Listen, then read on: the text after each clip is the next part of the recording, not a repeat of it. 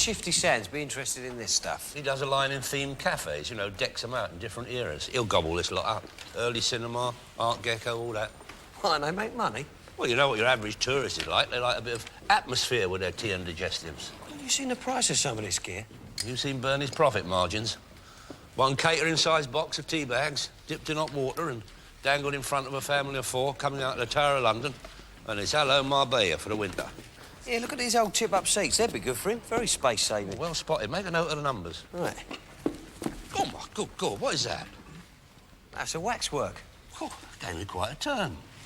What's that made of? Oh, yeah. Commissioned in 1983 to celebrate Britain's achievements at the American Academy Awards. Yeah, this is Charlton Heston's Gordon a Cartoon. I saw that film. That's nothing like Chuck. Well, there's a load more in the basement. Figures from Chariots of Fire, Blue Hawaii... Make a note of their numbers. What on earth for? The franc fell a further 2 points against the mark before rallying half a point against the dollar by close of trading. Though traders expect the franc to remain... Here, Arthur, vulnerable Marilyn's in the foot wake just of fell the off. euro's Shush. collapse.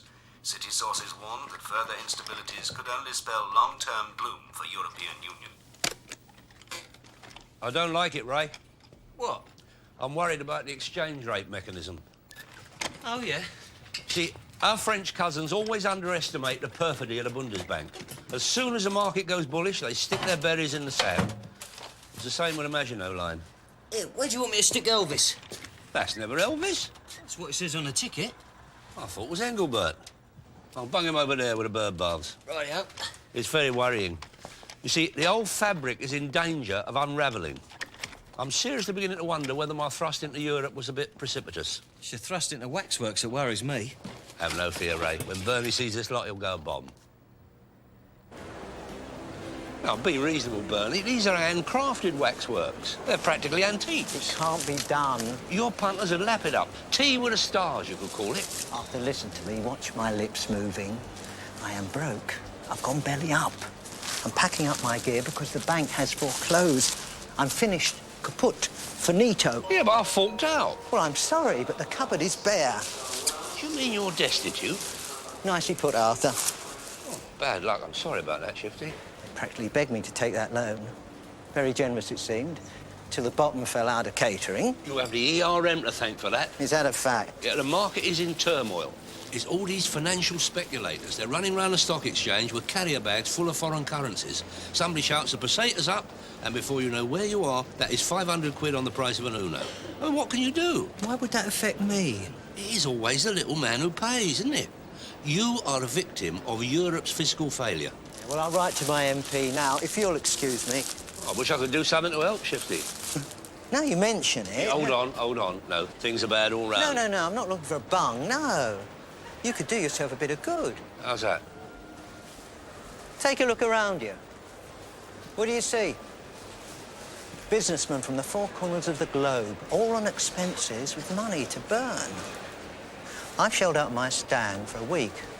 Now, if some far-sighted entrepreneur was to make me an offer on the unexpired lease, he could clean up. How much? I sort of like...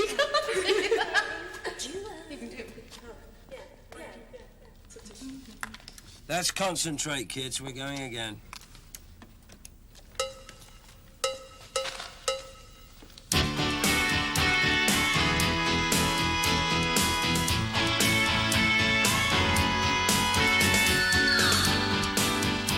And remember, when they ask you, who put the do in do-wah? Do-wah, do-wah, do-wah. It's Doer's coffee, every time. Wah, wah, wah, do-dee-do-wah. Are we keeping you girls up? The wop-wops are pathetic. OK, lunch. 10 minutes. I've been in the business 14 years. That man hasn't a clue. Hi, Ray. Hiya. Hi, Ray. Taking us to lunch too? Excuse my friends. They don't get out much. No, that's all right. Hello, girls. Hi. Down, Patch. You're having lunch with me. Solo. Come on. Please wear your pass at all times and remember to make yourself known to security. Yes, miss. Nice little setup you got here. Your boss works you very hard, does he? Follow me. Certainly, miss. Poor old Shifty. Most unfortunate. The luck of the draw, really. Or the overdraw in his case. Oh, just a minute. There seems to be a misunderstanding. This is the one I was supposed to inherit. You've been recited. This way, please.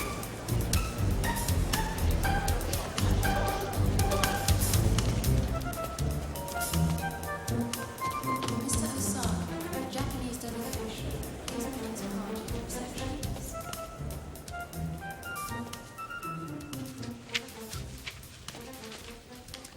Here you are. Hey? Hey, hold on a minute. I took over in all good faith from Mr. Sands and the understanding that I would get his prime site. The contract's quite clear. The management reserve the right to relocate. We regret any inconvenience.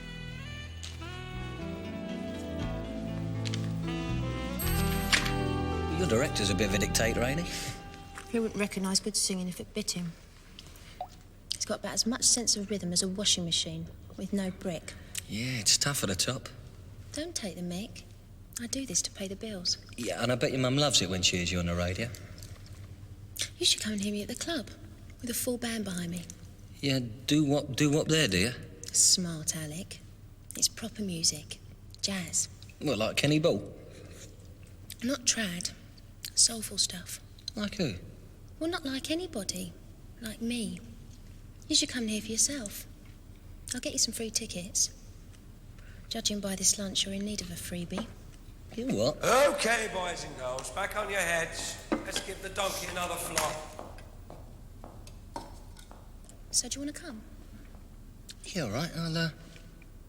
I'll give you a bell.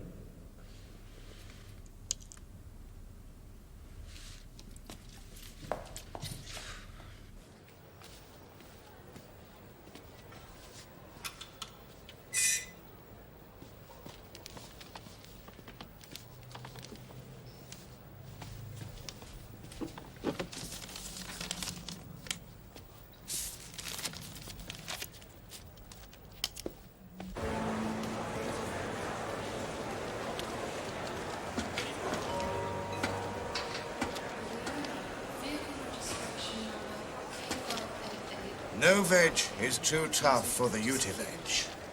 Parsnips, potatoes, cabbages, and courgette. And what's more, are you fed up peeling, madam, for the large Sunday dinner? With the uti-veg peeling adapter, you can peel and trim these carrots without any waste whatsoever. You see? Excellently done. Right now, suitably refreshed, your clients are then met by a smart chauffeur in a gold Mercedes. Evening, gents. Mr. Slater is waiting for you at the Savoy Hotel and hopes you will enjoy your meal. They are then driven along the optimum route and arrive relaxed, refreshed, cheerful, and in the ideal mood for signing the contract which you have nestling in your briefcase. On the other hand, Mr. Corman? Mr. Corman, who did not use our service, his clients are tired, hungry, and have been waiting for a taxi at Charing Cross railway station in the pouring rain for the last half hour. Contract, they say. You know where you can put your contract. In future, we will be doing business with our nice Mr. Slater. But seriously, we all know how important it is to make a good first impression. And we at Chester Holbein tailor the evenings to suit your needs. We have relationships with all the major sporting organizations and preferred arrangements with the best restaurants, theaters, night spots, and casinos in the West End. Excuse me? In fact, our casino evening is probably one of our most popular. Excuse me? Yes, how may I help you? Arthur Daly, Daly Car Leasing, stand 312. I've been listening to your patter, very cogent. Now, look, let's say I've got my party of 4. They've got outside the prawn cocktail, steak and 2 veg, pudding of choice. They've taken in the floor show. I've lashed them with complimentary bubbly. We're down at the casino. What's the damage? Well, we have a sliding scale for various events. No, cut the flannel. Car, nosebag, casino. How much? Well, for what you're talking about, I would say you're looking at our medium band evening. Come on, we're busy men. What's the figure? Well, off the top of my head, I would say 700 should cover it. And how do you invoice? Each service is separately receipted.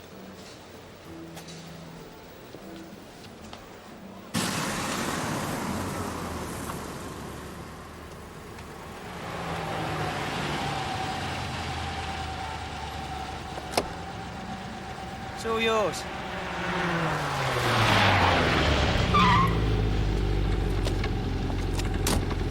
Oi! You, out of this space now. You saw exactly what I was trying to do. This space is for the lady. Now shift it.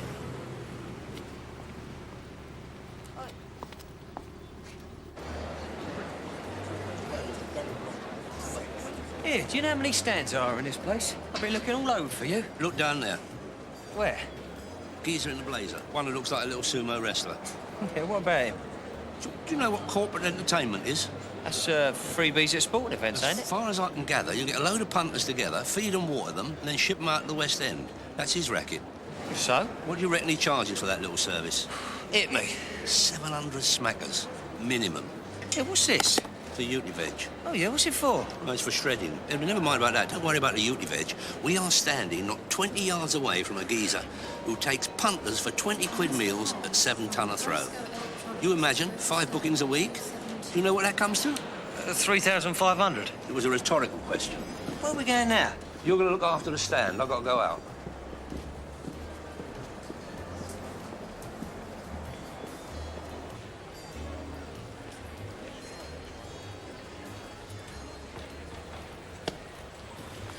Hello, Kenny.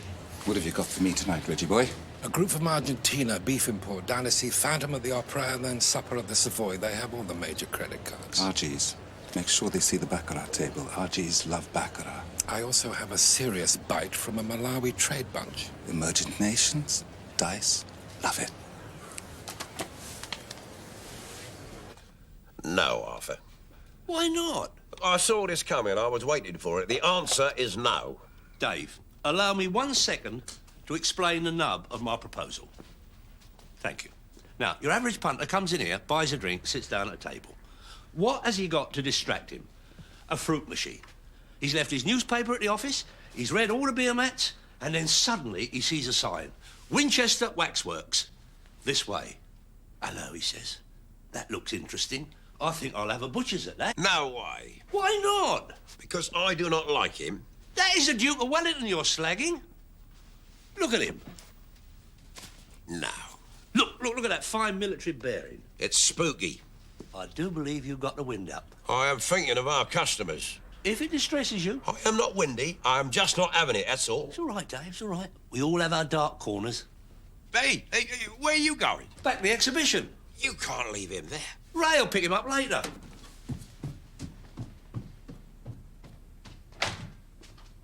Whereas Mr. Evans' clients are getting wet and cold trying to flag down a minicab outside Euston Station.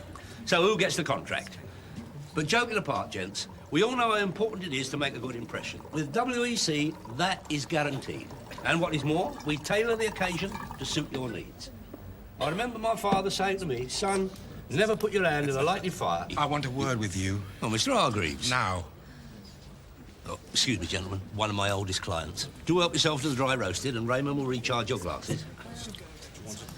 Look, could you leave it for a minute? I think I got a nibble. What the hell do you think you're playing at? You were in car leasing yesterday. I have a wide portfolio of companies. You're trying to steal my business. You're even using my patter. Oh, I think you'll find the English language is available for general use. Nobody puts it over on me. Look, you're blocking my access. Now, will you move along, or shall I go and call security? I think you should worry about your own security, Mr. Daly. Do you want me to call security? All right, go on. I will.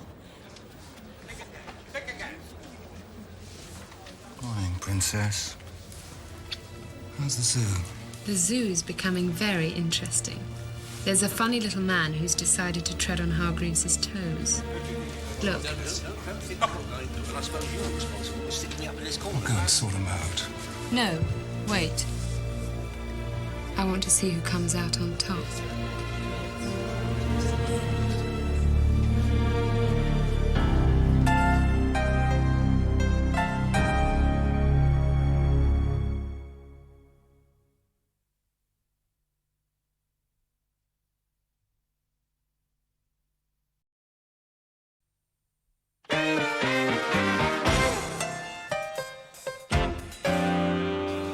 this stupid hat? Well, try tucking your hair in underneath. No, I feel like a prat. Yeah, but a smart one. No, honestly, you look fine. Hello, Palace Theatre. I'd like 4 seats for tonight's performance, please. Not too near the band. Right, let's go through what you're going to do. What do you mean, sold out? If I meet you as a customer, how are you going to be? Yeah, but you must keep a few seats on one side. Like, all right?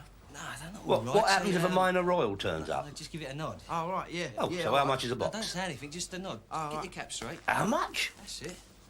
Oh, no wonder music all died out. Goodbye. Wait, but do I have to wear this tie? Yes, you do. You're a chauffeur, not a van driver. Yeah, but I don't suit a tie. You don't suit a suit. Here, take it off and tie it again.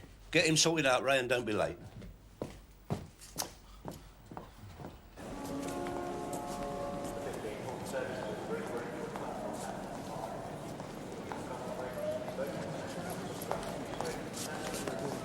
What are you doing here? Can't find the rear window eater, Ray. I'm all misted up out there. Well, it's underneath the folks. Now, just go back and stay with the car. I just want to look professional. I'm not used to Jags. I'm Robinson from Jessamine & Clark. Ray Daly, Wilson Entertainment. So I hope you had a pleasant journey, gentlemen. There was no buffet on the train. Oh, dear. Sorry about that. Well, I'm sure you can have a lovely pre-show dinner before the theatre. So, if you'd like to follow me, the car's this way.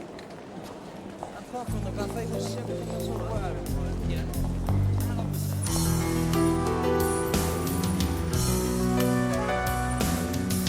What you got? What do you want, Gav? Stalls, dress circle or gallery? How much are stalls? 30 quid. How much is gallery? 15. Do me 4 gallery.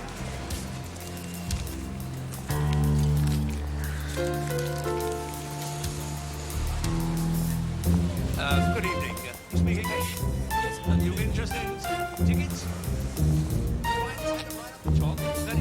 No, right up. Much very good. Yes. Right. I hope you enjoy the show.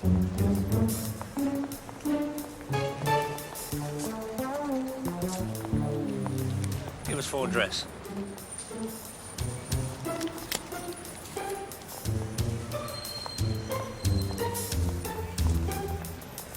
Good evening. You looking for tickets? You look at the balcony, very comfortable. Not too high, not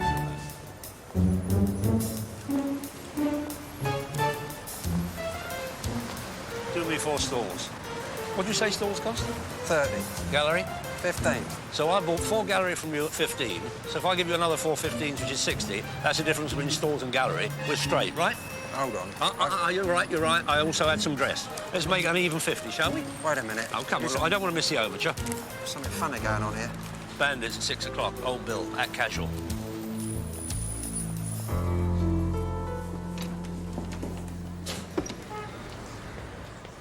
You got a ticket? Of course. Stalls. This way, gentlemen. I hope you enjoy the show. Oh, I think it's gonna rain. Where's the wipers?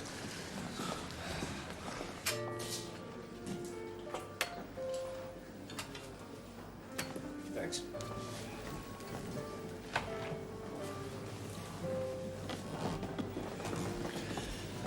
Gentlemen, how'd it go? I don't think they enjoyed it. Well, they chose the show. Tell them to take it up with Anthony Lloyd Webber. Yeah, but they weren't very happy with their seats. One of them's done his neck in. This way, gentlemen. Glad to hear you enjoyed the show. Get my hat and coat, will you? Good evening, sir. Can I help you? Party of 5. Member's name, please? Member?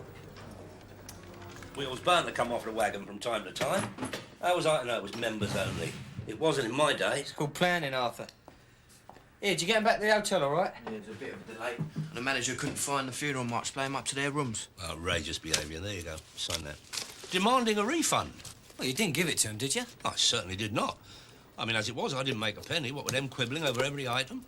Say nothing of the cab charges. Yeah, well, it's all over now. Yeah, but it's hardly a British spirit, is it? They wouldn't have lasted 5 minutes in the Blitz. I'm sorry, the seats in this Anderson shelter are not up to scratch. You got anything nearer the ack-ack? What was that they called me? Cheapskate. No, the other word. What, con man? No, it's a longer one. Charlatan. That's the one.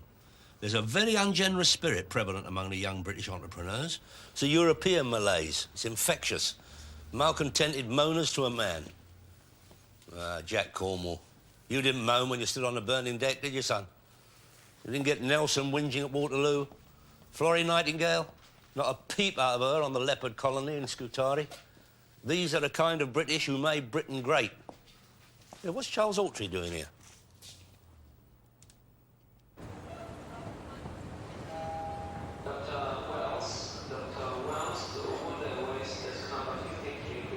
Right, that's the lot. I still don't see how these are going to help, Arthur. Well, it's not the waxworks as themselves, Ray. It's what they represent. It came to me in a flash. With a little rejigging, they could stand for everything England has to offer in corporate entertainment. Well, give me a for instance. Lord Nelson, he's your heritage. Dick Whittington, pageantry, Lord Mayor's show, all that. Yeah, what about Marilyn, then? That's Danny LaRue.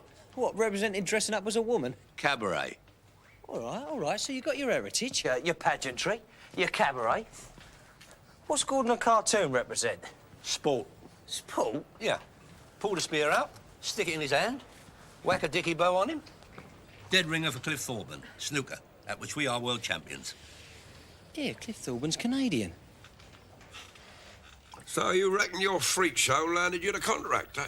My tapestry of England brought them flocking, Dave. What I say I wanted? Global trade. What have I got? 4 foreign fellas with wallets you could stop a door with. Let's hope it goes better than the other night, eh? Marion. Ticket for tonight, as promised. Oh, right, yeah, thanks. Oh, well, I was in the neighbourhood and I thought I'd buy you lunch. Sorry, I've got to get back to work. Yeah. Hey, what? Stay for a drink? No, honestly, no, it doesn't matter, honestly. I just had to pop in the ticket anyway. Well, look, I'll try and see if I can make it. Excuse me, my dear. Did I hear you mention tickets? You couldn't lay your hands on half a dozen spares, could you? I'm very keen on your kind of music. Do what, you mean? Hmm. Yeah, no problem. I'll leave them at the front. Thank you. See you later. See ya. What a nice girl. Very nice.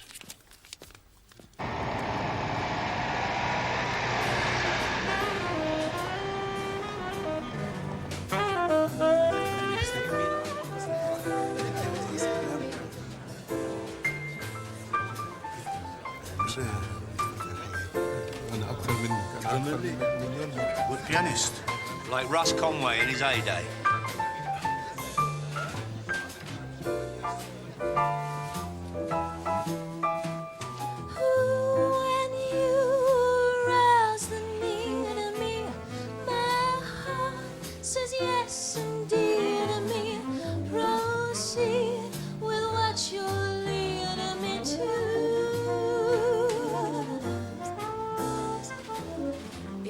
Such an ancient pitch. Beautiful girl. Beautiful voice. We could be on a winner here. They're talking about Hampton Court and a visit to Windsor. I play my cards right, we could be rolling in drachmas come the end of the week.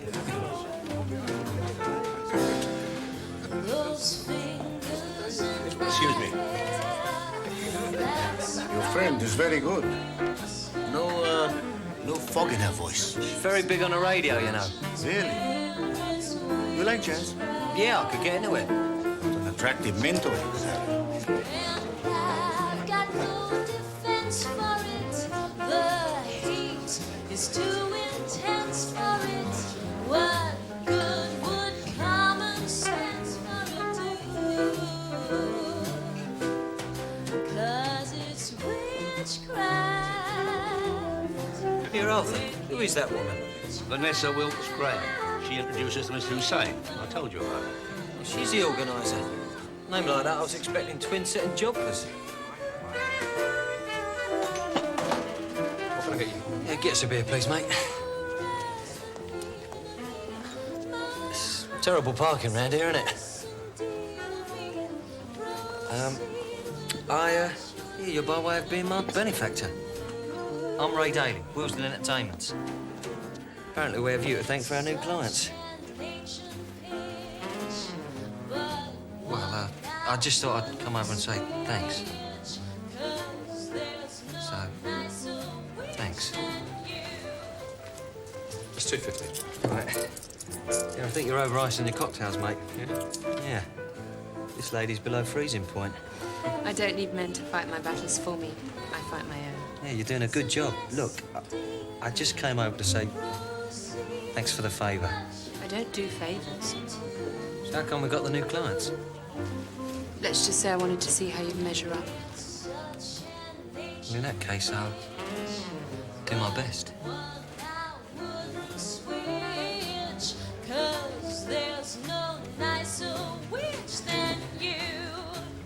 Your girlfriend has a good voice. She's not my girlfriend. She's a friend who happens to be a girl. How very modern of you. Mr. Hussein will want to gamble later. This is the casino to bring him to. You'll be expected. And will you be there? Your friend, who happens to be a girl, is looking for you. Thanks very much. Fantastic. Whew, I need a drink. G&T, please. A large one. Hi, I'm Marion. Oh, sorry, Marion. This is Vanessa. Vanessa Marion. Mention my name at the door. So nice to have met you, Marion. Good night. Is there something wrong with my perfume? No, we was just talking business. Come on, let's join the others, eh? Gentlemen, Marion Prince. Enchanting, my dear. Beautiful song from a beautiful singer. Thank you very much. Please sit down. Yeah, Marion, you know me and Arthur are gonna have to shoot off later. Oh, don't worry about me. I'm getting used to you being busy. Well, it's business. You're Arthur. You're him. صحتك. Casino.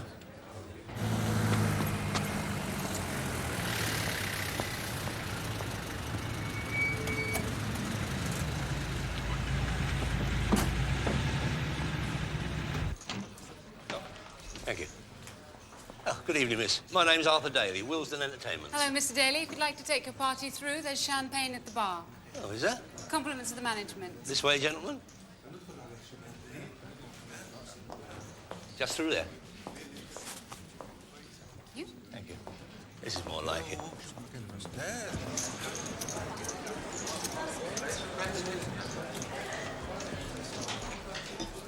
Is that for Daly? Yes, sir.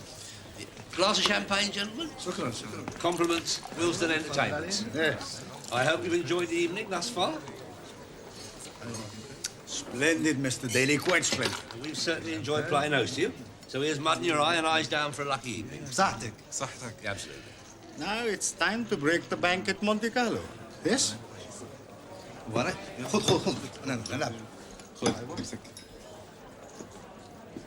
What's all that about a piece of haddock? 16 red. I cover the groups of 4s and 6s with doubles and half stakes on alternating lines. Then, odds and evens, a strict pattern. Place your bets. If I can retain the fall of the ball, then I should be able to alternate red and black with enough accuracy to cover my bets. Oh, I see. Very ingenious. Of course, a lucky shot on a single number is the only way to make big money. That's why I always put a high-risk chip on one number. No more bets. My daughter's age. Oh, this is fascinating, Ray? Make an 8, 8 you win. Winner 8, the hard way.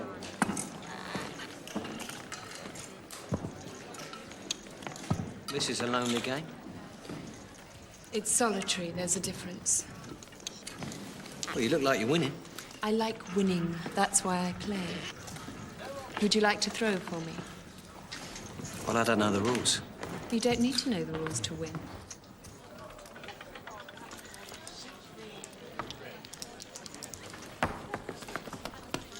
Two crabs, line in. But it helps. Ah, you won a game, Mr. Hussain. Well done. This time, you must choose the single number. Anyone between 1 and 36. Her indoors age, 21. 21 it is. Do you mind? This square's taken. What are you talking about? Mr. Daly, any number of people can bet on the same place. Perhaps this man will bring us luck. Nah, I've changed my mind. 19. No more bets.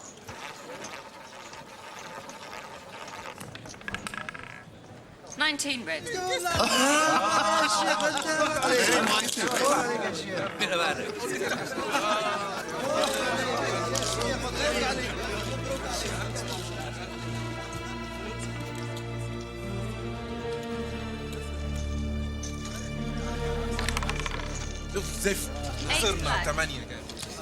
Now we are in danger of losing Lady Luck's affection.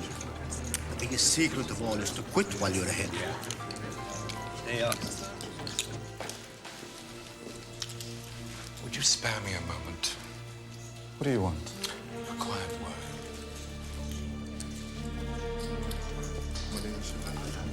All right?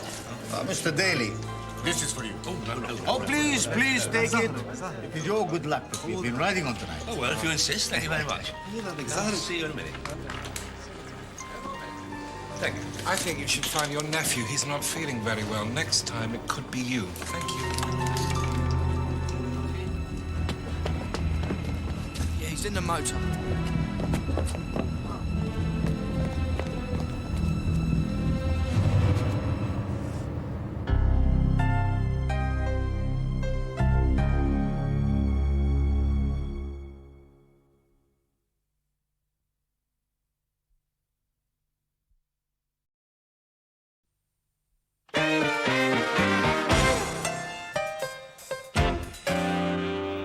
Sitting in the bar having a quiet drink.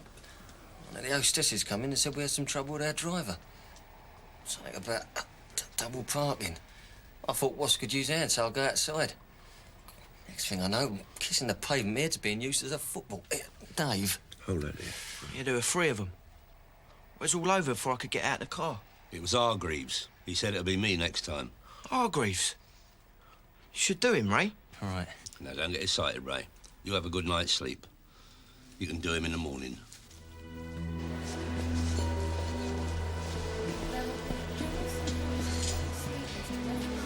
Surprise, surprise. He's done a bunk. Don't you ever know? There are no secrets between us, Princess. Did you enjoy yourself last night? Did you? By the end, I hear Daly got lucky. The old one, I mean. He had a couple of lucky numbers. Daly Jr. did less well. No doubt the odds were against him. They still are. And bad luck, as we know, can be catching. Right, look, sorry to bother you, but I've got a problem. That's all right, son. I'll leave you to sort him out. Look, sorry to cut out on you the other night, but somebody decided to give me a facelift. So I see. Who was it? Hargreaves. Now, where can I find him? I've really no idea. Yeah, but he works for you, doesn't he? You must have a number for him. I do, and it's confidential. If you want to batter Mr. Hargreaves, you'll have to find him yourself. There is something you can do for me, though. Try me. You can invite me to dinner. Windsor Castle. Dripping with history, that is. Indeed. Oh, yeah, it's all gone on here, you know. Magna Carta, Anne Boleyn, Walter Raleigh. An endless stream linking us with the past. That is what foreigners, begging your pardon, find it hard to comprehend. We English are surrounded by bricks and mortar that remind us of our long and illustrious history. We have some quite elderly buildings in my part of the world too, Mr. Daly.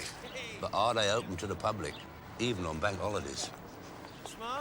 Queen Victoria, then an Edward, then a George, then another couple of King Edwards.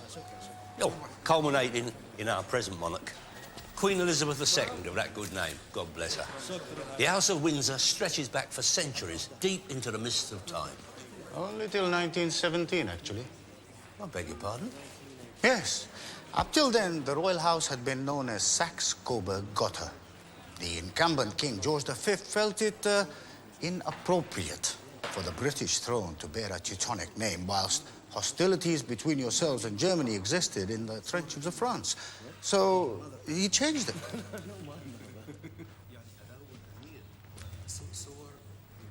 How's it going? He tried to tell me George V was incumbent. I think the man's a communist.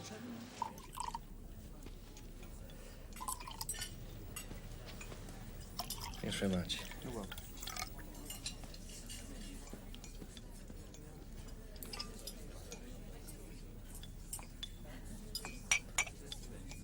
You know, I think I can honestly say that I've never met anyone quite like you. Is that so? Yeah. You invite me to invite you to dinner and then treat me like... What do I treat you like? Like I was second class or something. How should I treat you? Well, you know, a bit of conversation might help. Oh, that. I talk about me, you talk about you sort of thing. I tell you something about my life. We have a drink, have a coffee, go to bed together. Is that the plan? I'll get the bill.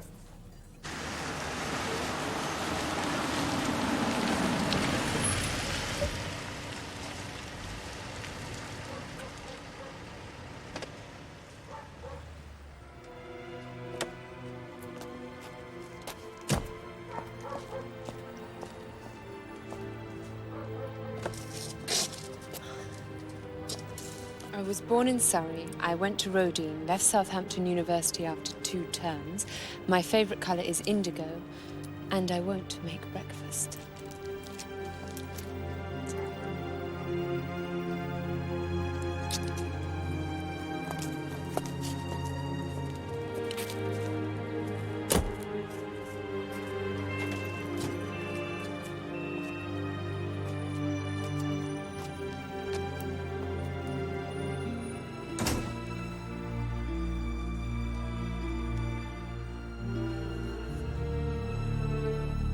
No, I tried the flat. He's not there. And what is more, he's gallivanting around in my motor. Well, if you see him, tell him I'm miffed. I mean, in the normal course of events, I would grant him a bit of leeway, but... What do you mean, not interested?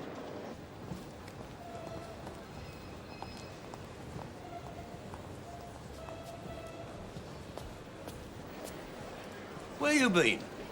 No, never mind, I don't want to know. That way I can look your mother in the eye. Hey, what's the panic? We've had a nibble on the waxworks. Geezer phoned this morning. I guarantee delivery tomorrow. Yeah, what geezer? Never look a gift horse in the mouth. He made a very good offer. Now, he's promised to send the money over to Winchester tonight. I want you to pick it up. Oh, Meanwhile, get back to the lockup and pack up the rest of the waxworks. But Arthur, I've I'll just... man the fort here. Go on, off you go. Arthur! Go on. Hello, beautiful. You're late. I had some work to catch up on. I'll get you a coffee. That'd be nice. How about spending a nice, relaxing evening at my place tonight? I can't. I'm working late. God, so am I. I'll get that coffee.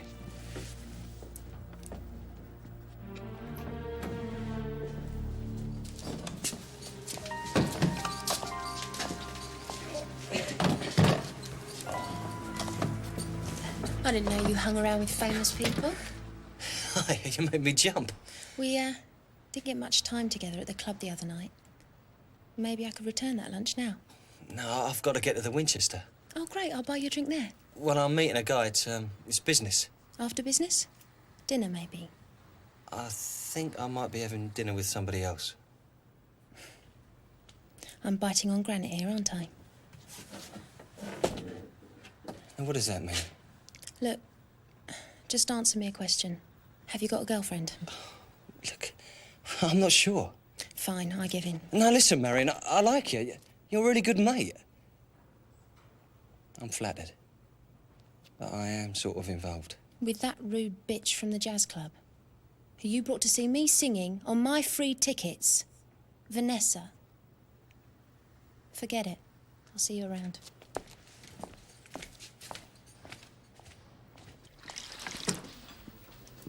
There you go. Cheers, Dave. Give us a scotch, Dave. You're not a spirit drinker. Yeah, well, I am tonight. There's a man from the waxworks looking for you. He's over in the corner. He's not here already, is he? I was hoping for a bit of a break. Right. You. I've been looking for you. And now you've found me. See that? That was done by a boot, and I heard it was taking its orders from you. Let me give you some good advice. Yeah, all right, but let's do it outside, eh? I don't want to damage the furniture. Now, you shift. You having a problem, Ray? No, it's all right, Dave. This is Mr. Hargreaves. He hasn't got the bottle to do his own dirty work. He has to get others to do it for him. Grow up. It wasn't me that spoiled your pretty face. In fact, I had nothing to do with it, as your girlfriend can confirm. Who? Vanessa. She's waiting for you at the conference centre to tell you all about it.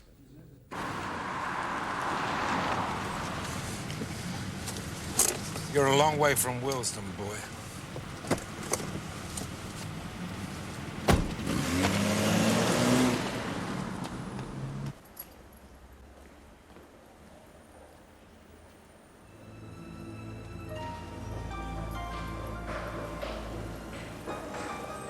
The conference centre? Yeah, with a bloke called Hargreaves. Hargreaves? Oh, my God. Yeah, Arthur.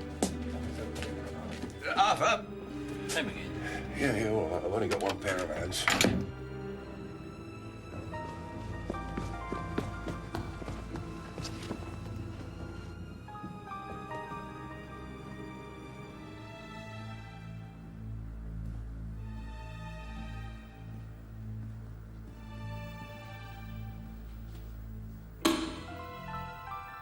Vanessa? Close, but you don't win the coconut. What's going on here? Tell me, son, on a scale from 1 to 10, how lucky do you think you are? Look, what is all this in aid of? Come on, straight question. How lucky do you think you are? I'll get by. Me, I'm a 10. Very few of us about. You, 4, 5, maybe higher. Time will tell. Look, pal, what's your game? It's my business. I make educated guesses as to how people are going to do when they come into my casino. I don't reckon you're going to do very well. Choose a hand. Blackjack's not my game. That says I can beat your hand. Oh, yeah? What's my stake? You come to that. Pick a hand.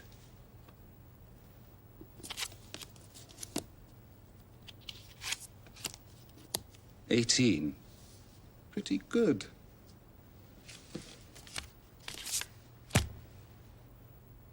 Blackjack. That's how lucky I am. So I'm unlucky at cards. Maybe you're lucky in love. Tell me on a scale from 1 Look, to... that's enough. I've had enough of your stupid games. You got me, pal. That's where you're wrong. You're involved in one of the heaviest games of your life. She's another 10. You can tell that, can't you? Maybe you've discussed this together. Hello, Kenny. What are you doing here? Sorry to play the gooseberry. I can see you were expecting a cozy twosome with Loverboy Don't out here. even begin to think you have the right to... Her problem is she raises the stakes too high. She can't quit when she's ahead, even after expert advice. What do you think about that, son? I think she's old enough to make her own decisions. Oh, new man, huh? Me, I'm Dark Ages, Neanderthal. You stole from me, and you pay. Kenny, this doesn't impress. Come on! Leave it out, Kenny. I've got nothing to fight you for. Ray, Arthur, what's occurring? Ah, here's something to play for. I take you a part of him. I don't mind which. Leave him out of it. I like it. Just you and me, yeah? Ray. Have I explained the handicap system? What handicap?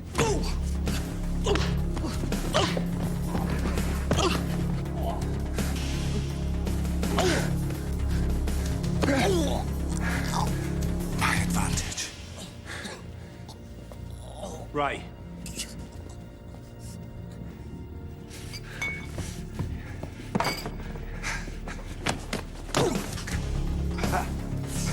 Not bad, son. Looks like you're gonna have to concentrate on headshots. Come on.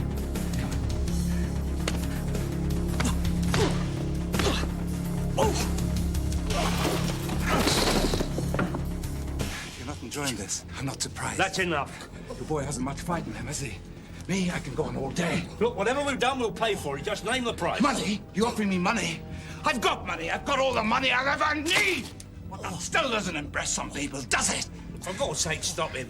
There is no stopping him when it gets like this. Oh, yes, there is. Just ask me to stop. Ask me nicely. Go to hell. Well, for God's sake. Looks like I'm gonna have to do it the hard way.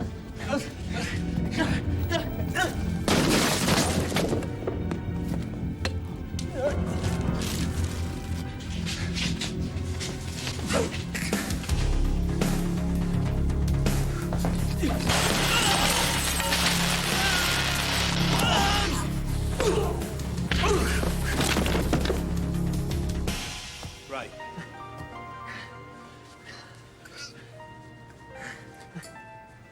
Bravo. You're a winner. Ray. I'll be okay. I'll never understand boys' games. Well, these rules are more simple than yours. You're a very disturbed young woman. Come on, Ray. I don't like to say this, Ray, but I could have told you right from the start. Not now, Arthur. Oh, maybe you're right. Taxi! Taxi! Come on. You'll be sore in the morning. Arthur, I'm in agony now. Come on.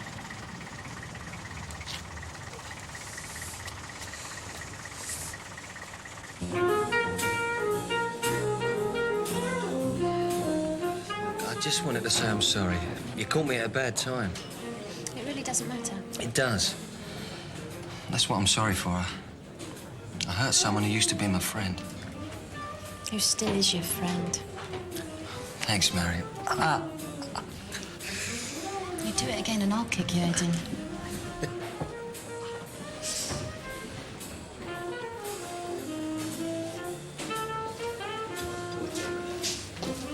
Arthur, what you doing here? Mr. Hussain leaves tomorrow, invited me for a farewell soiree. Yes. To wish him luck with his future guests. If he treats them as well as he's treated us, I'm sure his business will prosper. Oh, no. The moment I've seen you off at the airport, I'm going to wind up Wilson Entertainment. Why? I have a very simple view of life, Mr. Hussain. I like to get up in the morning, earn a few bob, and while the sun is going down, enjoy my profits in a club of my own with a cooling VAT and a few well-chosen friends. Wise philosophy. Life's too short. And going by some of the types we met up at the West End last week, it could have been a lot shorter. Good evening, ladies and gentlemen. My name is Marion Prince, and tonight I'm going to sing a song for my friend. So you met someone who set you back on your heels. Goody, goody. So you met someone and now you know how it feels. Goody, goody. So you gave her your heart too, just as I gave mine to you. And she broke it in little pieces. Now how do you do? So you lied awake just singing the blues all night. Goody, goody. So you think that love's a barrel of dynamite. You had it coming to ya, and you don't like it, do ya? A goody goody for him, a goody goody for me. Now I hope you're satisfied, you rascal, you.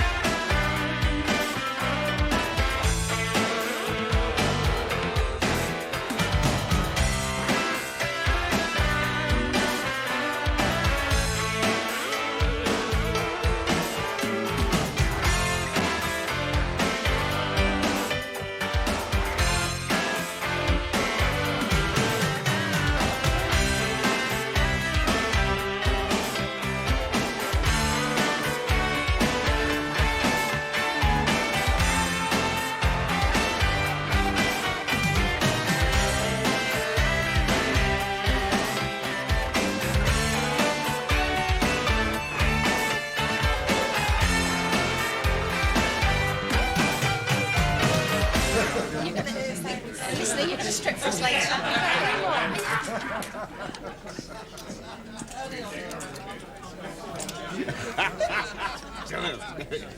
Right across the desert.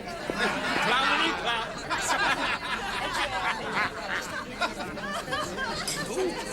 Ladies.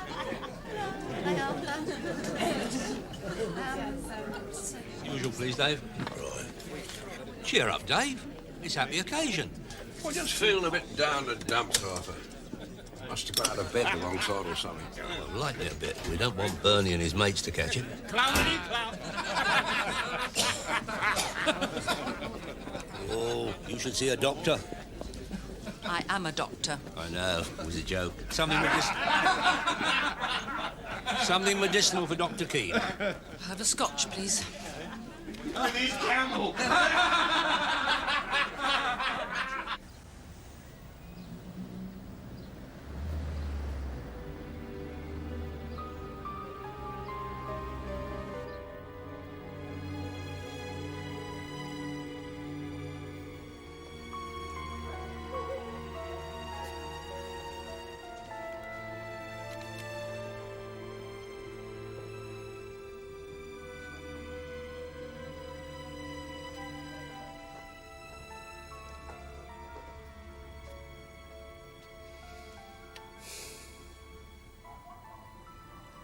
Hello, Ray.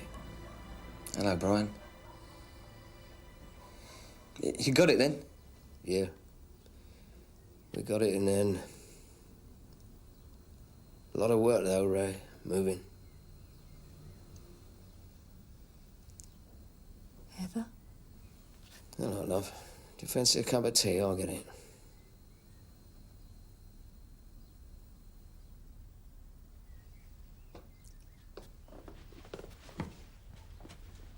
What's the matter?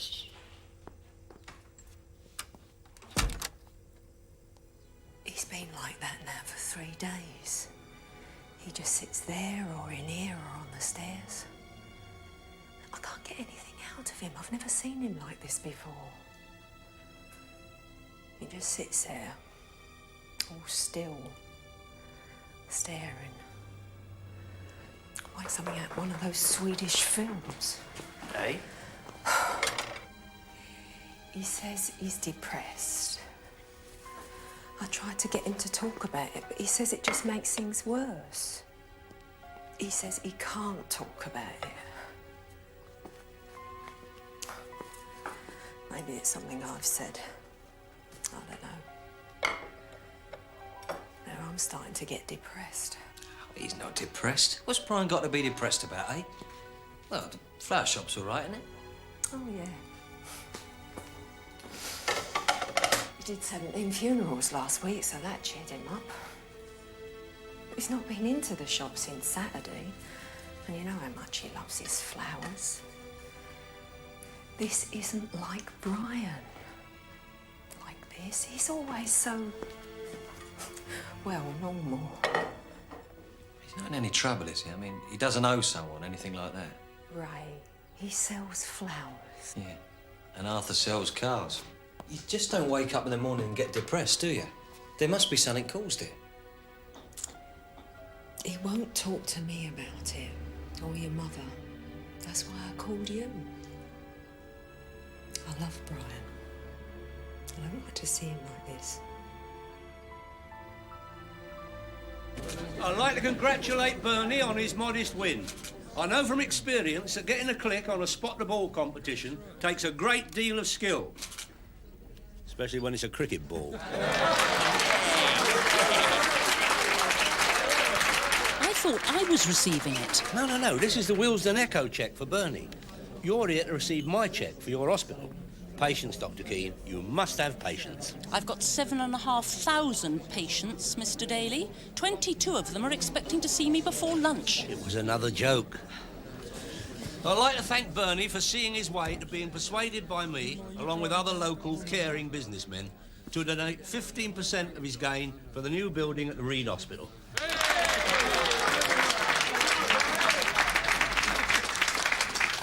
You said 10%, including your overhead. That's right, Bernie, 10% including overhead, but not the props. With the props, it's 15%. Props? What props? This lovely cheque. Oh, well, off you go, Bernie. Come on, Dave, let's have the other one. Right, there we are. Here, Doc. Could you give me an MOT before you go? What's wrong? I don't know, maybe it's the day of the week, or perhaps I've just got a bone in my leg, but I feel rough. And now I'd like to present my cheque to Dr. Keane, who has kindly come along from the hospital to accept it.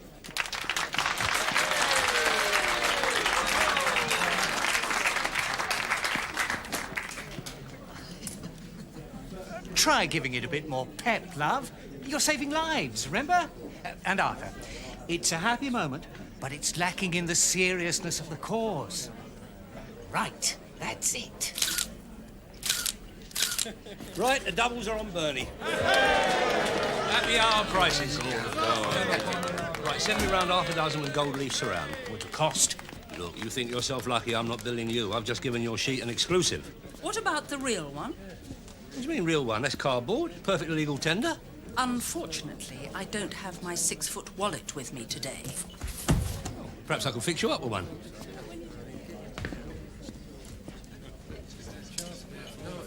Dave, I see Ray coming just now. Yeah, he's over there. Yeah, he's got Brian with him. Yeah, and what's Brian got? What's he wearing, a quilt? Don't we have a dress code in here, Dave? Dave, get a grip on yourself, put some music on. Huh? Bernie and his mates might think it's Saturday night. Not sad. He doesn't want to go back to work quickly, does he? He wants to stay here and celebrate his winnings. Right, Arthur.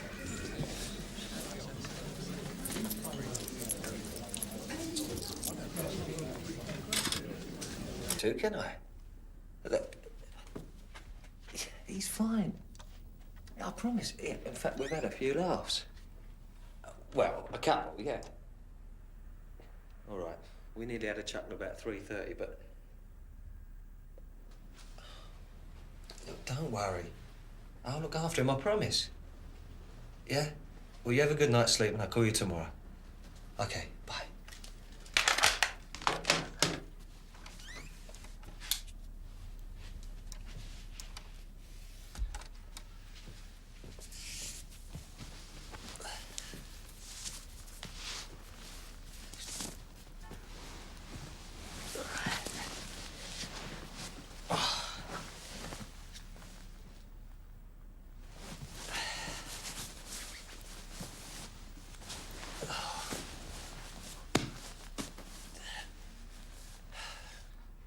Any chance of a glass of water, Ray?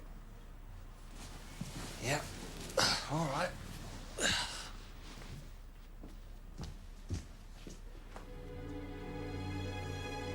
Come on, Arthur. Time to go home. Already?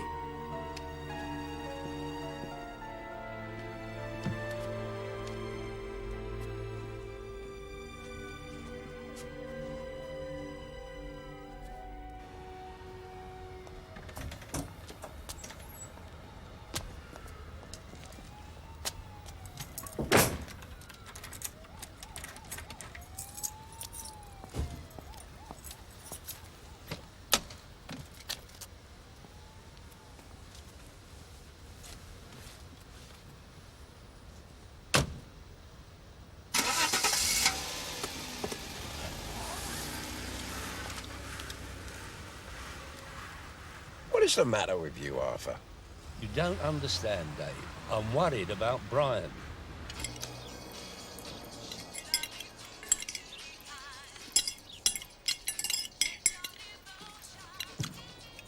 I haven't got the tomato sauce, have you? It's a bit late in the meal, isn't it? What are you going to do, eat the plate? Doesn't affect your appetite, then? I always eat more when I'm like this. There you go. Who?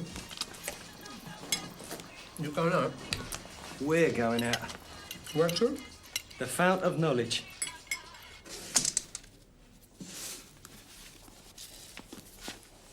Brian, put this one back.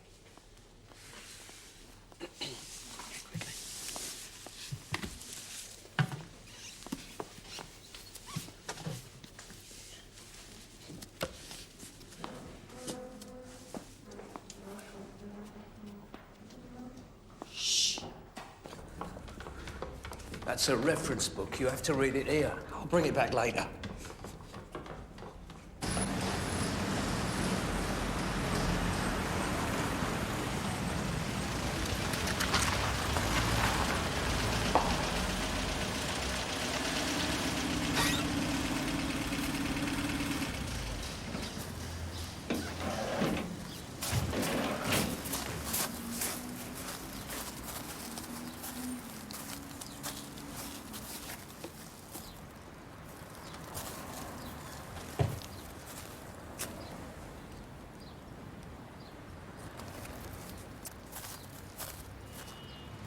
I'd like to buy this car, please. It is a bargain. Then I'll buy it. I don't know anything about cars, so I'm completely in your hands, really. Sorry? I'll buy it. I beg your pardon? Here's £100, and I'll pick it up tomorrow. But I only got it yesterday. I haven't had it priced up yet. I'm sure it'll be a very fair price. Fair price? I like blue.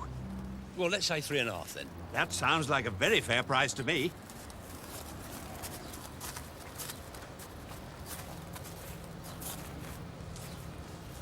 Excuse me, Mr. Keys. Henry Keys. Yeah, Mr. Keys, although this set of wheels is a bargain, it's a little bit on the juicy side. So, let's say 3. You can't say fairer than that, can you? Off you go, Henry, before I change my mind.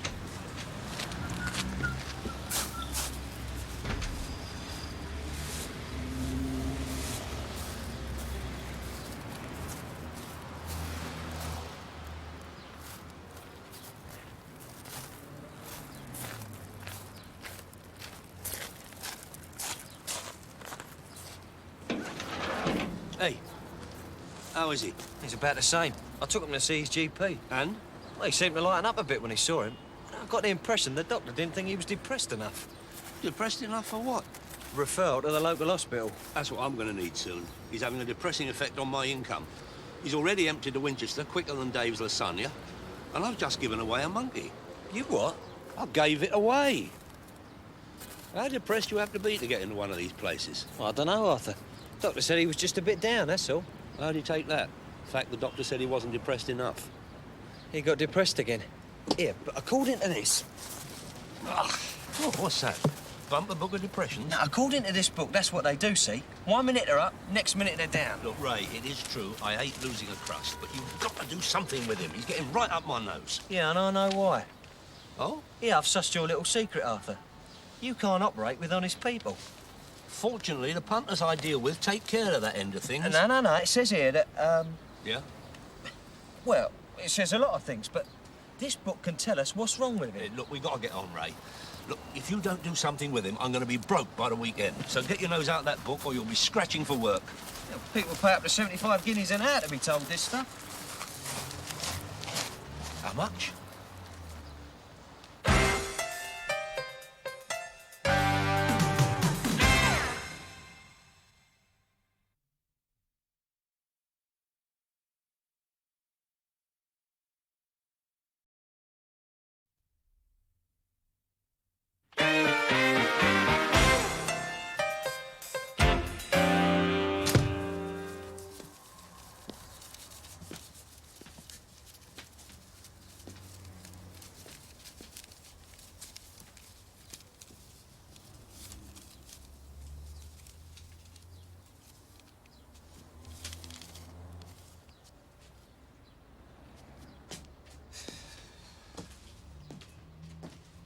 Now, we were talking about your childhood. No, we weren't. You were talking about yours. I was sharing, trying to get you to open up. Why can't I just sit on a chair or a stool over there? Because you've got to relax, Brian. I've got to get you to open up so you can talk about it. Nothing happened. I had a very happy childhood. Ah, you're obviously into denial. Oh. Look, it makes me very sad to see you like this. Which is why I invited you in, against all my better instincts. You only invited me in because you saw that couple coming. Yeah, because when they saw you, they were going to go away. Losing money makes me even sadder. Well, what do you think's wrong with me? I think you are dysfunctional. Am I? Yeah. I'll stake my reputation on that. Well, that'll have to wait till our next session. That'll be 75 guineas. What? Yeah, according to this bloke, Dave, the depressive state is triggered by external forces acting on pre-existing neurosis. Yeah.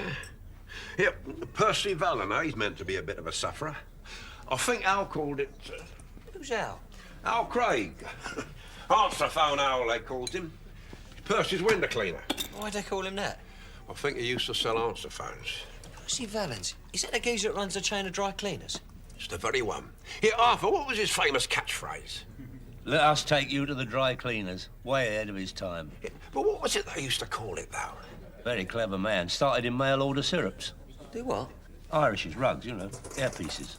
Manic depressive. Yeah. Al reckoned that Percy suffered a lot with him. High as a kite one minute, down in a dumpster next. That's exactly what he says here. Yeah, well, Percy learnt to live with it. They reckon he makes his money when he's high and he consolidates when he's low. So you are saying that any minute now, Brian could change from an irritating vegetable into some sort of dynamic tycoon?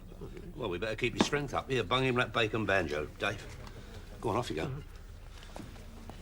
Cheers, Ray.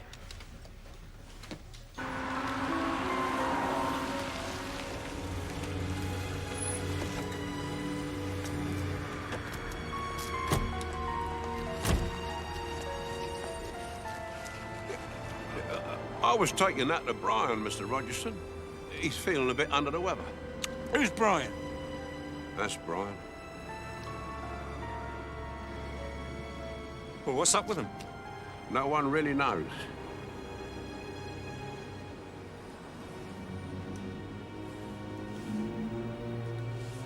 Tell Brian I hope he soon gets better, will you, Dave? Oh, hang on, Gov. We've just nicked Eric Perry. What about a drink? I'm not so sure that I'm up for it now. I think there was something in that sandwich. If he'd got angry about it, the sandwich, that would have been fine. I could have threatened him or something. But he just sat there, looking at me. I think there was definitely something in that sandwich. I used to look at my dad like that. Alpha 90. Yeah, this is... Wherever it is, Fowler, take it easy on the curves, all right? Look, if Brian has got this same thing, this maniac depression... Manic, Arthur. Yeah, if he's got the same as Percy, then this could be Brian's consolidating phase. Right. How do you mean? Well, I mean, he's not always this down, is he? I mean, you've seen him smile sometimes. I mean, he could be bipolar like Percy. I thought Brian was happily married. No, that's polar, bipolar. Molar's your teeth. Here. Yeah. Bipolar, an affective disorder in which the sufferer experiences episodes of both mania. That's a high and depression. That is Percy. When he was high, he bought a chain of dry cleaners. When he was low, he accepted and consolidated. Yeah, but what's Brian consolidating? Well, he's already got one shop off the ground, hasn't he? Perhaps he's planning to open a chain. No, he's just a florist. He likes flowers. He's not a businessman.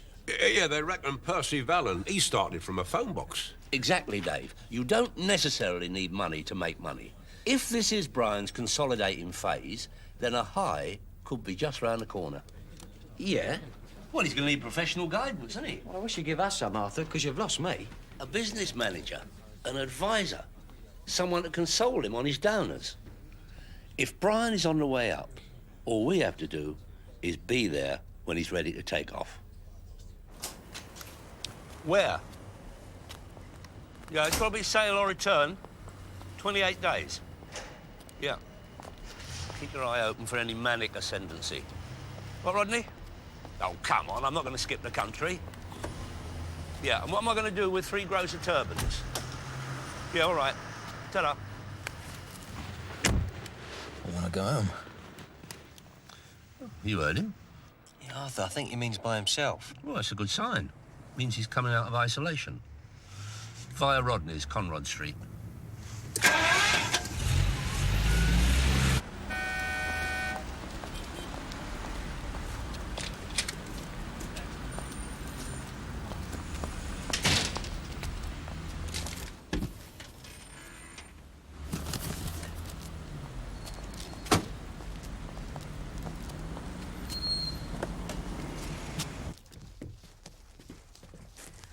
I thought I'd bring some of these back from the shop, brighten the place up a bit. Ray, what's in the box? What are you doing, Ray? And where's Brian?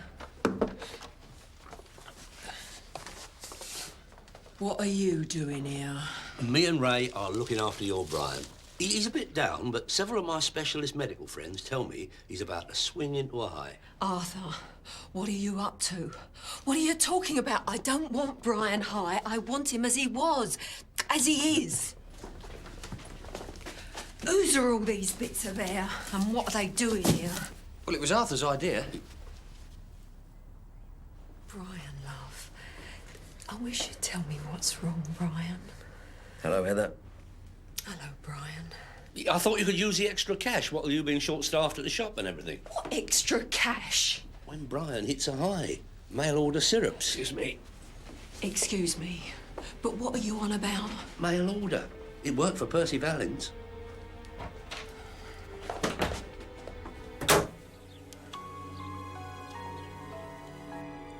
Brian? Are you all right, love?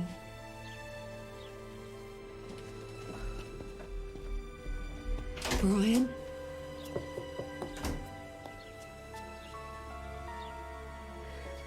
Hello, love. I'm all right. I won't be long.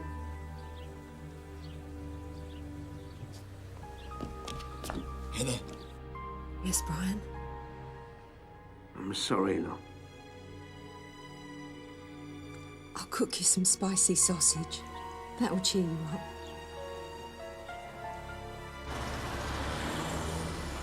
Well, they worked once, there's no reason why they shouldn't work again. The important thing is to get the advanced promotion organised. What advanced promotion? Well, small ads, mail order. Transform your appearance. Impress the ladies. Look years younger wearing an Arthur Daly earpiece. Yeah, I thought this was meant to be Brian's business. Yeah, it is. He can do the before and after picture. Do what? Well, picture before, without a rug, and then one with it to show how much better he looks. I don't think Brian's much of an advert hideaway at the moment, Arthur. No point there. I'll get Dave. I can't see Dave wearing one of these. Oh, no, you don't have to wear that one. We'll give him a choice. He might want to go blonde. But the important thing is to be ready as soon as Brian makes a move. I want you to monitor him constantly. Yeah, but what am I supposed to do? I mean, I can't go round there and stay with him and Heather, can I? Why not? Your mum's there most of the time. You could take it in turns. Yeah, but Arthur, what exactly am I supposed to be looking for? I don't know, Ray. But the minute he takes off the anorak or says he's looking forward to a funeral, I want you to get me on the dog. I'll leave you to do the surveillance while I research the ins and outs of the Valin method.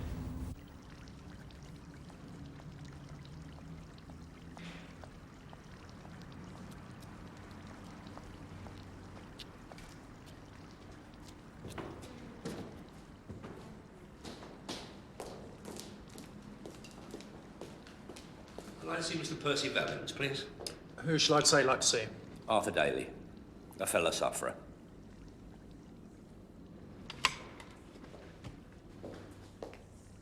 Yeah. Well, he says he's too busy. Perhaps you could put it in writing. When will he not be too busy? No idea. I'll wait then. I hope that's all right.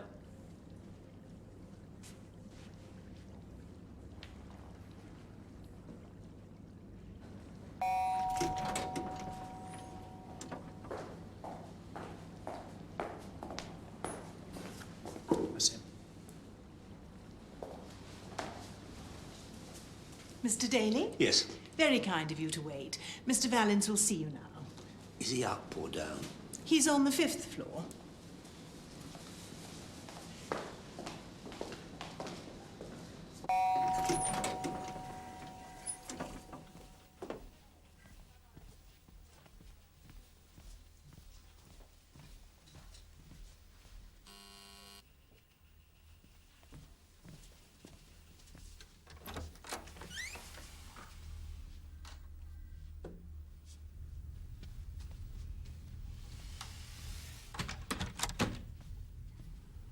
It's very kind of you to see me, Mr. Valens. It's very kind of you to have waited. It's kinder of you to see me than for me to wait. I haven't got too long. I've got to be out again in an hour. Please. Oh, thank you. Now, I understand that you're a sufferer. Things can get very dark. It's a terrible thing to suffer from. But the thing is, when you're down there, you feel as though it's never going to end. But it does. It always passes. Well, it's a friend who's suffering, actually. I'm suffering because he is. You're a carer. Joy looks after me. Joy. What a name to have to live up to. I don't usually see many people. When I'm on a high, most of them can't keep up with me. When I'm down, well, some of them take advantage. I suppose I'm a sort of reclusive. But I don't walk on toilet paper. No, of course not. Why would you want to? Howard Hughes. That's what happens when you isolate. It is a brave man who walks backwards into the cave of the snowcat. Well, how can I help your friend? Well, do you mind if I'm a bit personal? I mean, I know you've been into a few hospitals. You've had it. The manic depression? Yeah. He seems to go into himself, and I want to help to get him out. Does he drink? Well, he doesn't have a drinking problem, if that's what you mean. No, I mean, most of the time he's been normal, playing with a full deck. But now his wife has started thinking it's something she said. So I thought I'd come straight to the horses. What? Do you think he's having one over on his wife? No, I don't think so. The thought had crossed my mind. No, he could be acting up. How do I tell? Remember Colditz? Oh, who could forget it? Chuck Lancaster and his little sparrow. No, I mean the television series. Well, I saw an episode of Colditz where this prisoner was acting batty to get home on compassionate grounds. Well, he got home, but when he got there, he was genuinely batty. I'm not quite with you. Well, if your friend has really got it, and believe me, it's not something you chase after, my heart goes out to him. But if he's just putting on a performance, depending on how good an actor he is, well, he might buy into it hook, line and sinker. But how do I tell the difference between a performance and a full Monty?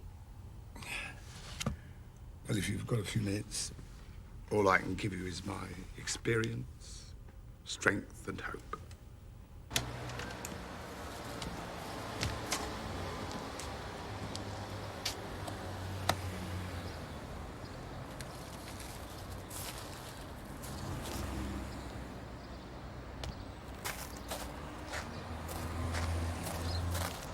£2,900 and my license. Look, I have to be honest with you, but since yesterday, my mechanic has made a rather indiscreet discovery about this car that could dampen your enthusiasm, or more likely waterlog it.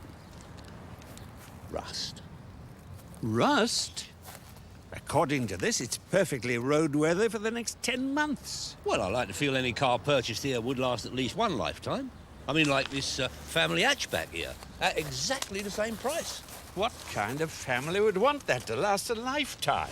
Look, I am legally obliged to point these things out to you, but in the end, the final decision is down to you. I am just an honest trader. I promised myself a blue car. This'll be fine for what I want. Have you got the key? Key? In your hand. Oh, yeah, there we are. Don't go too far. Only local.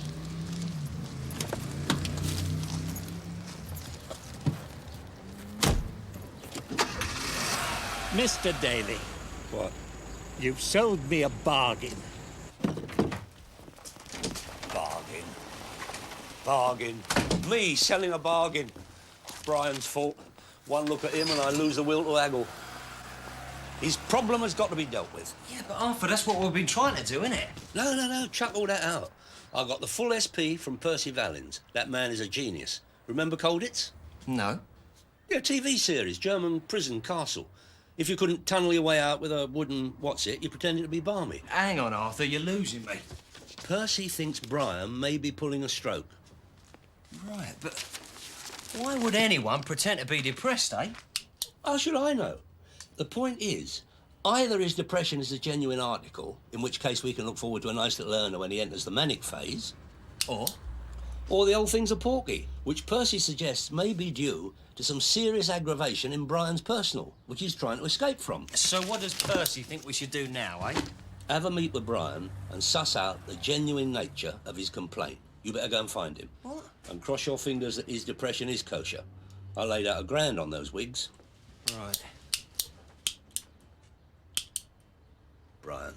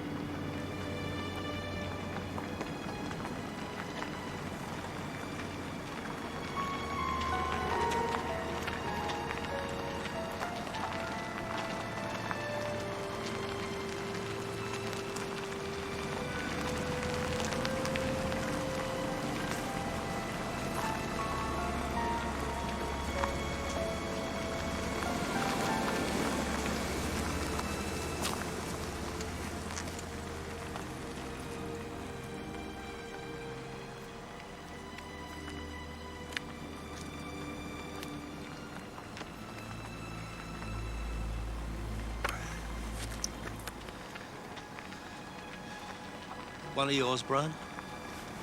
Yeah. Heather's doing it. Normally, she handles the weddings and I do the funerals. But you're still in your low period. Yeah. No sudden feeling of elation at all? Not really. Is it because of Colditz, Brian? The flat's not so bad, Arthur. I'm talking about escape committees, Brian. Pretense. Subterfuge. Pulling the wool. Because you see, according to Percy, well, that is, according to an eminent consultant of my acquaintance, you should have entered your up period by now, and we should be making a fortune. Unless... Unless what, Arthur? Unless your depression is bent. Bent? Dodgy. Not up to manufacturer's specification. Hooky. You're making it all up.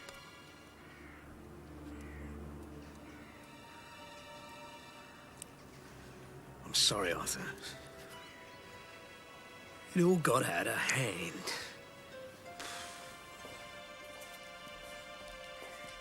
How could you, Brian? I mean, is that the act of a brother-in-law? I shelled out good money on the chance of you being a manic depressive. All the time, you're just giving an impression of depression. Say nothing of the grief you wished on your lovely wife. And the clientele of Winchester. I was driven to it, Arthur. I know, don't tell me. Yours indoors. Heather. No, of course not. It's her sister, Doreen. Doreen? You're not having her. Now we move closer, she's always coming round. She hangs around her shop suggesting things. I've heard a married woman of 30 years. No. I mean things about the business. Well, they all do that, Brian.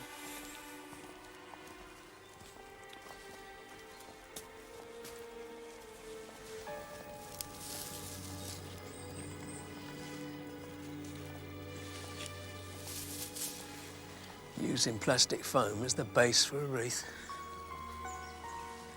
She was going to get in touch with you about getting a few thousand of them in at cost. Which is all right. But I like doing things the old way. No, I don't think it's my line.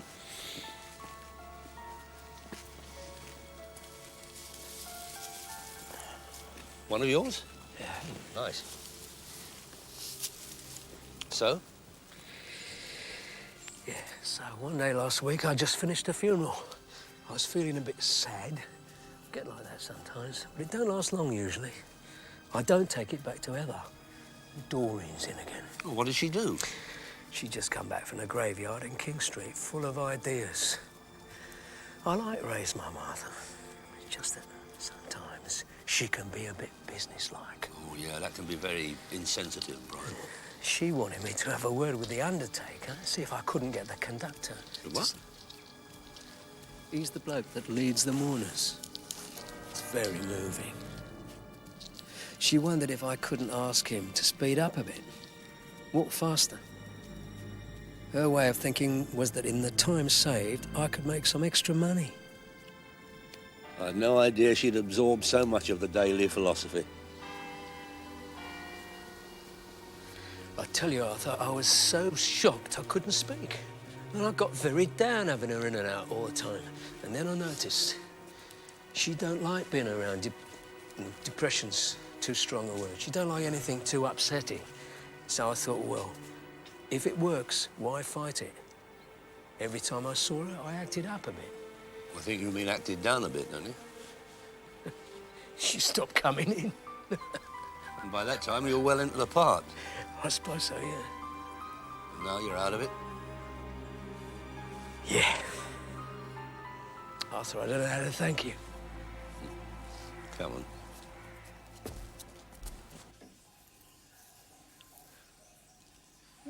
No, no. It really isn't me. Dave, it fits you like a glove. Like a glove, Arthur. It is a glove. Look, it's even got fingers. Well, purchase a pair. Are you serving or what? I'm sorry, it's members only in here, I'm afraid, sir. Oh, I'm sure it is. I just want a drink at the bar. Yeah, well... it's all right, Dave. Henry. Remember me? Oh, yeah. You all right?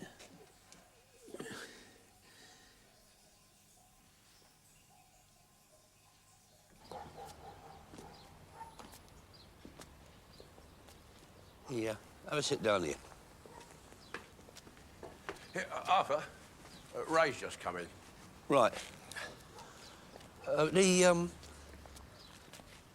car's all right, is it? You sure you wouldn't rather go back inside? I shouldn't have been there in the first place. Drink does my head in. I was born around here, you know. Oh. Right here. It's funny, isn't it? I can't drink, and the house where I was born is now a saloon bar. No, it's not a saloon bar, Henry. It's a saloon club. But there is an irony there, yeah, I agree. We've met before. Yeah. I'd remember you, Henry. It didn't hit me until just before I drove the car off this morning. But we have. Must be 25 years ago now. I was in Q Division, West End. Nah, I've never been up the West End. I arrested you for receiving stolen goods just off Carnaby Street. Of course, you talked your way out of it. You were driving a two-tone Zodiac at the time. Detective Inspector Keyes. Not now. Not anymore. Not for 15 years. I retired. Not on medical grounds either. That's something else that's funny. I could have retired, quite legitimately as it turned out, on medical grounds. But I was arrogant enough to believe that the DPP wouldn't prosecute. Prosecute for what? Oh, everything. Everything. I was mixed up in everything. Truth is, Arthur, I fitted myself up.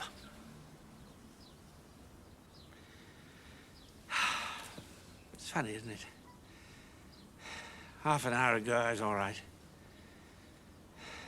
And now I'm like this. I just can't seem to keep a mood going. What a sad tale. I'm sorry to be a burden to you, Arthur. I'm just not very good company at the moment. I'll snap out of it. I thought coming back to the old neighborhood might help. Emotional roots and all that. Yeah, it's not all bad, Henry. I mean, you got a nice blue motor. Yeah, I like blue. Blue was the color of my first quad car. One of those human imps. Come on. Here, Arthur. Here, whatever you said of Brian worked a treat. He's bounced right back to normal. Yeah, and Auntie said she was sorry for being a bit off. She wants me to thank you. Think nothing of it. It's my speciality. Whatever Brian didn't have, I think he's got it. And he's never even met your mother. Who? I've got to make a phone call. Bring him in, will you? And, I used to play with my train set around here. The CPS office say they're not going to prosecute. Who? Eric Perry, Governor. The man we've been investigating the past fortnight. You haven't been the same since you had that sandwich. Hello? do you remember a DI called Keyes? Henry Keyes? You'd have to be one slice short of a loaf to have met him and forget it. I thought so. I recognised him immediately. You've seen him? Detective Inspector Keyes. I was his doppo. We were the lads. He was like a father to me. He's here. At the Winchester? Well, that's slumming it. What's a doppo? A sycophant. The Winchester Club is a respectable gentleman's club, Mr. Rogerson. The point is, he's here at the moment, and he seems to be in a bit of a muddle. And I thought, being as one of your own, well, ex-own... He asked for me? By name? He said you were the only one who ever really understood. Well, most of the other detectives on his squad merely talk, but Henry and I, well, we shared together, even in the rough. I'll be there in 20 minutes. Colleague in trouble, Gov. One of the best. He taught me everything I know. We used to call him the Governor. We call everyone the Governor, Gov. Yes, but we called him the Governor.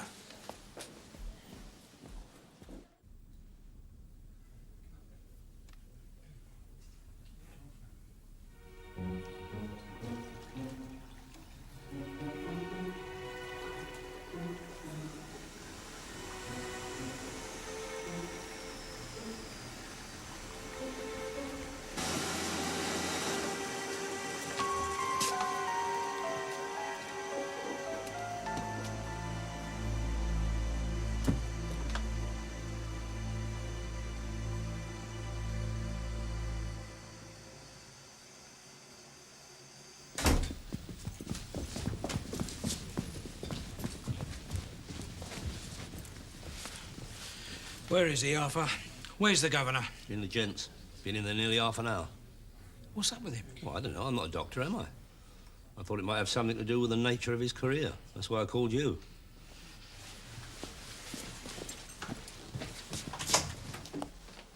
Governor?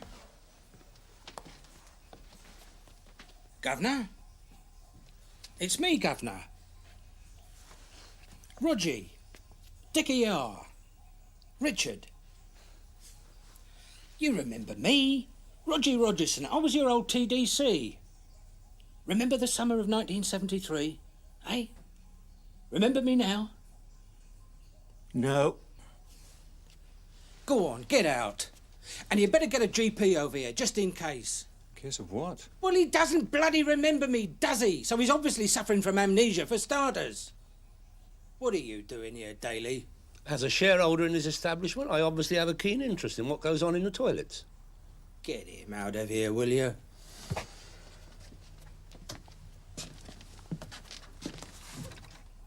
Governor? It's Rogie. You remember me. Yours was the first squad I was in out of uniform. You were a second-hand skipper then. I'm a DS now. Didn't I fit you up once? I was on your side, Henry. Oh, yeah. Hello, Dickie. Oh, dear, Governor. You are in a pickle. Do you want to talk about it?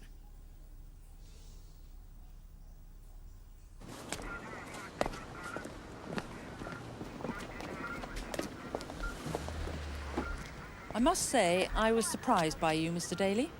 Your handling of a delicate situation was very impressive. Well, I have recently become more au fait with the ups and downs of these poor, tortured souls. And I do have a flair for caring. Excuse me, Doctor. How long do you think he'll be inside? His is quite a severe case. He could be in hospital for a long time. Really? Yeah, I think I'll just go and say a last farewell. He was the Governor, Arthur. They crippled him. They got him on bribery, falsifying evidence, intimidation. He just got stupid, that's all. He thought he was untouchable. Thanks for phoning. Yeah, let's just keep it between you and me, eh? For his sake.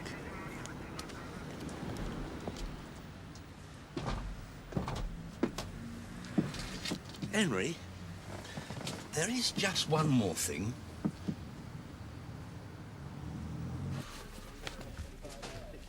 Where are you off to? Return this. It's making me feel guilty. Well, don't let it make you too depressed. You seem cheerful enough, Arthur. Henry and I have come to a compatible understanding. I've done him the favour of taking the car off his hands.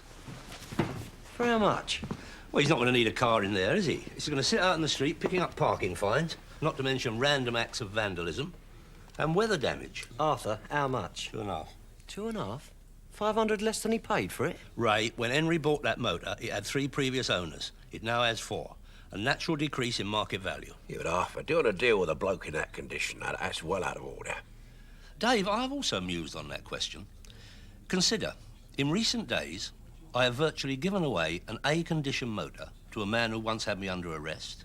I've laid out serious money to Rodney the Rug for a consignment of vulgar and worthless toupees, on the off chance that brother-in-law Brian would emulate Percy Valens, the manic millionaire. On top of that, I've done various acts of kindness for the plod, past and present, bent and less bent, and at no time did I ask for even a little earner. That is all very true, Arthur. But just before the ambulance door closed on that poor unfortunate, I bought back the motor and made 500 sobs into the bargain. That can only mean one thing, Dave. What's that? I'm cured.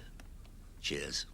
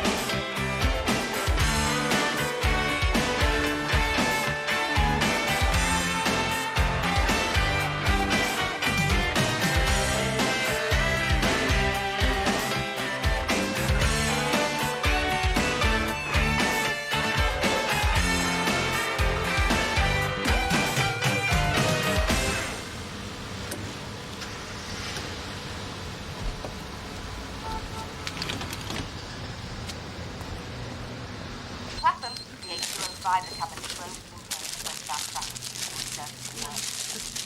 Thanks very much. Sorry. Understand underpass, just closed. Number 4. Yeah. Anything else? If you mean, do I want to stock up on a month's groceries? No, thank you. I'm old-fashioned about petrol stations. These are popular.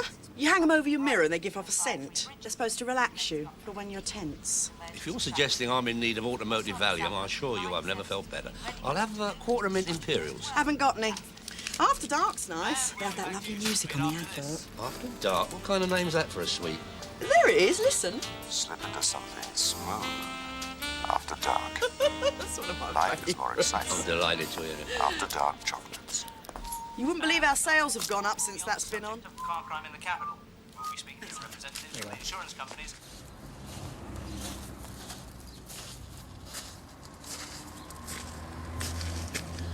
I swear someone's been creeping up in the night and making free with a fertiliser.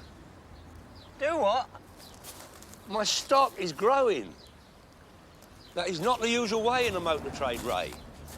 You buy the vehicles in the hope that you're going to shift them. Not so as you can put together a motor museum that'll give Lord Beaujolais a run for his money. Here, Arthur. 3. Like the descent into Hades. Where? Hades. Club me and your dad used to frequent in the 50s. Camden Town. Bit on the earthy side, but it was cheap. We only ever visited when we thought the business looked as if it was going to croak. Oh, well. When Harry Hawkins was around, we had this manor stitched up. He took one side of the canal, I had the other. Never the twain should meet. We knew what the going prices were. We had an understanding. I mean, no punter was going to take a bus across town to check. No point. The fair would swallow up any profit they made by shopping around. Halcyon days, Ray. Halcyon days. And we shall never see their like again. Now Don Gedley's taken over. You can't give in, Arthur. Ray, you can only lower your prices so far. I thought this Gedley character was into banking or something. Financial crisis management, Ray. Cash flow correction. You what? He's a moneylender. His rates are slightly less than the Vatican Bank, and he does open on Sundays, and he doesn't ask where the cash is going. Yeah, but couldn't Harry have got a loan from the bank, cover what he owed, Gedley? He probably had no choice. Surrender the franchise or spend the rest of eternity propping up a little-known bit of the M4. I know which I'd choose. I need the bank. Right. I'll get back to you as soon as I can. Well, I'll see you later, sir. No joy. Mr. Gedley, he said he was coming right back. Yeah? Yeah. I did everything you said, low-key, no pressure, by the book. Well, let's hope he does. Be nice to get rid of that one. Yeah. Well,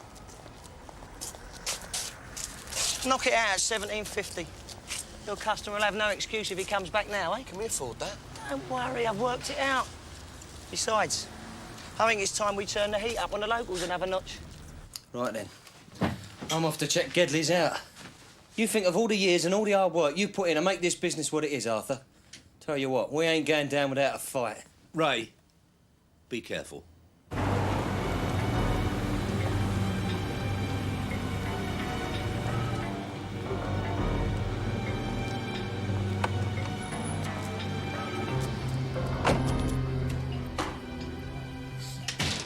Morning, Mr. Carson. I was just passing, so I thought I'd drop in. Save you running by with the old man's money.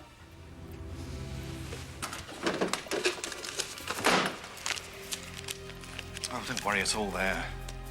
That's not all of it. It's only about 400 there. Yeah. Well, you owe another £2.5 grand. What? That's what you owe, with interest. At current rates.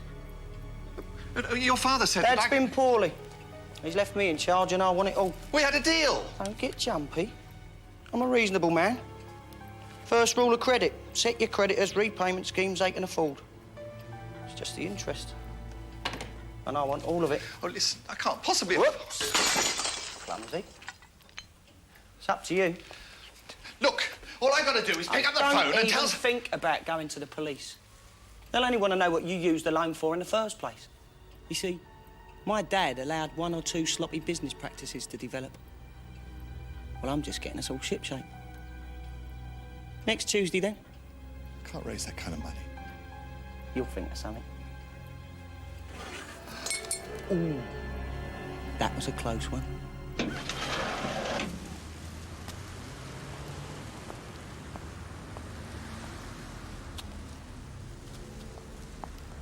Hello there, can I help you? Yeah, Cavalier. Is that right? Well, Mr. Gedley may be able to go a little lower for cash.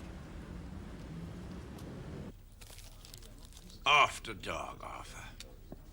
You know, slip into something smooth. After dark. Extraordinary. You must have heard it, haven't you? Listened to the radio? No, not since the baker light went out the window. Oh, you tasted one? What? The chocolates.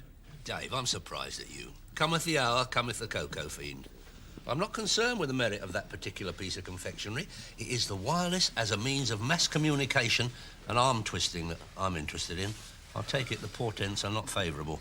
A G-Reg Metro under £1 grand. Less if you pull a face. I just don't know how he's doing it. And the old stock's like that. It's just not like a one-off. Plus, it's forever as far as I can see. Not like the little 4-hour promotion we had last week. And it's not like Don Gedley, Arthur. I mean, he's bought businesses before, but he just sells them on for a quick profit. You never know how people are going to turn out when the circumstances suit, Dave. Yeah, but what are we going to do? Plunder the airwaves, Ray. Do what? You're quite right. Daily Enterprises has earned its right to a slice of the automotive cake, and I am not giving up without a fight. Arthur, we're not going to start nicking stuff, are we? No. Far from it, Ray. I'm talking about a new approach. A hard-edged advertising campaign that will put the name of Daly slap in the middle of every household on the manor. Arthur wants to make an advert for the tranny. Even now, there are thousands of individuals banging up their blood sugar level because of a ludicrous little ditty on the light programme about a new fruit and nut. What? Those same simple souls will be queuing up to buy a motor off the daily forecourt by the end of the week. All we've got to do is think up a nice snappy ad. Yeah, but Arthur, that costs a fortune. You've got airtime, presenters, all that. Ray, the uninitiated may end up shelling out, but you are forgetting. The Daily is like a Boy Scout with a full complement of sweater adornment. He is always prepared.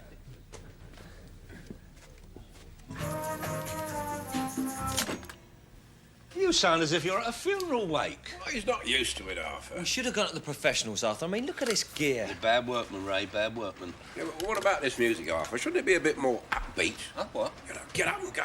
Dave, as much as I appreciate your efforts on the knob-twiddling front, may I remind you, I once met Matt Munro, and what he passed on over a couple of cappuccinos in Iwickham bus station about what's got swing you couldn't hope to learn in a lifetime. Come on, let's have another go. Arthur, I'm knackered. Look, we'll have a break in a minute and try and get it right this time, because that's the last clean tape we got. Right, stand by.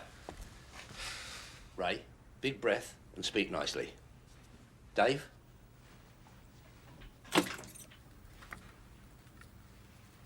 Music.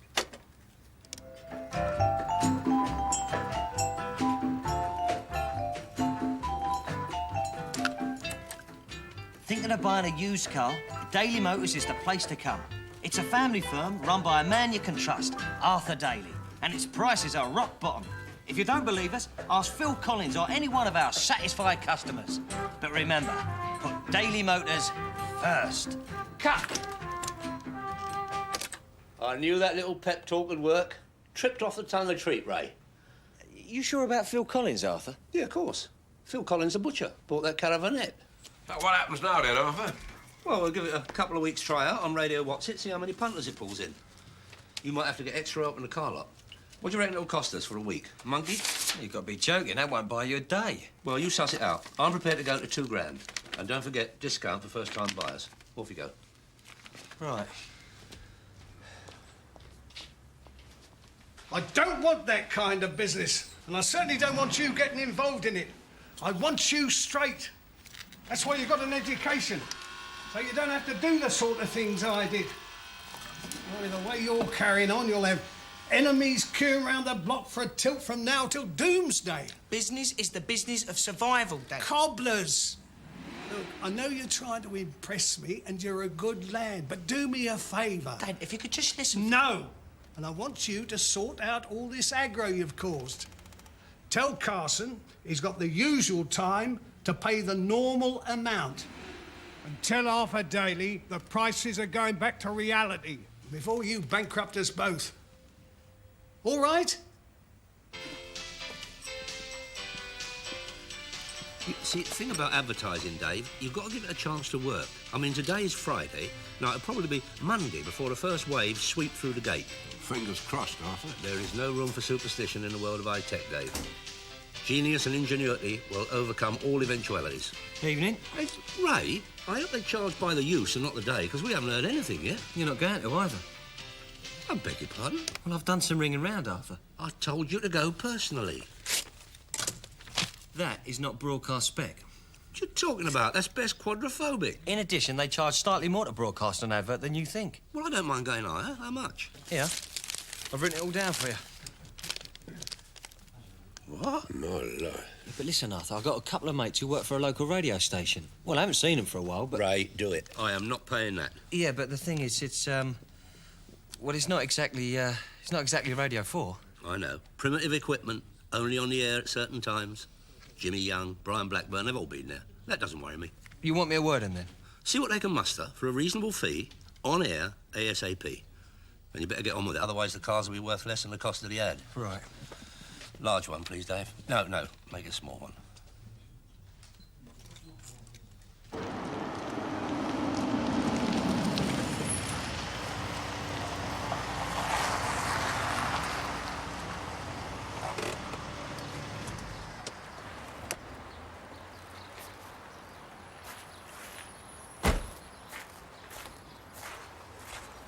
Not a word. Let me guess. The Golf.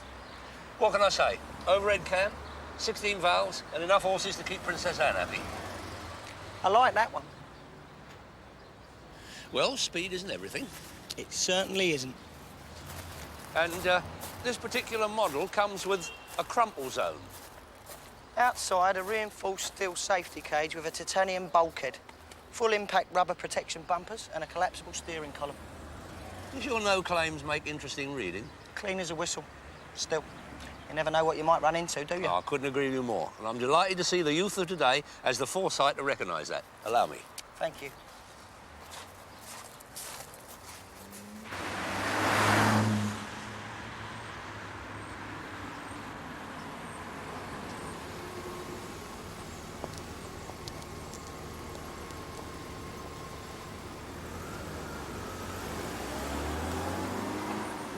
I hope you don't mind my asking, Mr.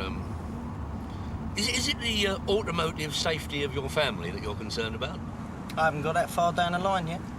Nevertheless, getting the vehicular infrastructure in place so that nature can take its course, unburdened by practicality, is very refreshing, very refreshing.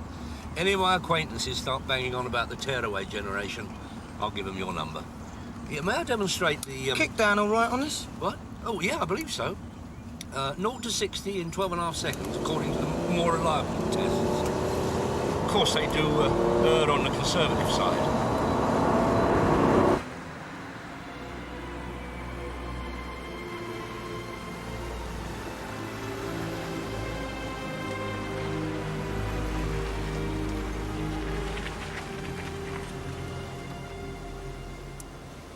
Drives nicely, doesn't it? Beautiful.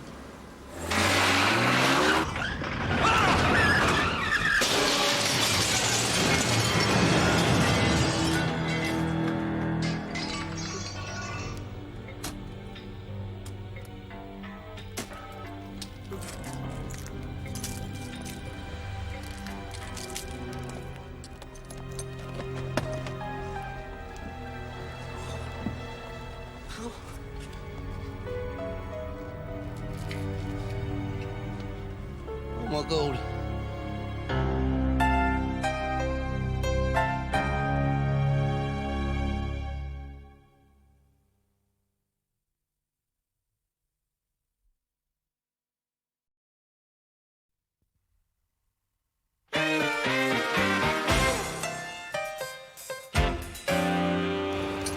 Let's move this car out.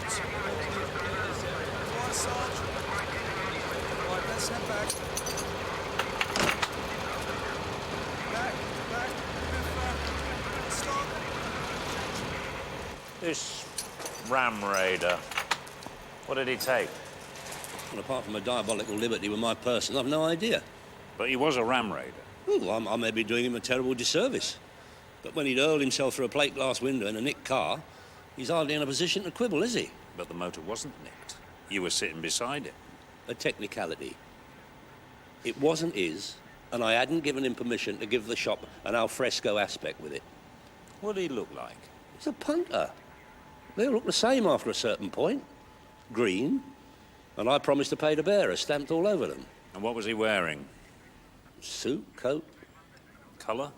Blue, black, I don't know. But, Mr. Daly, can you give me any more detail? I mean, he was an average punter. Averagely dressed. You must realise I wasn't particularly sensitive to my surroundings towards the end. I was making my peace with the Almighty. If you want a detailed ID, ask him. He had the perfect view as the motor went straight into his Louis the What's-It wardrobe. Yes, thank you, Mr. Daly. We do tend to interview most eyewitnesses to a crime. It's an old police trick. And you're right. Mr. Carson has come up with a very clear description of the driver. Would you care to repeat your statement, Mr. Carson, in front of my colleague? It was him. He was driving. Hey, hang on. Would you care to blow into the box, Mr. Daly?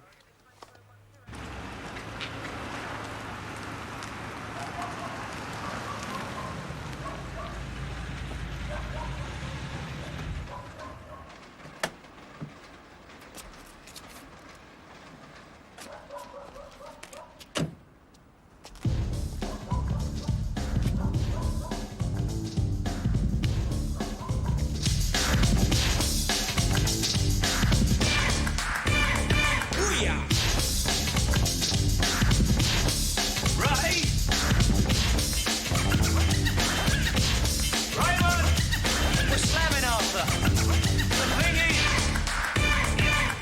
this bit. Smacks you right in the face. Come on, you all get into D. That's Mr. D. The batter steals on wheels. The constantly sharpness, wicked and wild. For the wicked that's stewed and the real will buy. Got that, dig that, hear that. Obviously, they've updated the concept, Arthur. You gotta remember, times change. So the punters. Whatever you think, Ray. Here, Arthur. You all right? Got that, dig that, hear that. Here we go again. Come on, you all get into D. You should have said something, Arthur. I tried to. The decibel level wasn't conducive. So who was it, eh? Well, if I knew that, you think you'd be sitting there now? What did he look like? Oh, don't you start. Nothing out of the ordinary. Average. No distinguishing marks whatsoever. What are you going to do? What can I do? I've got to report with my driving documents to the station and undergo further questioning. But why is this antique skeezer pointing the finger at you? Well, presumably he was in the same state of shock as I was. I'm hoping his memory will clear once the trauma subsides. Easy, Arthur. Go, Daly, go, Daly, go. Bo, bo, They have a problem with English. They'll get through to the man on the street, Arthur. Trust me. Who are they? Well, that's King Master Mike and Cool K. I thought you said friends were involved. Yeah, King Master Mike. That's Michael, Mickey Evans. Chalky Evans, little lad. Who's the urban gorilla with him? That's Nigel Jones. Spotty Nige used to come to Battersea Fun Fair with us. Was sick all down the Helter Skelter. Yeah. What happened? He grew up. And you really think they'll put Daily Motors on the map? I guarantee it, Arthur. Here. Look at these flyers. It's their own design. They give it a full Monty. They make sure everyone on the manor knows what you're about. Who paid for these? Look, I know times are tough, Arthur. You can give me the money back when we start shifting motors, eh? Well, you're a good lad, Ray. Go, Daly, bo, bo. Ray, I feel subliminally moved. I think I'll leave you and the lads to get on with it. Are you sure? Positive, Ray. He loves it. Sweet. Carson has a claim up on his insurance and pays off what he owes us. And Daly gets further reminder, should he need it, that there ain't room for two car dealers on this manor. If your mother was still here... I know it's not exactly what you said. It's a diametric bloody opposite. Hang on, hang on. I know it's going against orders, but I know what I'm doing. If the police find out... Don't worry. Look, you got to realise, sometimes it's hard to make changes. It's frightening. I'll tell you what's bloody frightening. You are. Look, I can improve the efficiency of this company 100%. Because you still avoid facing up to it. Because you're worried you might not be able to cope, that it might be too much for you. No problem. I've done it for you. You're my flesh and blood, Grant. I love you, I'd do anything for you, but you're not acting right. It's got to stop, all this craziness. You've got to show me some respect. Well, that's what I'm trying to do, through the business. That is it. An end. The aggro stops here.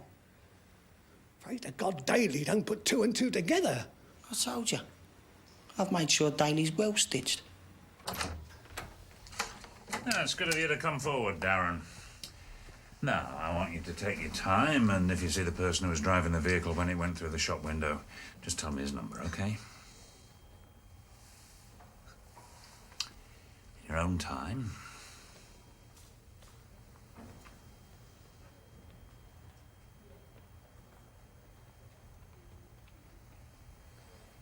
The shifty git, number 6. Get him to say Omar Gould. Stick some under some windscreen wipers, stick a couple on a lamppost or two. Your uncle's going to be the top boy in the manor. That's magic, Nige. Right. Sorry, Kay. Takes a bit of getting used to. And once we've done these, me and my man will get off and finish the trails. Be cutting through the Stratos by this evening. That's safe. Sooner the better, eh? That's right. Listen, man, which side of the road you on? Listen, do you mind if I leave you lads to it? I've just got to check something out with Arthur. I'll be back later, yeah? No worries, Ray. Later. Hang loose, my brother. And you, so. Doesn't look good, does it? Circumstantial evidence. What? 2 independent witnesses finger you as the bloke with directional difficulties, and one testifies that you definitely climbed out of the driver's side of the car. Now, I should say that the evidence against you is about as watertight as it gets. The reason I was seen bravely climbing from the wreckage on the driver's side was because my door was wedged. And as to any other witnesses, I suggest you check their probity and any suspicious substances lurking in their bloodstream. Casting aspersions on the witnesses already. They usually save that for the courtroom. Mr. Tompkins, ask yourself one question. If, as you suggest, I was the man behind the wheel, why, after driving one of my own motors at breakneck speed through a plate glass window, did I decide against nicking anything and instead hung around waiting for the pleasure of your interrogation?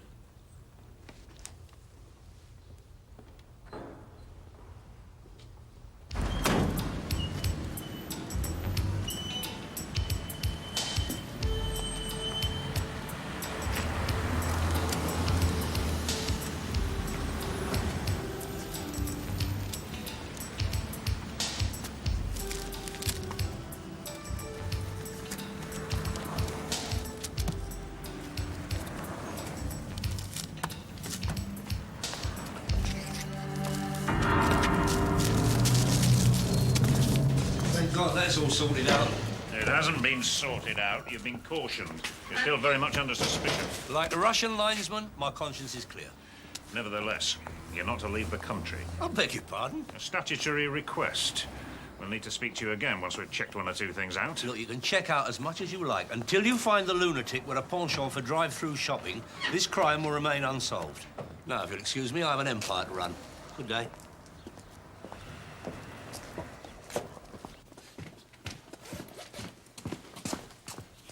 Mike, what's happened? Where's Kay? He's all right. See my mouth? Cut to ribbons. I can't go in here. What happened? Geezer took exception to the flyers and decided to give me some back. Who was he? Dunno. It was thin, brown hair. He had something to do at Gedley's. I was outside there just, you know. Mike? Look, it was only a bit of a lark. Only this bloke's is a nutter. He went wild when he got hold of me.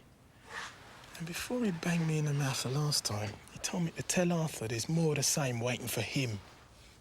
Right. You wait here. I've had enough of this.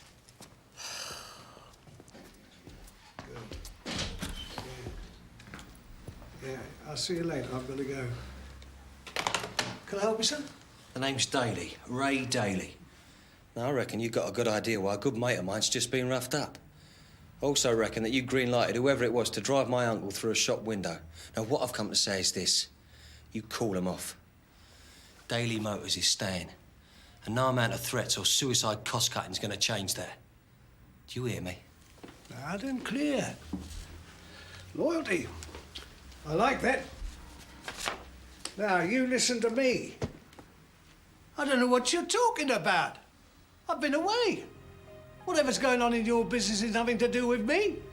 And you ever barge in here again without an invite, I'll have my lawyers crawling over you so fast, you'll think you've gone down with some nasty disease. Now get out! Fine words are one thing. You make sure you've got your facts right first. All right, mate. See you later. Hello there. Jerry Parker, Cavalier, right? Yeah. Yeah, that's actually gone now, I'm afraid. We might have another at the end of the week, if you're still interested. Yeah, no thanks, Hey, mate. I can have a chat with Mr. Gedley about a cash discount. Shame he was in a hurry. I could have introduced you. To Mr. Gedley? Yeah, he was in a rush. I had to get to a car auction. Look, I'll have a chat with him first thing in the morning, all right? Yeah, if it's not too much trouble. Cheers.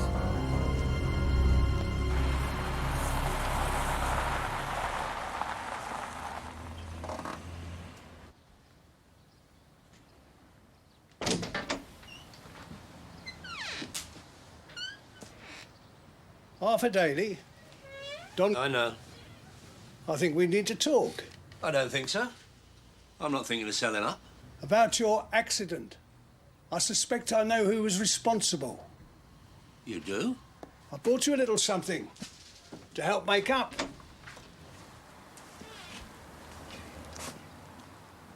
That's very generous, especially from a competitor.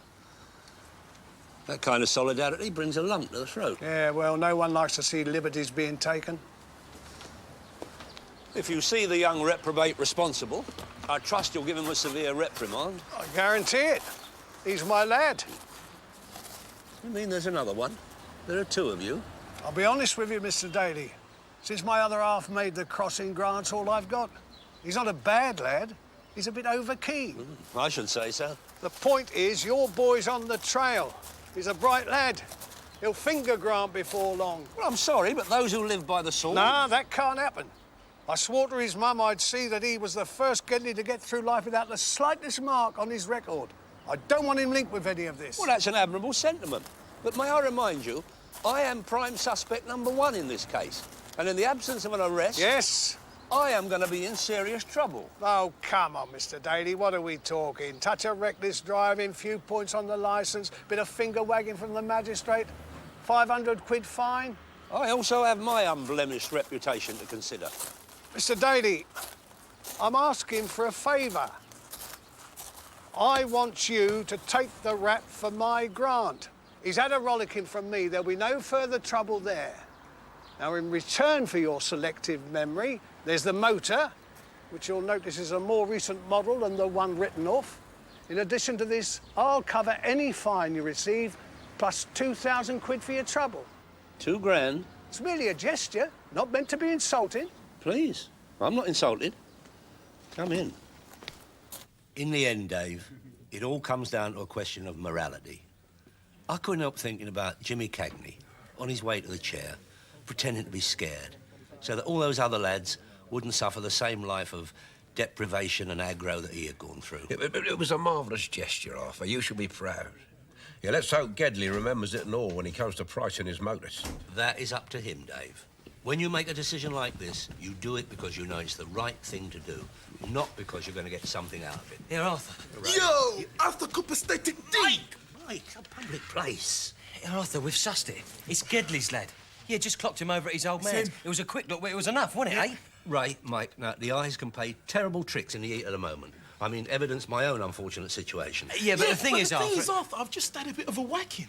Some bloke got a bit raw with me near the garage. He didn't like the Daily Flyers. I got real close to him and it was the same bloke. Yeah, and a bit of checking turns out that Gedley Jr.'s looking after the motor side of things while his old man's in the hospital. Arthur Gedley is your test driver. No, Ray, Mike, look, we mustn't be too hasty about this. Oh, well, who else, eh? The geezer's been hell-bent on sending you under one way or another. Now, we've got to be 200% sure about this. Right, well, he's wiry, fair-haired, short, No, wait a minute. No, now you mention it, he was sort of dark and thick-set and quite tall. No, look, Arthur, I know it's him. Well, I've told the police. You've done what? Well, he's an head case. You grass, Ray. Arthur, the man is deranged. Arthur, believe it. Grass. I didn't grass. Winchester Club. Anonymous phone call. Special circumstances. Oh, my God. Arthur, it's for you. I know. No, I'm on my way. Bit of luck, that. We were just coming for you. Well, I knew you'd need the insurance papers, so I thought I'd get them to you as quickly as possible. Well, I pulled a suspect. We've got a tip-off from a chap who was at the scene, but won't come forward. But to get any further, it'll require a formal ID from you.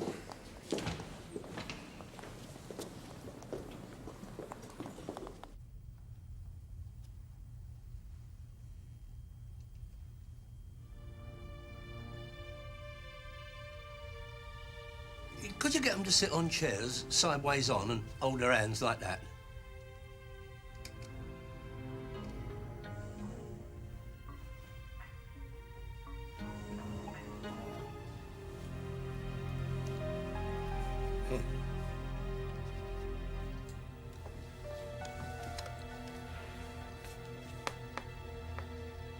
Yeah, could somebody smash a milk bottle or something like that? Could be number 4. Possibly number 7.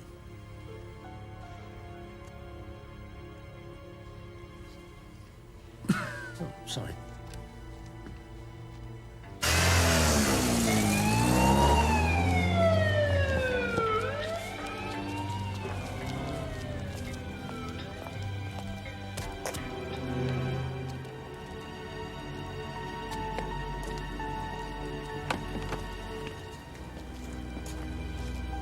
I thought for a horrible minute you'd forgotten our deal. You can rely on me. Slight communication glitch with my nephew. Appreciate it, Arthur.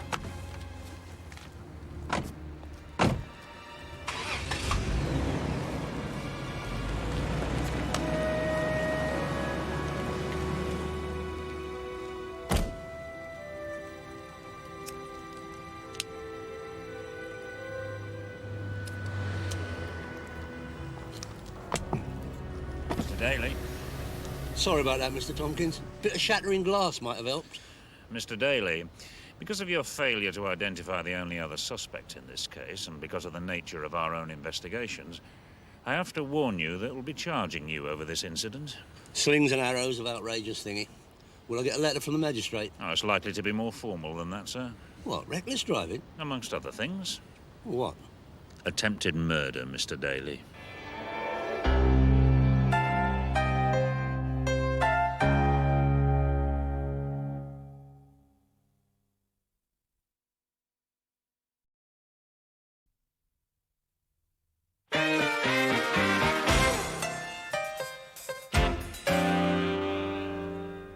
Attempted murder. When did they last have a debate on hanging? Years ago, Arthur. Dropped right off the agenda. Dave, please, please, could we avoid words like drop? It makes me feel extremely vulnerable. Arthur, they cannot pin a murder charge on you. Tompkins was winding you up. It is barbaric. I don't care what you say, in any circumstances. You was always pro in the past, Arthur. Absolutely not, Dave. I've never been able to understand the hang of my mob. You once said they should get Judge Jeffries back and put him in charge of road traffic offences. Light-hearted ribaldry, Dave. The point is, none of this matters. It's not an issue. You've got to go back to the old bill and tell him it was all a mistake, and that it was Grant Gedley beside you all the time. I can't do that. Oh, for the umpteenth time, why not? I have struck what loosely could be termed a deal with Don Corleone Gedley. You done what? The Volvo. The projected night out at Larry's Steak and Bodega Bar. Yeah, but Arthur, I thought that was insurance. Ray, please, I do not deal in optional extras. You mean Gedley's bought you off? Sir, certainly not. He was merely showing his appreciation of an act of clemency that I had shown his son on an earlier occasion. Look, there's no point in arguing about this. What's done is done. You'll have to prove your innocence, Arthur, without fingering the lad. How? Maybe you could get one of the blokes who ID'd you to say he's made a mistake. I mean, once there's any doubt, you're in the clear. Pull over. Car selling shop that's wicked and wild with a wicked attitude and a real fight. Rock that, stick that, hit that. Here we go again. Come on, you all get into deep. It's quite catchy when your head stops banging. Yeah, what's happened? He'd have shut down. They didn't give the address. Well, it's the police, probably. What? Arthur, it's a pirate station. The old bill are on their backs all the time. The lads have to keep on the move. Pirate? First murder, now piracy. The plot will be looking for me everywhere. They won't, Arthur. I'll write to my MP. Say I'm an innocent victim of circumstances and will he fight my case to the highest court in the land. Yeah, who is our MP? God knows. It's him! Who? The local magistrate. He's our MP. We still got them who's who somewhere around. In the cage, under the ducks. Yeah, of course they are. He's a Sir, Ray. He's got medals. I'm going to dangle, I know I am. You are not, Arthur, please. You're going to have to do something for me, Ray. Hide me. Arthur, what is the matter? All his family play polo. I'm a goner. Here, take these, go back to the flat and put the kettle on. What you going to do? I don't want you talking to Gedley. I won't, Arthur. I just want to sort out one or two loose ends. So you know what's going on and you won't be left hanging around. Sorry, Arthur. Don't be long. He's going crazy. I am sorry to hear that. You shouldn't even mention things like that in front of Arthur. I was merely trying to impress upon Mr. Daly the seriousness of the situation in which he'd found himself. Yeah, but attempted murder? Look, I'll have you know that certain evidence has come to light which makes us think there was something premeditated about the attack on the shop. What are you talking about, evidence? Mr. Carson has remembered belatedly that as the car smashed through the window, he heard Mr. Daly shout, "You've had this coming a long time, Carson." Now, whether he meant damage to the shop or to Carson himself, well, it's difficult to say. So why haven't you charged him? You don't believe Carson, do you?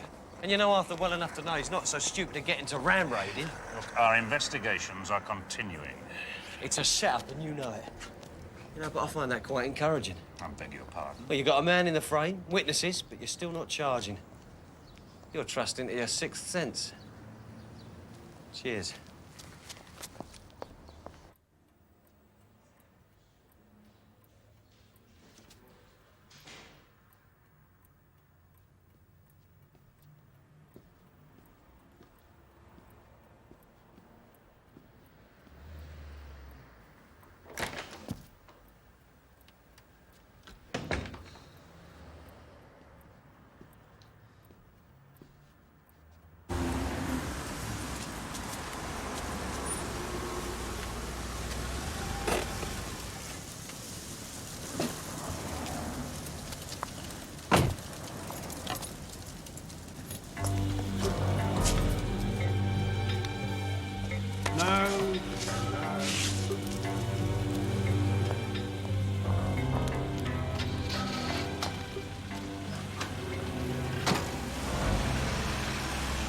Word up, people. You heard what the man said. Check this one out, because it's going to be seriously fat. You know it. I'm out of here.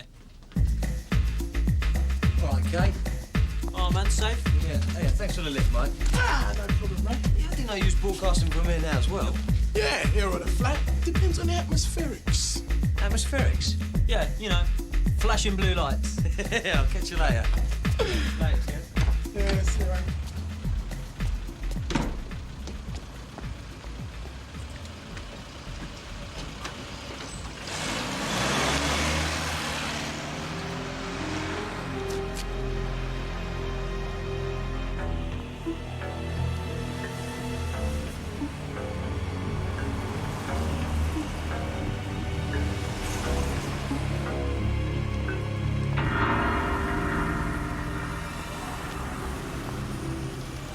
Arthur, there is no way they can charge you with anything more than reckless driving. Oh, Ray, the relief, I can't tell you.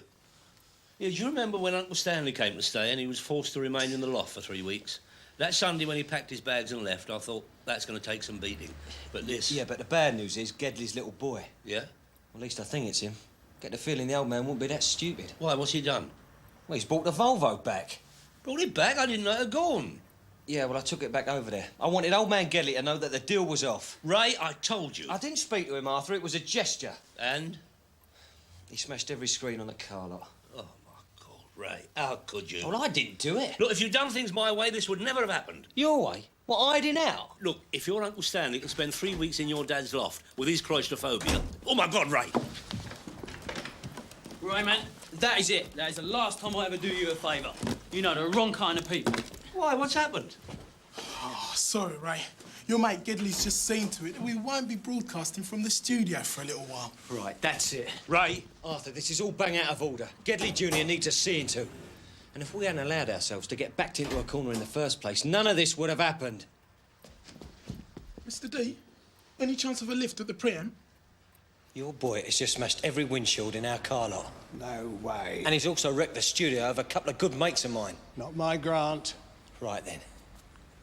So who had the keys to drive the Volvo back round to ours, eh? And I'll tell you something, my mates don't lie. They know who they saw.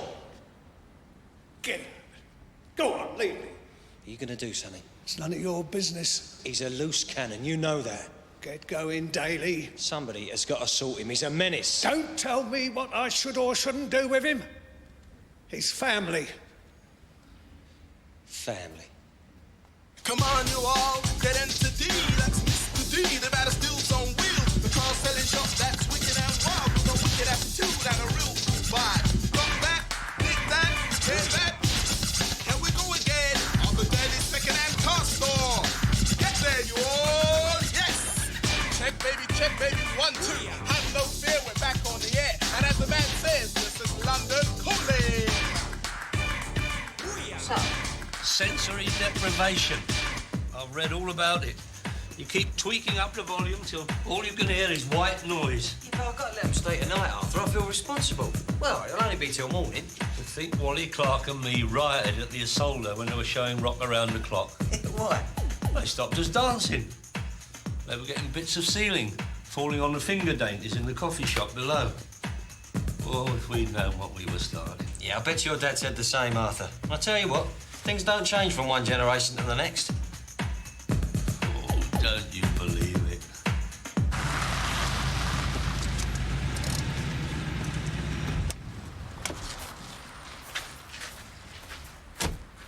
Yeah, but think about it. We'll never crack it via the Gedleys. Carson's your man.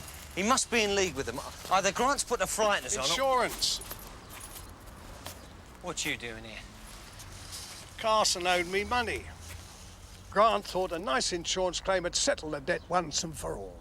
You can't knock his thinking. What do you want? I need a word with Mr. Daly. Alone. No way. I ain't leaving him. This doesn't concern you. It does if it involves Arthur's well-being. I want him to stay in one piece, thanks. Please. Mr. Daly has stood by the bargain he made. I respect that. No harm's going to come to him. It's all right, Ray. Come on in.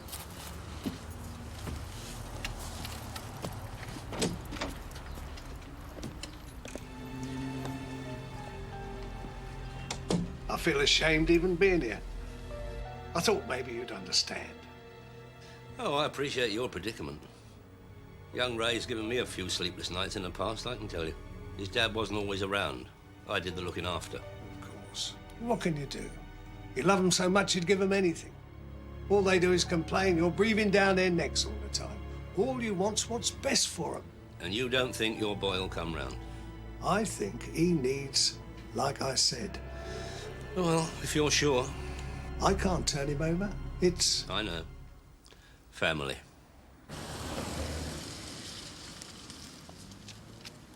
This is not how I envisaged it, Ray. It's the only solution, Arthur.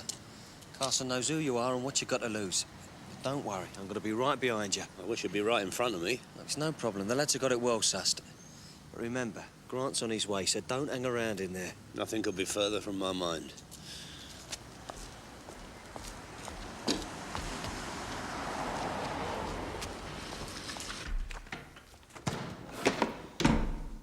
What do you want? Please, there's no need for verbals. I've been through enough in here, including your front window. I'll call the police if you don't leave. Look, Mr. Carson, there's no need for that. I am the bringer of good tidings. I happen to know that your cockeyed idea of me was for insurance purposes. Who told you that? The man who was driving, Grant Gedley. Who else would know? Why would he tell you? He thinks his secret's safe with me. He thinks him and me have an arrangement. Instead, I've come to make one with you. What sort of arrangement? I'm prepared to pay you twice the amount of money you diddled the insurance company out of, provided you tell the truth about Grant driving. Say you were confused with the shock of it all. Do this one deal with me and I disappear. Get friendly with Gedley Jr. and you'll have regular royal visits. How do I know you'll stick to your word? Look, if I don't get Gedley put away, I'm in deep trouble, as you well know. My personal freedom is your guarantee. You toe rag, Carson. Oh, Mr. Gedley, I was just... Yeah, I know what you were doing. You're trying to stitch me up. You say I was driving that motor and you're in big trouble. We were merely discussing the price of a nice bit of Dresden I noticed when we popped through the casement the other day. You got some brass, ain't you, Daly? Trying to go behind my back. Don't you know when to lie down and die? Your attitude's pretty hypocritical, considering your dealings with Mr. Carson. I know what I'm doing. I'm the future. Well, that remains to be seen. For the moment, I'll bid you good day. I'm getting sick of you, Daly. I want you out of my hair. That's enough, Gedley. You should lock your back door, Mr. Carson. It's a terrible temptation. Come to look after the old man? That's nice. I can do the whole family in one go. Oh, please, think of the damage. Ray, I've already come into forceful contact with much of this room. No worries, Arthur. I won't even touch him. See, Grant, you're going to go away for a little while. Because you've been set up. You try anything funny and I'll have my old man onto you. He can pull strings, make your eyes water. I hate to be the bearer of bad tidings, but who gave you the tip-off that got you here so conveniently? I'm afraid you've been kippered. No way. My dad wouldn't do that. You're making it up. You got nothing on me. You got no evidence that proves anything. I'll show you who's got the power round here. You'll regret you ever heard the name Gedley.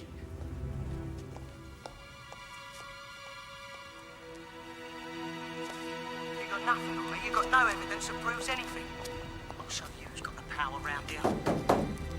You'll regret you ever heard the name Gedley.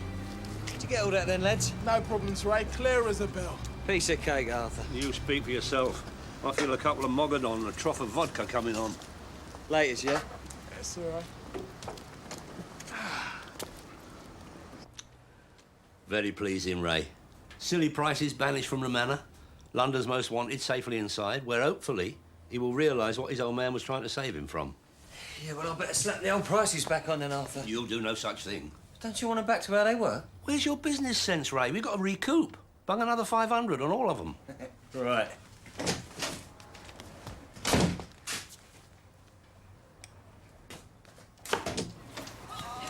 Here, Arthur. You better come outside. Why? Well, there's a load of punters. I can't deal with them all. What do you mean? Well, I reckon it must be the advertising campaign. Ray, your mates. They're pure gold dust. Yeah, I can do that one for cash.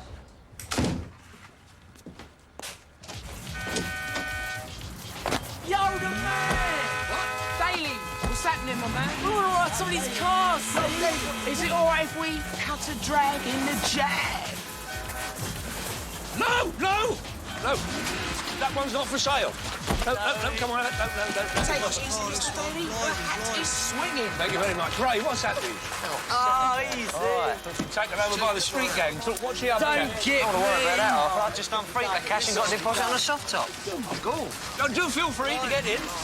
Sadly, the price on this one is not negotiable, but it is top of the range. Young lady over there, yeah? Listen, man. Oh, this stereo's bad. Yeah, Nice Dave, one. pump it up, Just son. remember, I promised Dave I'd help him with the quality control. Yeah, how long for, Arthur? As long as it takes, Ray. Look at this roof, look. Comes right off this roof.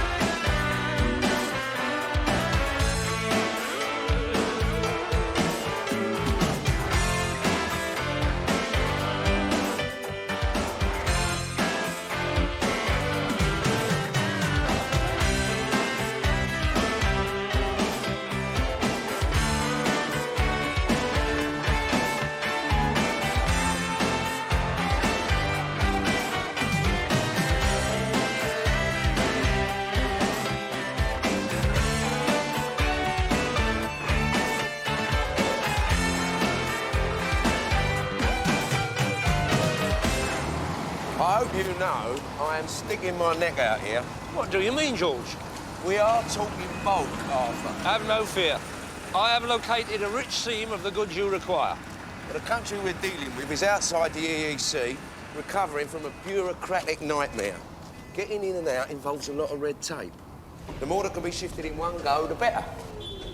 Arthur Daly, can you fill one of these? How much are they hold?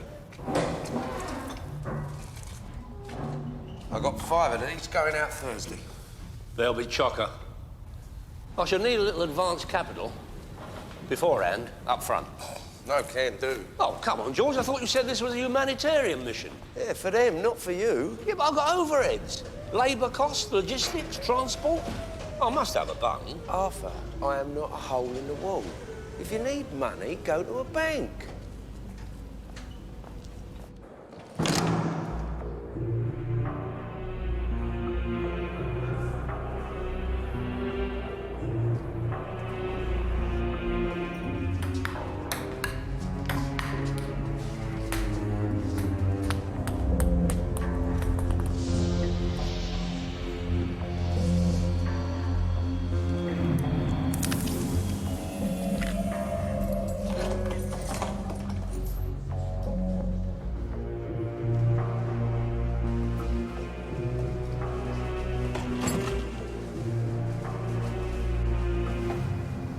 Not a feeling.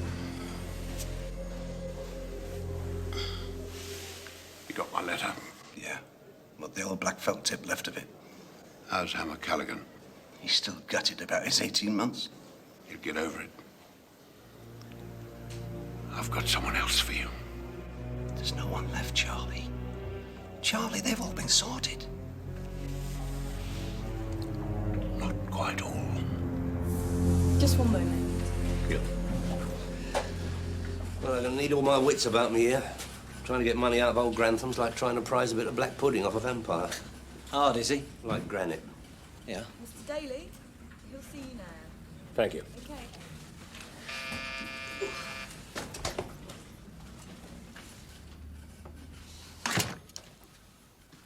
Good morning, my son. Nip and tell Mr. Grantham I'm here, will you? Mr. Grantham is no longer with us. He's moved on. Moved on? Well, who's taken over the overdrafts? You mean our business advancement loans? That's the lads. I'm the new business affairs manager, London North West. Are you really? Oh, pleased to meet you. The name's Daly. Arthur Daly. Very well-appointed office you have here.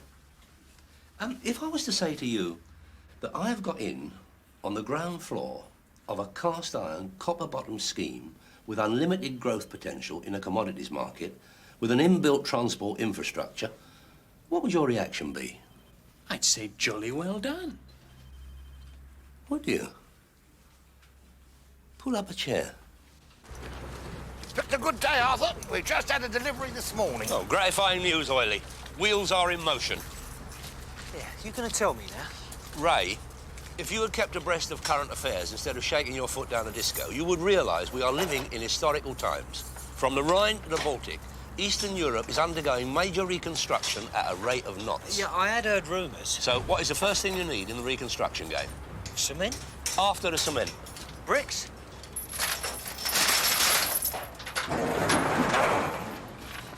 Scaffolding? We're going to make Eastern Europe a safer place to whack up a semi. Take one of these after dinner tonight. You should cut out the nicotine. That's what's causing the breathlessness. There's not a lot else to do here. Well, try to cut down. Get yourself a hobby or something. Like the Birdman of Alcatraz. You try me. Steady on, Knowles! Come along, Charlie. You've only got another couple of months. Don't want to blow it now. The young lad came over dizzy. Hello, George. The goods are being loaded as we speak. Yeah, I knew you'd be pleased. Yeah, they're at the lockup awaiting your collection. So, I shall await your brown envelope, shall I? Yeah, my pleasure. Take care. Ta-da.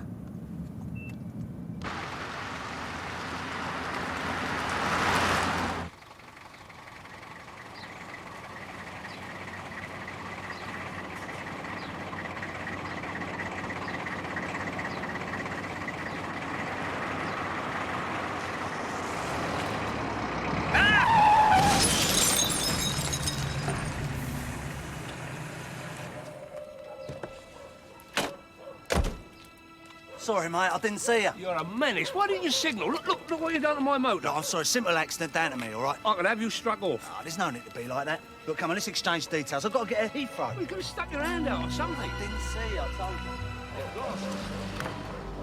Right, here's my name. Hello, eh? Yeah.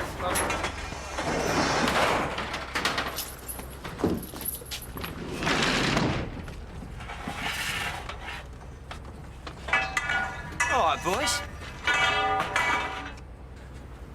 Here, Oily, I think you just had another delivery.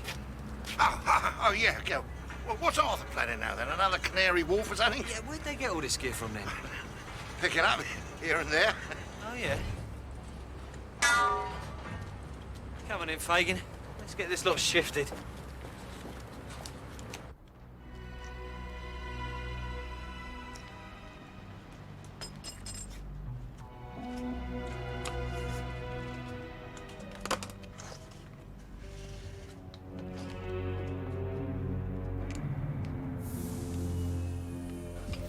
All right. Hi, Dave. Arthur, it's all done and dusted. Truck's gone back to the rental. You'll have to go and get the van. I've had a shunt with a motor. Oh, no, you're joking. Was there much damage? Nah, wonky wing, bit of a dent in a cab. He put his hands up.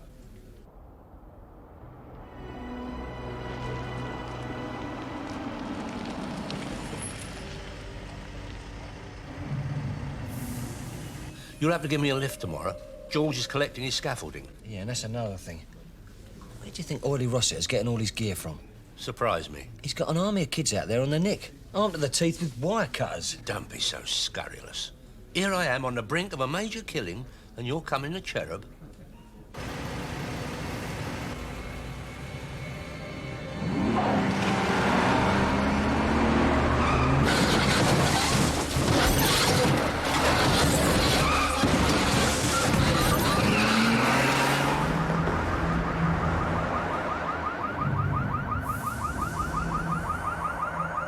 All I'm saying is we want to get the stuff off our hands quickly. All right.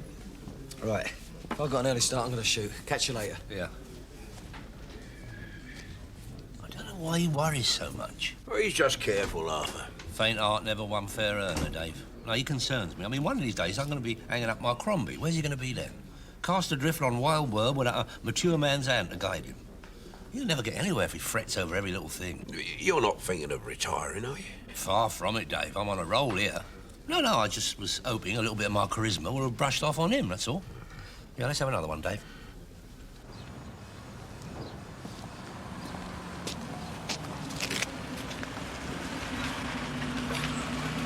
Oh, God.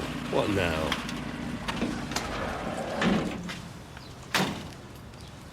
Can I help you? This your car, is it, sir? Yeah. You involved in an accident, have we? No, I'm a stock car racer. What does it look like? Did you report this? No, I didn't. It's a minor collision. We exchanged details quite amicably. There you go. We don't have to report our every move, do we? I mean, it's not a police state yet. I would have thought you had more important things on your mind. Where were you in the early hours of this morning, Mr. Daly? In bed, where any self-respecting citizen would be. Failure to stop and report an accident is a very serious offence. Yeah, that's what I'm saying. I did stop. You got the details there. A cab driver, in his cab, in Church Road. Yeah. No such insurance company, no such cabbie, no such number. Tall bloke. Dark, surly manner.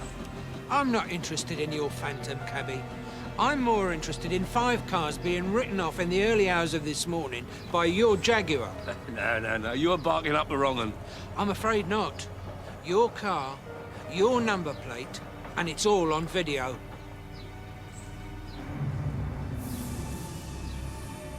Will you sit down? This whole proceeding is a travesty. I want my just deserts. Please sit down, Mr. Daly. I will not be pilloried. An Englishman has his rights, one of which is not to have his collar felt for something he hasn't done. Nobody is being pilloried. We are trying to establish the facts. Now, the accident in question... It was nothing to do with me. So you keep saying? And I will continue to do so until the truth is heard. Are you suggesting that your car travelled to Harlesden all on its own? No, I'm suggesting my car was outside the Winchester Club all night. The video evidence suggests otherwise. Well, the video evidence is an ass. Says here you pleaded guilty anyway. That is correct. Well, which is it? Guilty or innocent? Guilty of having a shunt, innocent of the carnage in Harlesden. I think we better discuss this one. All stand.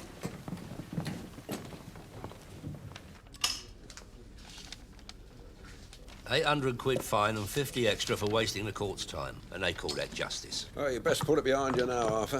Put it behind me? With my motor cropping up all over London without me? It's not natural. Could it be some kind of prank? Prank? Ringing a bell and running away is a prank. Bucket of water on the top of the door, that's a prank.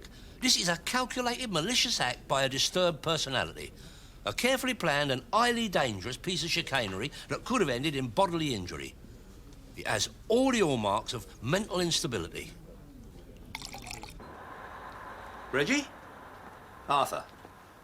Good morning to you too. Good. How's your dear lady wife? Oh, good. You don't think she could use her microwave, do you? Only I'm doing a line at the moment at a remarkably reasonable price. Well, it's pretty much the same as other microwaves. It's white, it's got a little door, a thing that goes ping when the food's ready. But over and above that, it's got this built-in... Oh, hold on. I'll get back to you. Excuse me. Can I help you? No, just looking round. No, you got the wrong idea. It's not a cash and carry. It's a private warehouse. Nice carpet. Yeah, it is, isn't it? What would that be then? A Wilton? Axminster. It's very striking. I can't beat an Axminster. How big is it? Oh, lounge size, I'd say. Is it for sale? Oh, if the price is right, yes. How much would that be then? Ooh, carpet like this, fast colour, fully underlaid, guaranteed pile. Oh, you're looking at 400. Oh, I see. And of course, if you're prepared to pay cash, we could come to some... I am Detective Constable Fitzgibbon. I'm arresting you for receiving and attempting to sell stolen goods. Anything you say may be taken down and presented in evidence against you. The carpet was part of a large consignment which was stolen from the Delroy Carpet Company at the end of January. The whereabouts of the remaining goods is still under investigation. Thank you, officer. You may step down. Quite extraordinary. You claim you had no knowledge of the carpet on your premises. May I be struck down where I stand. I had never clapped eyes on the aforementioned item until the officer drew my attention to it. But the officer claims you tried to sell him the stolen goods at a knockdown price. This is a row. No, that was just an unfortunate crossing of wires. I thought he was talking about something else. What exactly? Well, my memory's a bit hazy. But I know it was a simple misunderstanding, because I had never seen that carpet before in my life. And you'd never been to the Delroy Carpet Company in Brentford? No, Your Worship. I see. Anything more to add? No, miss. Not even in the interests of variety? Well, Mr. Daly, this is not the first time you've appeared before me, is it? To be wrongfully arrested once could be considered unfortunate, but twice in 1 week smacks of carelessness. Sentence deferred, pending a pre-sentence report. Thank you, officer. I'd like you to call me Frank. No, thank you. I prefer formality. I may have been all before the courts, but I have my standards. As you wish. Now, it's my duty to report to the magistrates in reference to your sentencing. You mean you can get me off, Frank? I'm afraid you've already been found guilty. But let's start with some questions. How do you feel? Fine. About the theft? Stitched up. Oh, now, let's not be too harsh on ourselves. What do you mean? I didn't do it. I never nicked the flaming carpet. What, how did it end up in your warehouse? It was planted there. It was a fit-up. Oh, I see. So, it was a fitted carpet. I pay 25 pence in the pound towards your wages. If I want comedy, I'll go down the pier. Do you often feel people are getting at you? All stand.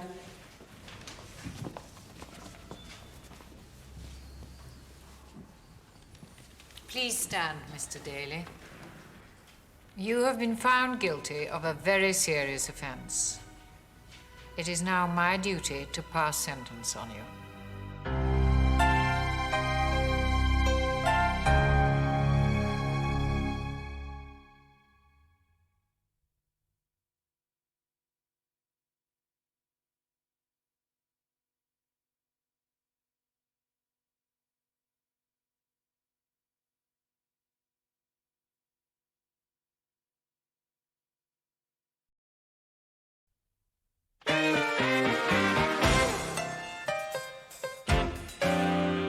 $100 hours community service. That's better than getting sent down. You're missing a point, Dave. I'm innocent. This is the second time I've been dragged through the British legal system for something I didn't do. There's no doubt about it. There is somebody out there lurking, waiting to strike again. Yeah, but who? I don't know. Could be anybody. Somebody he knows, even. Harbouring some secret malice. Yeah, we could make a list of all the people Arthur's crossed in some way over the years. We don't have that sort of time, Ray. Dave, Ray, please. Look, I am not a man who jumps at shadows. I pride myself that I steer a pretty steady boat, but I'm going here. I feel like the fox with the hot breath of the hounds on the back of my neck. If I go up before that beak once more, I'll be sewing mailbags, wearing the same pair of socks all week, and begging snout from hardened convicts staring at me across the mints. If only you hadn't tried to sell him the carpet. Oh, that's right, blame me. It's all my fault. Can I remind you, I am the victim here.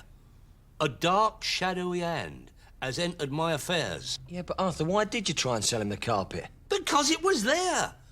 It was all a blur. All I could think was 400 for a carpet I'd never even seen before. Yeah, but he was obviously a copper. You could tell by his boots. Yeah, but look, when are you going to start this here community lark? I don't know. I have my interview in the morning. I am your community service officer, so any problems you bring to me. Now, when are you available for work? Well, I thought I'd take a gentle run up We to it. expect 2 days a week minimum, 9 to 4. If you're so much as 15 minutes late, you'll be marked down as a miss. 3 misses will be regarded as a breach of your service order, and you may be reported back to the court for additional sentencing. Clear? Crystal. All right, now, have you any particular skills or training which we could bear in mind when allocating your field of work? Skills? Or such as carpentry, electrical training? No. Decorating? No, we always get someone in. Building skills, sitting guilds, or in situ experience in the workplace? No, you're talking blue collar. I'm white collar. What is your occupation? Auto dealer, wholesale retail. 40 years management experience. Currently engaged as infrastructure consultant in a major East European development project. I'll put you down for gardening. Atkinson? Yeah. Peters? Yeah. Cropper? Yeah. Daly? Daly? Arthur Daly here? Arthur Daly. Am I all right, parked just here? You're late. Another couple of minutes and I've had you down as a miss. Don't tell me. It's appalling. Hanger Lane's chocker. We're in here, aren't we? I should avoid the A40 if I were you.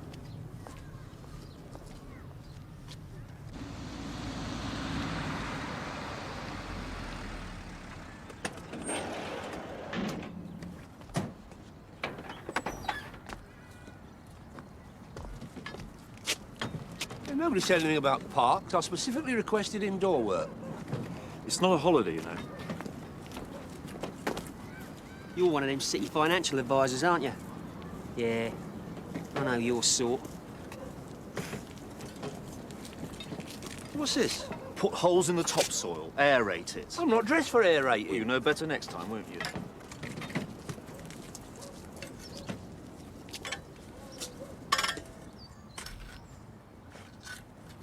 Not there!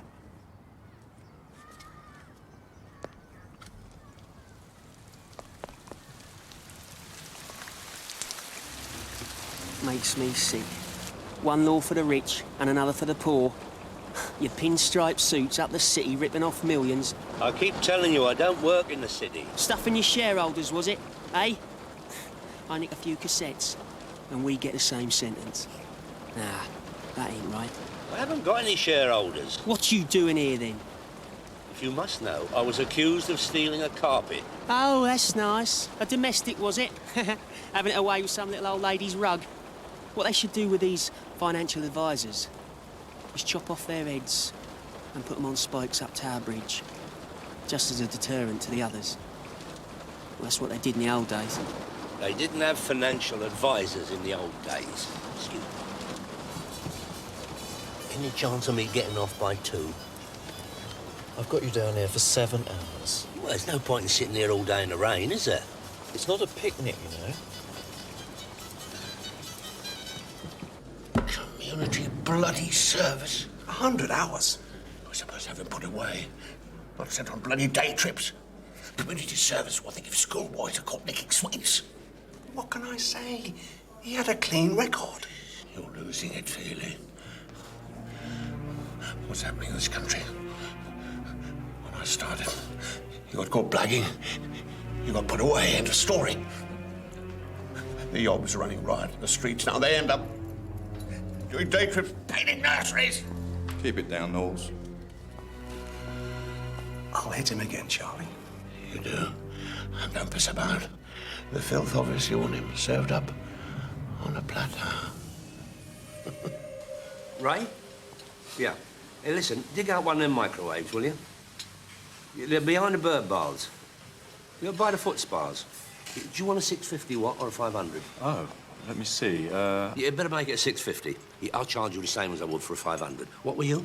A mountain bike. Yeah, dig out a 10-speed, will you? Yeah, all right, all right. Listen, Ray, what video games we got left? Moonfighter 3? No, you don't want that.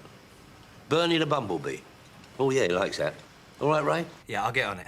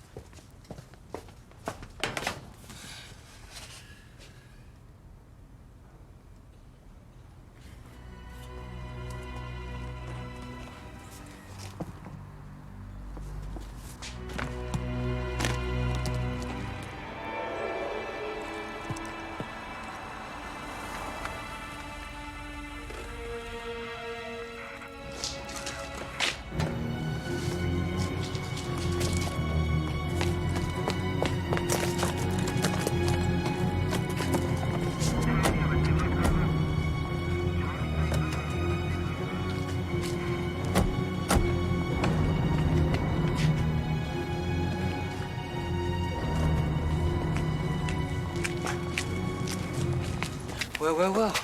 It's a friendly neighbourhood, Bobby's. We'd like to have a look around your uncle's premises. Yeah, I bet you would. Well, come in.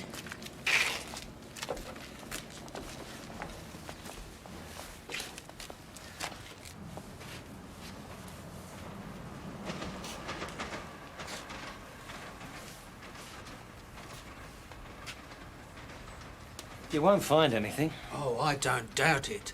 I've known Daly longer than I care to remember, and he was never anything other than careful. So what's happening here? You tell me. I don't follow. Arthur is a lot of things to a lot of people, but one thing he's not is a hit-and-run driver. Which is exactly what he told you, I believe. Better men than me have made it their life's work to nail Arthur Daly, and they've all ended up frustrated, broken, bitter men. Now, all of a sudden, I can't finish a cup of coffee without some concerned citizen telling me they've got new information about Arthur's latest piece of flighty footwork. Who's got it in for him, Ray? Over the last, and it's Scarlet Street. Big press hard now by Addlestrock. Addlestrock finishing very strongly, but at the line it's Scarlet Street. Stitched up. Tight as a kipper. And you've been hit 3 times, you say? Once in the car and twice in the lockup. And the old Bilber on them all like a shot? Yeah. Lateral thinking. That's the secret in these cases, you know? You have to come at it from a different angle. Have you got an idea? Don't rush him. He's piecing it together. There's been nothing on the street about you, but... But what? There's a snip in the next race. Teriyaki, 6-1.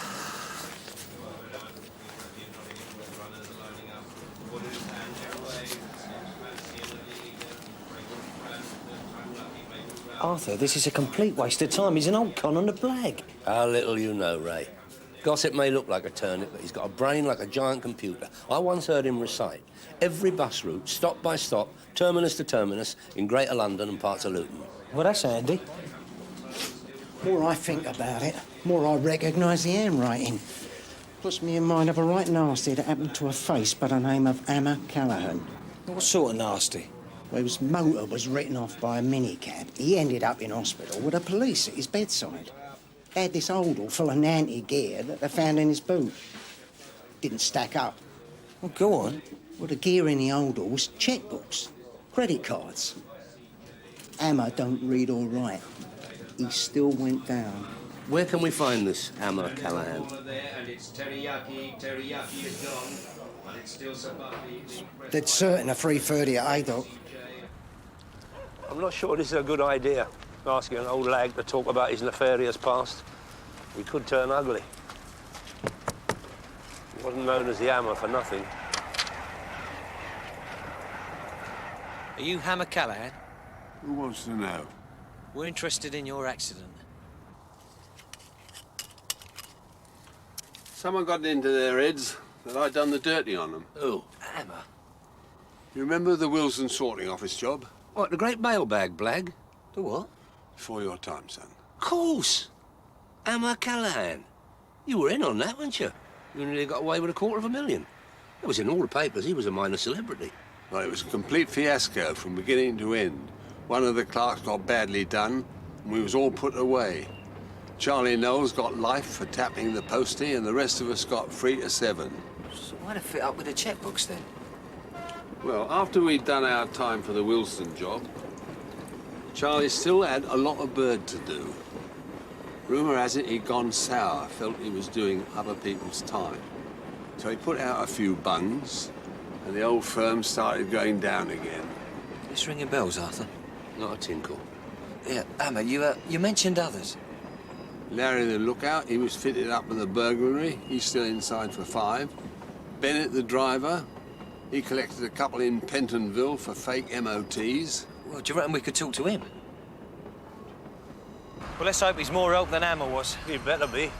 Oh, this restaurant looks a bit lumpy.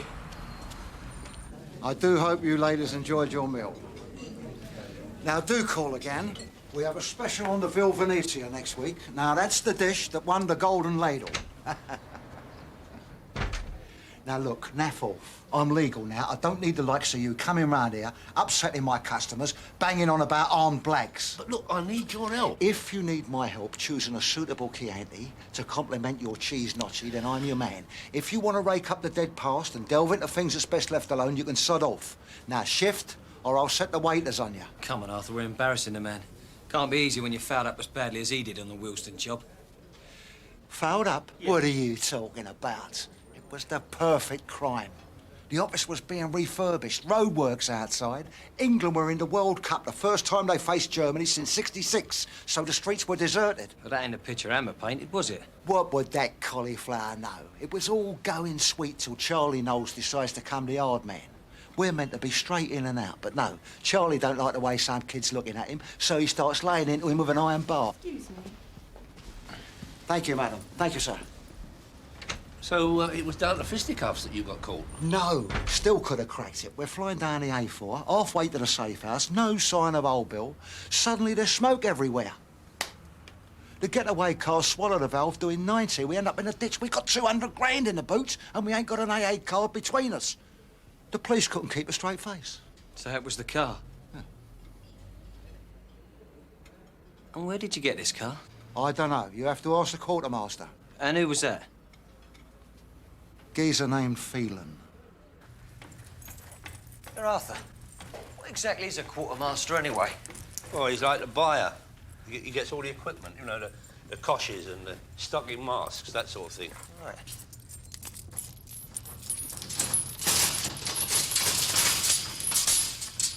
Well, what a state. I haven't been up here for ages. It's creepy, isn't it? Well, don't worry, Arthur. I'll hold your hand. Right, where do we start?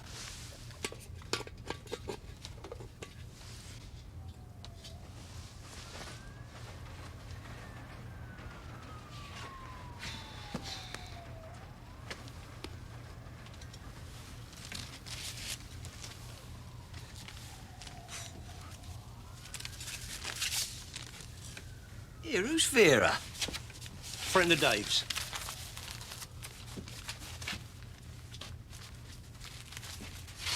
Ah, here we are.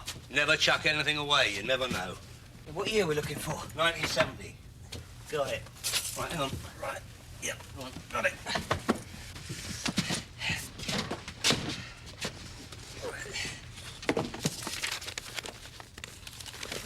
There you are, 1969. Good year, was it? Bingo. 1970. Yeah. You have a look through then. I'll take the rest. Right. Hewitt, Fields. 11th. Oh, here's a good one. Harry from the Carp, 1 Hillman Hunter, good goer. Arthur, call this a business receipt. Ray. Arthur, why'd you keep hold of all this stuff, eh? Ray. What? 17th of June, G-Reg Rover, 3.5 litre, maroon coupe, £1,125, 17 and 6. Mr. S. Phelan. The quartermaster.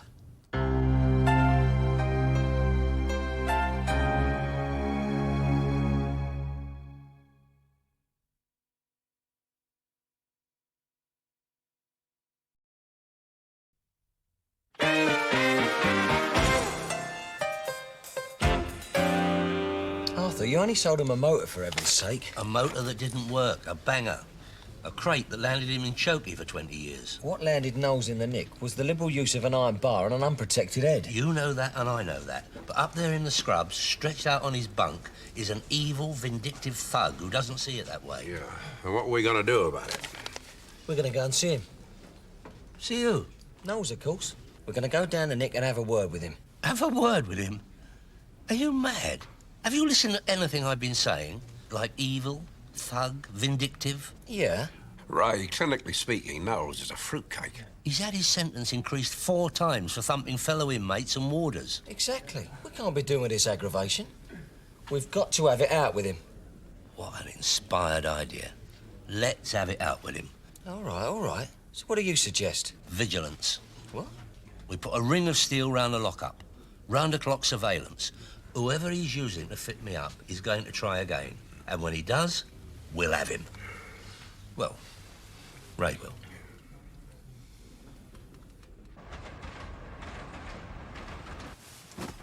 Right, 2-hour shifts. Ray first, then you, then me. Ray again, then you.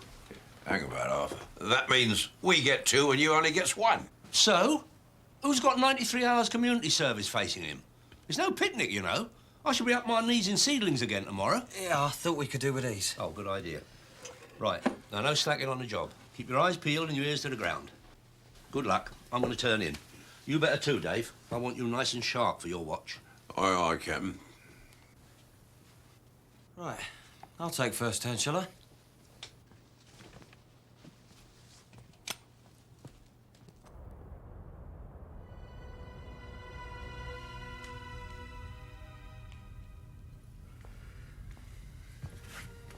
You get your head down, Ray. I'll take over. Oh, cheers, Dave. You know, I can't put up with all this. Well, what else can we do? 'Cause it's all hands on deck when Arthur's got grief. I'm not having him sent down. Yeah, you're right. It's too small for me, Arthur. Well, raise the saddle. I tried that. My legs keep hitting the handlebars on the upstroke. Well, I'm sorry, Willie. Unless it's damaged, you've got no comeback. I don't even need a bicycle. Never. Never underestimate the bicycle. Did you know Singapore fell because of them? There we were with all our guns pointing out to sea, convinced the Japs couldn't get their tanks through the jungle. What did they do? Got on their bikes and legged it through the footpaths. One of the great shocks of the war, that was. The entire Imperial Army hurtling out the shrubbery, chucking grenades out of the little baskets on the front of their bikes. Mr. Daly? What? Oh, Mr. Armitage. What are you doing here? Oh, I often have lunch in the park. I'm glad I bumped into you. It's about your credit facility. Could we discuss it some other time? It's a bit difficult at the moment. I hope you don't mind me asking you this, but I thought you told me you were a construction consultant. Aha! You are wondering why I'm planting a tree. A bit? Charity. You can't take all the time. Well, banks can, but no, you've got to give something back. It's for the Rotarians. A fellow Rotarian? No, this is Willie, a local scout. The bike? Sorted. Yeah, that's me. Dib, dib, dib. Yeah, I thought you could do with a stiffener. Thanks, Ray. Look, Arthur, if we don't do something, you know what's going to happen. Yeah, he's going to get you. Might not be tonight or tomorrow, but it's going to be sometime. And when he does, well, that's it, Arthur. No one can help you. We're going to have to see Knowles, aren't we? I think we are. But let me do the talking. Let me look at you. Let me see the man who blagged his way in here claiming to be my long-lost cousin. Well, we had to say something to get in to see you. At the moment, they think I'm telling you your sister's had an accident. You've got some front. Who the hell are you, anyway? Arthur Daly. You've got the nerve to show your face. There's a few things we need to clear up. Beginning to squirm, I hear. I was appalled. That is the only word for it. Appalled. That a certain vehicle that I sold you in all good faith didn't come up to scratch when it was most needed. I was shocked. I mean, obviously not as shocked as you were, Charlie, but I come here in all humbleness to offer you full restitution. Restitution? Refund. In full. In mitigation of any inconvenience it may have caused you by packing up mid-getaway. Did you say inconvenience? It's all a misunderstanding, for which I have wholehearted regrets. So what do you say? Let bygones be bygones? I'll tell you what I say. You can stuff your 2,000 nigger. This is just the start. By the time I'm finished with you, you'll be begging for community service. You're a little rat, Daly. A little man who needs to earn respect. I'll tell you what I say. I've got more respect for something I'd scrape off the bottom of my shoe. Ray. Sit down, Knowles.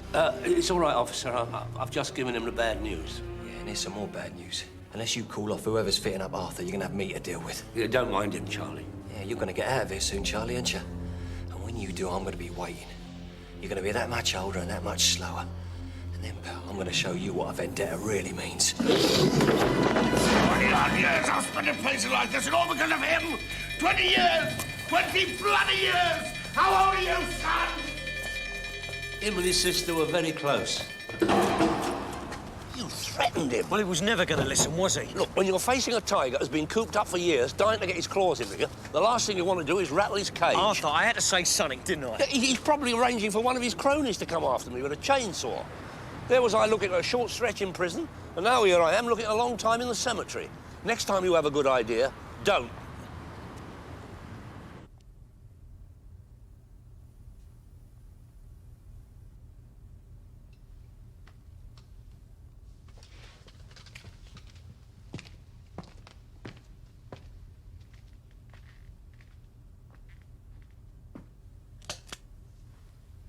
Dave, you asleep?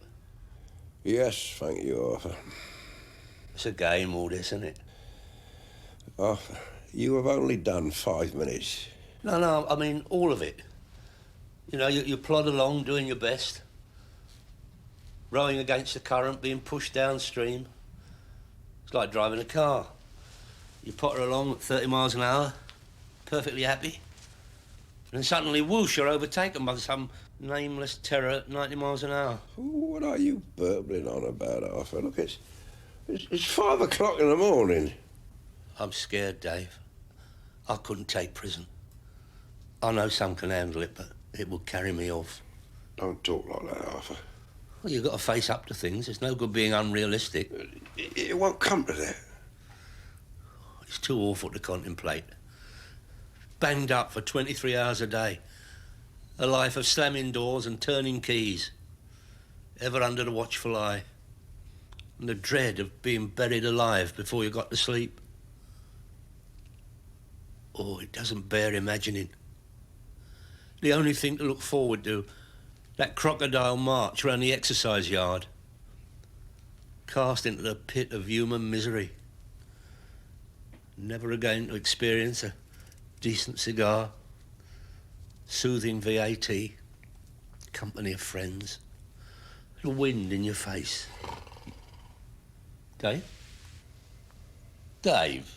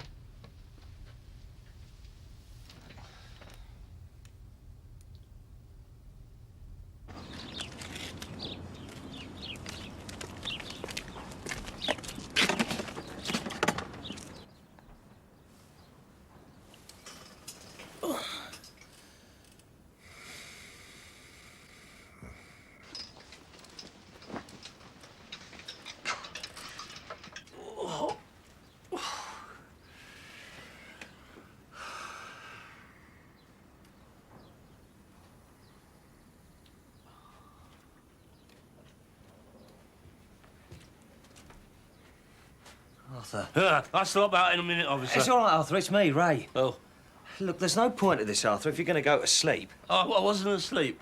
I was thinking. Well, you were spark out. No, I was resting my eyes. We can't go on. Our nerves are getting shot. I know, I can't face another night playing silly buggers. Arthur!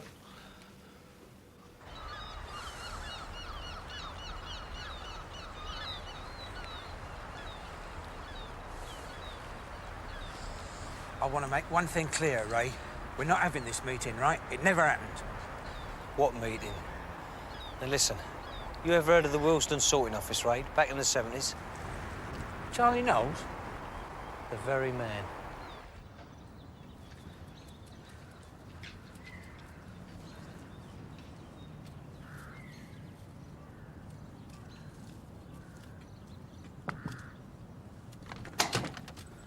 Come on, Arthur, you'll have me shot.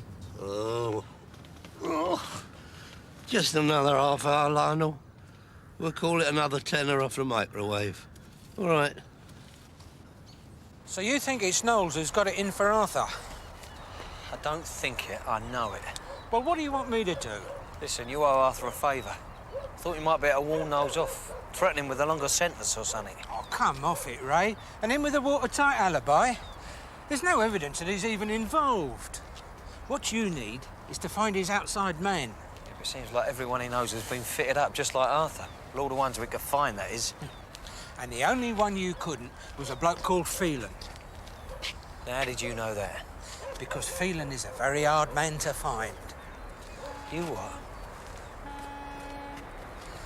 When he was in prison, Phelan was what you might call cooperative. He told us a lot of things that we wanted to know. It helped our clear-up rate no end. In fact, there was a couple of coppers even got promotion on account of Phelan's info. So? So, when he came out, we helped him keep a low profile. And you reckon he might be the one giving us all the aggro? He could be. I don't suppose Charlie Knowles even knows he's started to grass. And I'm not about to tell him.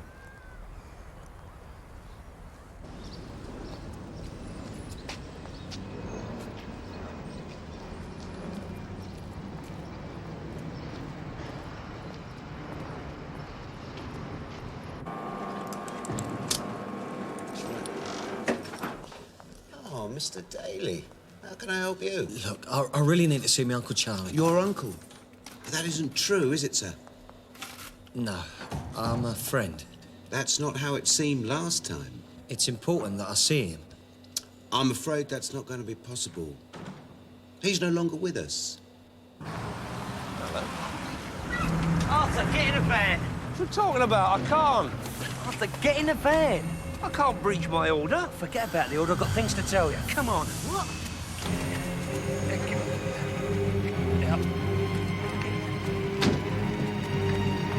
What's all this about, then? Now, listen. How much did Phelan pay you for that motor?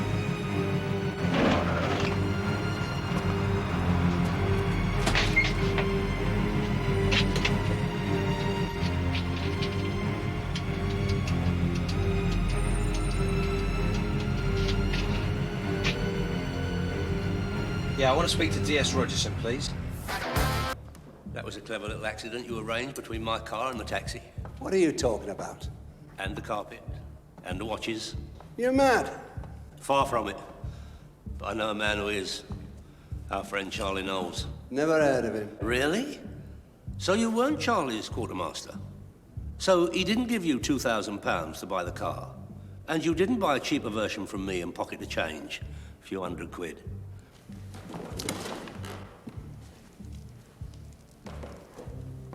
Fortunately, my experience of Charlie is fairly limited. But I reckon if he found out that his old mate, his old mucker, who he was using to fit up the rest of the gang, if he found out it was good old Feely all the time, that he was responsible for the nose up on the A40 because he couldn't keep his hands off the cash, and that he was the only one who come out with a profit, I dread to think what he might do. There is an alternative. I'm listening. You can tell Charlie boy you've done the job. That Arthur's nicely tucked up doing a 2-year stretch.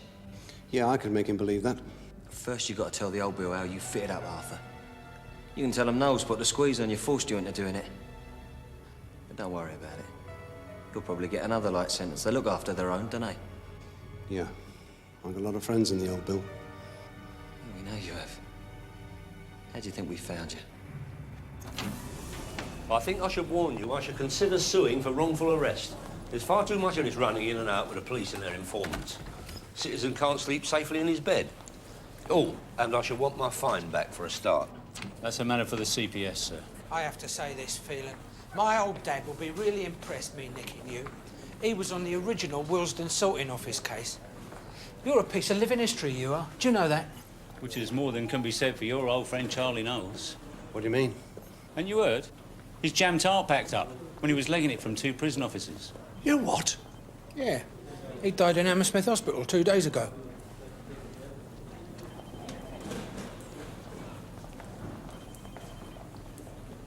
You said you went to see Charlie Knowles today. He's dead. Must have slipped my mind. That's my boy.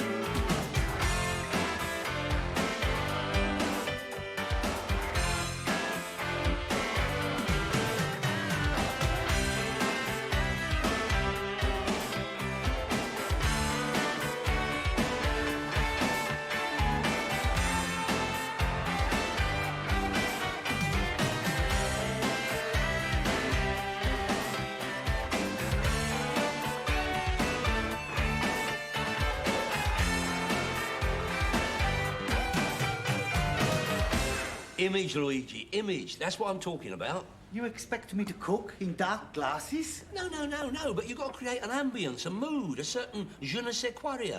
What is this, Look, with your talent for bunging together a nice bit of I-tie nosh... You call my preparations I-tie nosh? A term of colloquial affection. You know I love lasagna and chips.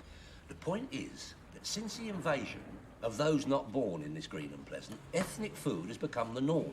The taste buds of a nation, nay, an empire, built on meat and 3 veg, have changed beyond all redemption. I mean, show me a takeaway where I can get a nice spotted dick or a bit of bread pudding. All gone. La cuisine of foreign fields has won the pork chop war. It's very interesting, Arthur. But why should I go into business with you when I already have my own family restaurant, eh? Which, and no disrespect intended, Luigi, I happen to know is losing bundles of lira. I have even heard receivership mentioned. And that is in spite of the renown of your rigatoni pasticciata.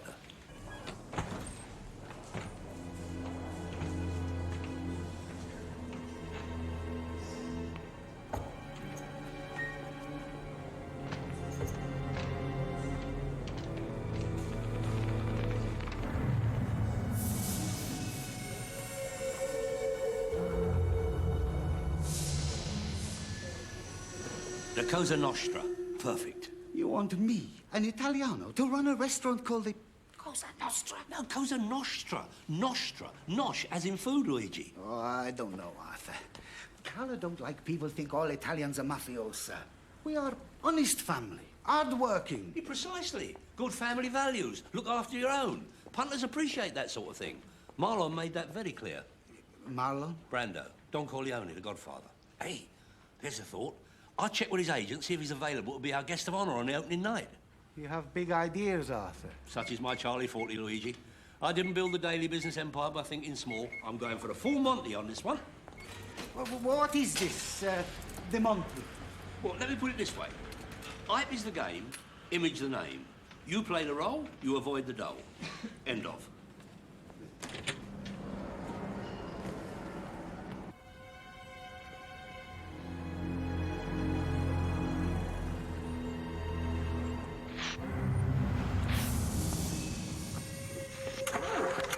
I'm not saying it's not a good idea, Arthur. Take my menu idea for starters. Sam Giancana sarnies, Lucky Luciano lasagna, calamari alla Capone, and sleeping with the fishes, king prawns in garlic butter. You get my drift? Couple of minders on the door, togged up as wise blokes. I think you mean wise guys. Yeah, whatever, the chaps over here. What's that all about, then? What? Arthur and the Don. Well, Yanni's had to do a run back to Greece down to a small gambling debt. Small as in major. Well, what's Yanni the Bubble got to do with it? Why, Johnny had to leave his taverna behind, didn't he? So Arthur done a deal with him to front it up as the new proprietor. He's setting up to become the new capo de cappuccino of the Italian restaurant game. If Arthur can get a deal with Luigi, he's in business. An Italian-Greek taverna? Only half. No, Billy, he's having it completely redecorated into one of these theme restaurants. Yeah, scheme, more like. He's in with a chance. It's a good concept. Concept? Theme? What's all that? I mean, we are talking about Arthur here, aren't we? Yeah, and have you ever known Arthur to be a skint member? He's always pleading poverty. Only if he owes you money, that's different. OK, he does know how to put his hand on a pound note, I'll give you that. But can you imagine him running a restaurant, eh? Plundered potatoes, blagged beef, chawed chicken, looted lamb. Punters scoffing at Arthur's and all end up getting nicked for eating the evidence. You're right, you get that, would you? What? You all right? Winchester Club? You won't regret it, Luigi. And being what you might call the Pope of Willesden, my word is my bond. I still have to talk to Carla. You tell her it's for the Bambino, she'll come round. Oh, Ray, the Don and me have reached agreement. Tell Dave to send over a bottle of his finest, will you? The Valpolicella 93 should do the trick. Arthur, you got a minute? Yeah, of course. Excuse me, Luigi. Oh, see. What's up? There's a geezer on the phone asking for you. He sounded a bit weird. Who did he say who he was? Frankie Connor. Claims he's an old pal. Oh, God, that's Cranky Frankie. I thought you were still in the shovel. You didn't tell him I was here, did you? Well, I said I'd check. Well, you have, and I'm not. Tell him I've gone abroad or something. Well, who is he, then? Oh, a blast from the past. A right pain in the Gregory. Get shot of him. Right. Oh, and don't forget the wine. Sorry about that, Luigi. A little bit of business. Now, where was we? Oh, yeah. I haven't told you what I'm going to bung up on the walls. Oh, and he's told me to tell you to hold up on the rest of the kitchen equipment till tomorrow. He's got a problem. What problem? Well, I don't know. I'm only labourer, aren't I? Put him on. I can't, can I? He's gone out looking for fittings or something. Oh, and he said to leave the freezer and the grub out and all. Why? He's still sorting out the wiring. God help us. Not much chance of that. He ain't answering the phone. Look, this is not the time for blasphemous jollities, Billy. We've got an opening night tomorrow. The invites have gone out and the ads are in the press. Oh, here, Arthur. Is that right, Marlon Brando's going to be here? I don't know what the problem is. All I know is I've got loads of hard-earned invested in this enterprise. I don't want it going boss-eyed at the last minute. So what shall I do with this lot, then? Second-hand Sid's waiting for me to pick up the table and chairs. Oh, God. Well, you better unload it. Go round, pick 'em up and slip 'em round the restaurant. I'll see you there later. Where are you going, then? See the Don, work out the final details. And don't forget we're picking up the booze from Dave. I still don't like it. Well, what's that, Carla? This a business with the waitress dressed up like a gangster's always. I know, that's all part of the theme. Attractive moles, you see. Pull in the punters. Ha! Carla, my darling, please, let Arthur explain, eh? Yeah. Well, what's the explainer? Carla, What's please. the explainer? You think I don't know this a man?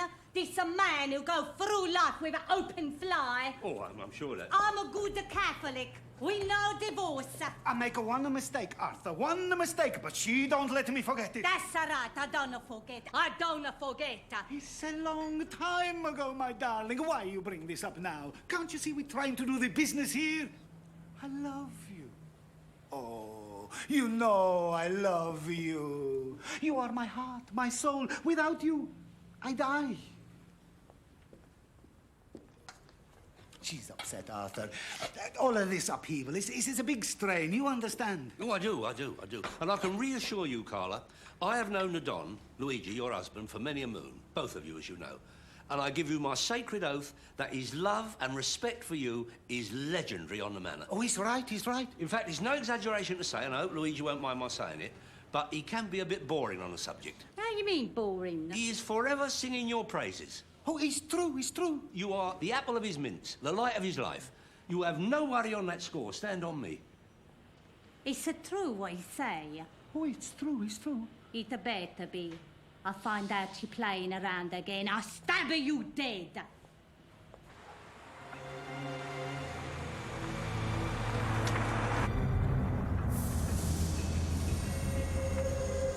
I don't believe it. I don't believe it. He's still got the floor up out there. Where is he? Where is he? I told you, didn't I? He's gone looking for fittings. How do I know? I know that you told me you'd have that finished 2 days ago. Yeah, well, Lenny's mate didn't cop the rest of the stuff of the building site till yesterday. Oh, God, you can't trust anyone these days. You try and put a few extra souls in the pockets of the unemployed, and what do you get? Cowboys. What?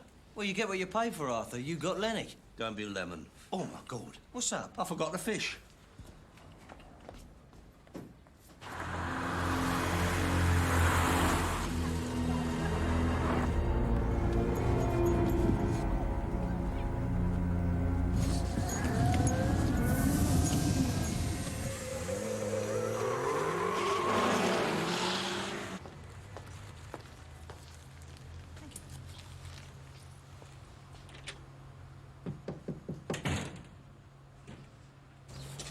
Look, can't you bung it back in the fridge? I'll get Ray to pick it up tomorrow, only I've got this storage There's no problem. way, Arthur. It's Friday tomorrow, it's a busy day. The governor will be here. What do you want me to do, get nicked? Look, you either take this now or this deal's off. All right. Yeah, there you go. Stick it in the boot.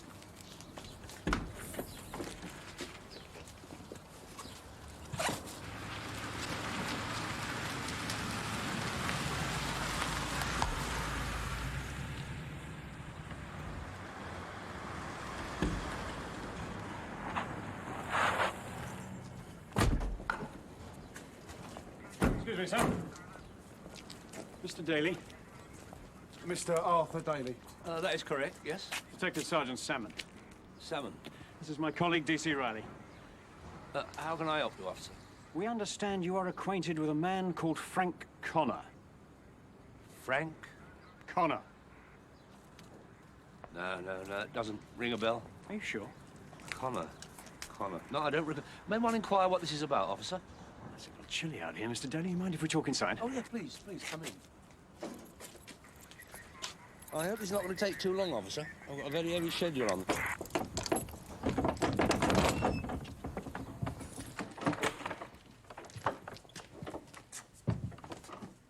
Interesting place you have here, Mr. Daly. Just a sideline, Sergeant. Storage warehouse. I rent space for other people's goods. Property and the motor trade are my main business interests. That a fact? We must have been misinformed. What my colleague is implying, Mr. Daly, is that we know quite a bit about your activities. You do? Yes. We also know you once employed one Frankie Connor. Ah! Did you say Frankie Connor? Temporary amnesia, I understand. Yes, Frankie Connor. A very unreliable employee, I assure you, Sergeant, of doubtful honesty. Yeah, I believe the rest of my staff used to refer to him as Cranky Frankie. I had to sack him after he committed terrible acts of violence against a couple of my clients.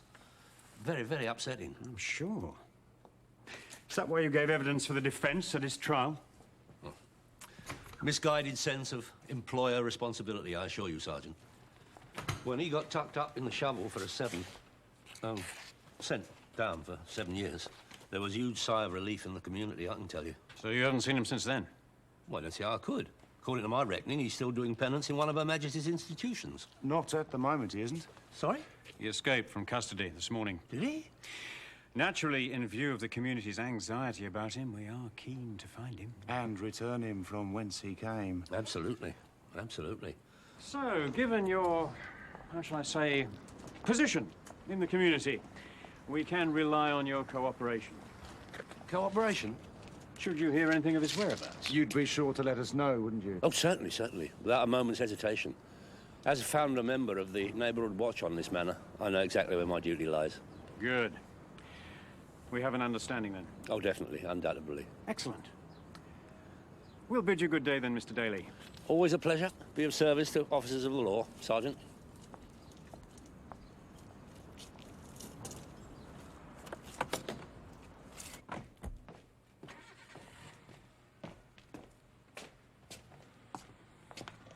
Have they gone? Eh? Have they gone? Oh, my good God, Frankie! The plot, the old bill, have they gone? Oh, how did you? I don't know. I'll check. I'll go and check. I'll go and check. Hold it, Arthur. Stop right there. Oh my God, Frankie, a gun! No, it's me, Arthur, your friend. Yeah, from what I heard you saying to those cozzers, you could have fooled me.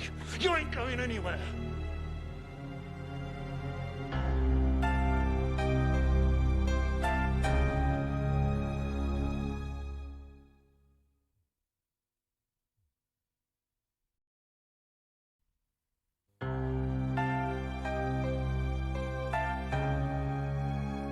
Frankly, I swear on Erindor's eyesight, I didn't mean a word of it. I thought they were on me for the fish. Don't tell me about fish. I don't want to hear about fish. I heard what you said to the filth. A nutter, cranky Frankie. I'm gutted, Arthur, gutted. Porgies, all porgies, Frankie. I mean, you know I stocked me on suspect item, and I thought, you heard all that innuendo about nicking me if I didn't cooperate? I told them what they wanted to hear just to get rid of them. Cobblers, it's all cobblers. Have a good mutton mull here right now. No, please don't, Frankie, please don't. I'm not a well man, I've got a condition. Shut it. Oh. I said shut it, Arthur. Yes, I will. I won't say another word. I can see you're upset. I mean, shut the door. Oh, of course. And bolt it up. Of course. Of course. Wait a minute.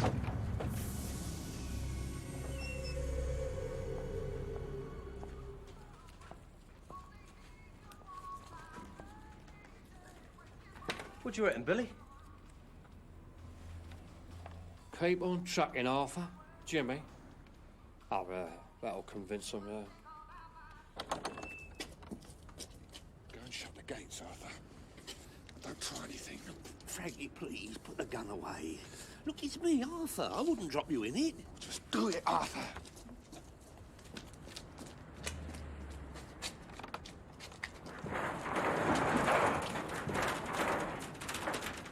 Very sensible, Frankie, very sensible. I was going to suggest the same thing myself. We don't want any more unwanted visitors, do we? I'm gutted, Arthur, gutted. I never thought you was a Roman. Oh, God forbid you should think that, Frankie. I'm one of your own, you know that. Yeah. Who gave you work? Who stood staunch and true at your trial? I gave you a glowing testimonial. I'm going to find out what's been going on. Don't think I won't. I don't know what you mean, Frankie. Get your motor in here. Go on. My motor? You heard. If anyone sees this, they'll find out you're here. Then they might find out I'm here, so move it.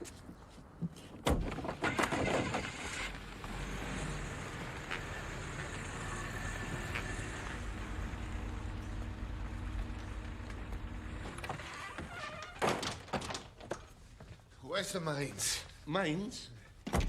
Yeah, Frankie, I've got perishing perishables in the freezer. I must have electric. No lights, Arthur. I told you I don't want anyone to know we're here. Yeah, but it's my stock for the restaurant I'm opening tomorrow. It's going off. Too bad. My point exactly. Me and you are going to have a talk. Talk?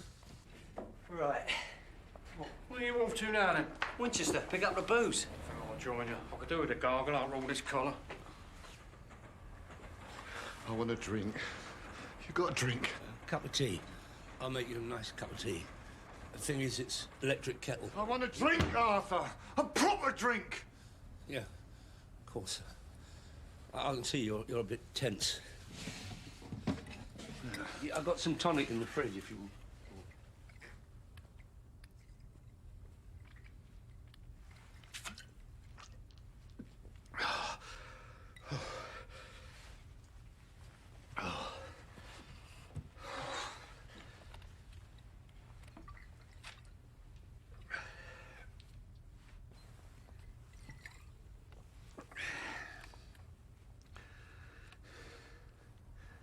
know, don't you? No?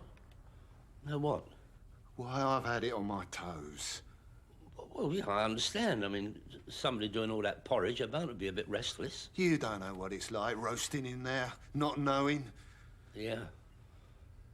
Not knowing what? I thought you was the one geezer on the out I could trust. I am, Frankie, I am. Anything I can do to help, just say the word. So how come you made out you was abroad when I rang you? I thought it was someone on the wind-up, Frankie. If I'd known... You know, don't you? I know you know. You know everything that goes on in a manor. Forgive me, Frankie, but how am I supposed to know what you think I know if I don't know what you think I know? You know what I mean? You know about Rosie. Rosie? Rosie, my Mrs. Arthur. Rosie, don't take me for a mug. No, calm down, Frankie, calm down. I do not know of what you're talking. I mean, is she ill or what? She ain't ill. She's at it. I've been told she's at it. Rosie? No. No, I mean, I know she was fond of a bit of hoisting, but she gave all that up when you went away. She got a nice little job. Oh, she's at it, Arthur. At it with another geezer. Rosie? No. No, Rosie's a married woman.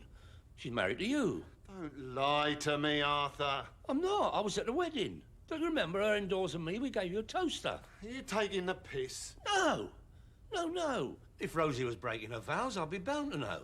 That'd be round at Winchester like wildfire. And there are rules about that. Chaps' wives do not get up to hanky-panky, Frankie, when the breadwinner's at a tug. That is well out of order. When did you last see her? Rosie? Well, I'm not talking about the bloody Queen's mum, am I? Please, Frankie. Don't refer to a royal personage in that tone. It's not proper. When did you last see Rosie, Arthur? Well, must have been about a couple of months ago. She popped into Winchester. Who with? Who with? Maggie Doolan and Little Em. Her mates she used to graft with. They were having a girls' night out, you know, reminiscing about the old days. Was there any geezers in the company? No one except Dave and me. And no mention.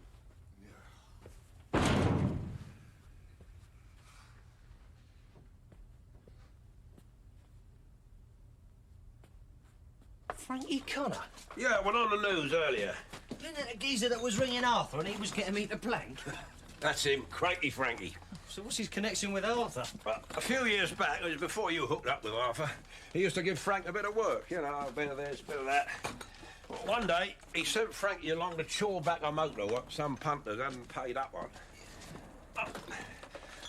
This punter and his brother just happened to show up as Frankie was claiming it. When they complained, he gave them a right boshing. Yeah. Got nicked for ABH and copped the 7 stretch. You're joking? 7? Yeah. Well, mind you, it probably would have been 5 if Arthur hadn't gone over the top, giving him a character reference at the trial. You don't think that's why he rung Arthur, do you? No, Frankie thinks the world of Arthur. He knew Arthur never sent him round to bosh anyone. He's proud to do bird for him, that's what he said. Like I said, he is a bit of a, you know... Well, I reckon that's about it. Yeah, but Dave, does Arthur know that Frankie's had it on his toes? I don't know.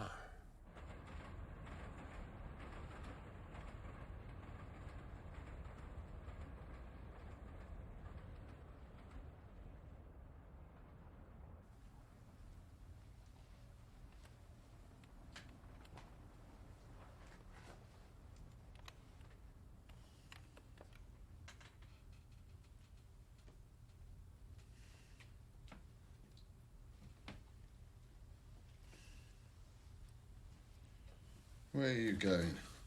Nowhere, Frankie.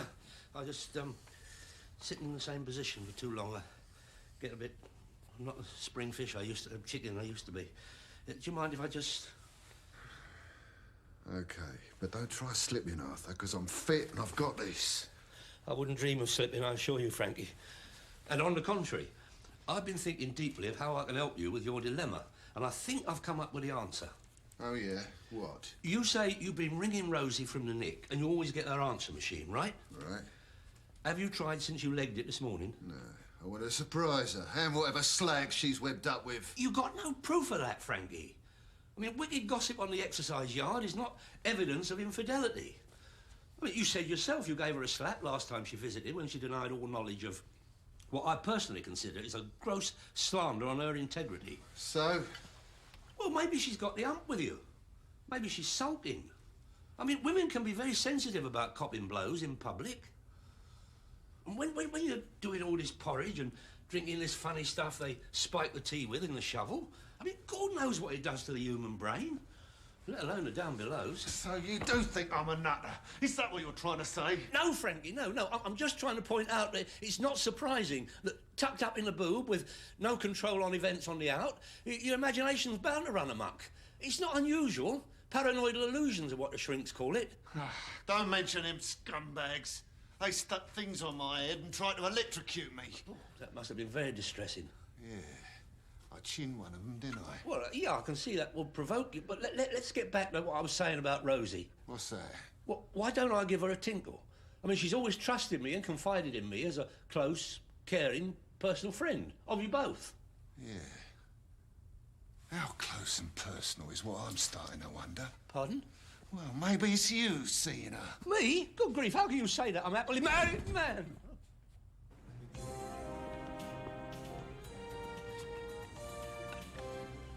The search for Frank Connor, who escaped from custody while being treated at hospital earlier today, continues. Connor, who is serving 7 years for violence and whom the police describe as dangerous, was taken in a police security van at 5 a.m. this morning from Wormwood Scrubs. Here, live at the scene of Frank Connor's dramatic escape. What's the matter? Where are you going? I'm sorry, my darling. I have to go out. It's an emergency. An emergency. I'll explain later. Police believe he may have been helped by an outside accomplice. He's a crazy. Sally Benson, in-house. He's a crazy man.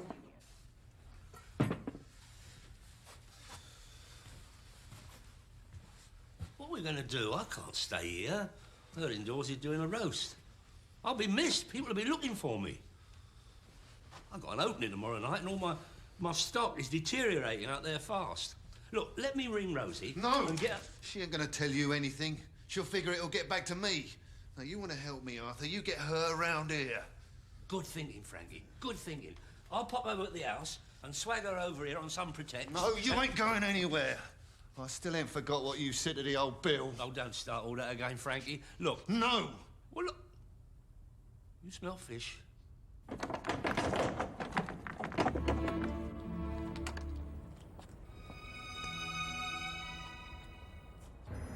Frankie, please, don't do anything foolish.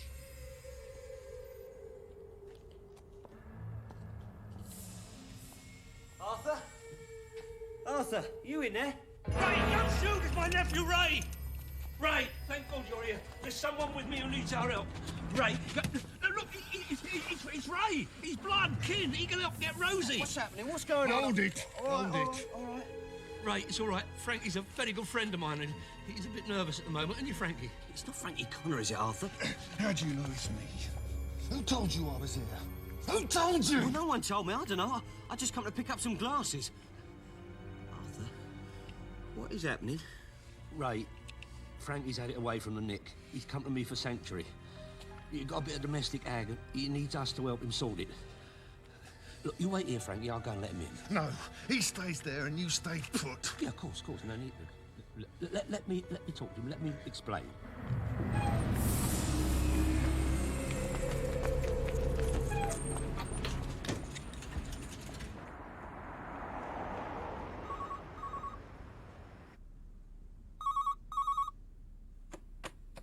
I'm sorry, there's no one here at the moment to answer your call. Please leave a message after the tone and I'll get back to you.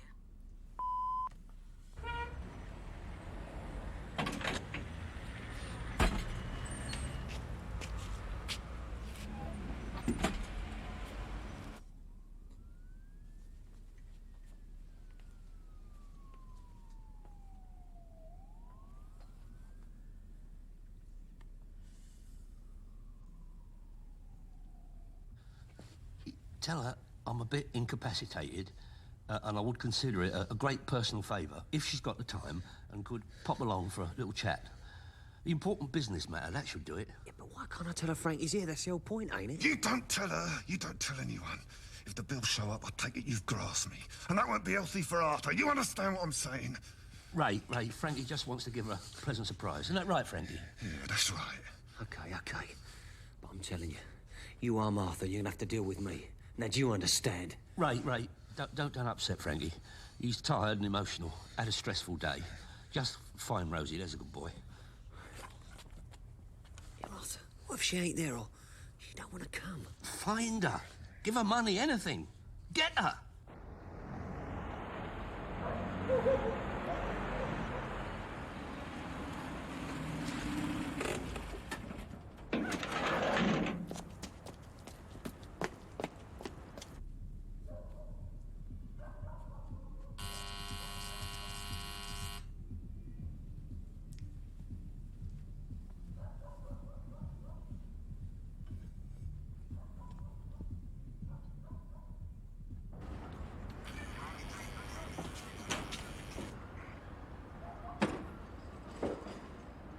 You must be joking.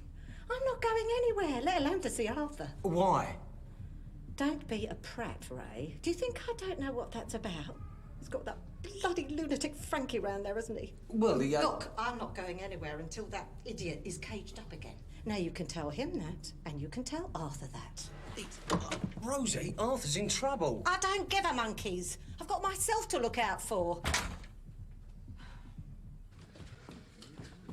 Dave!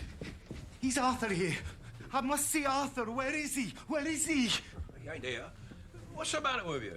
You look terrible. Oh, give me a drink. I don't know what to do. I got to find Arthur. Well, calm down, Luigi. What's the problem? Maybe I can help.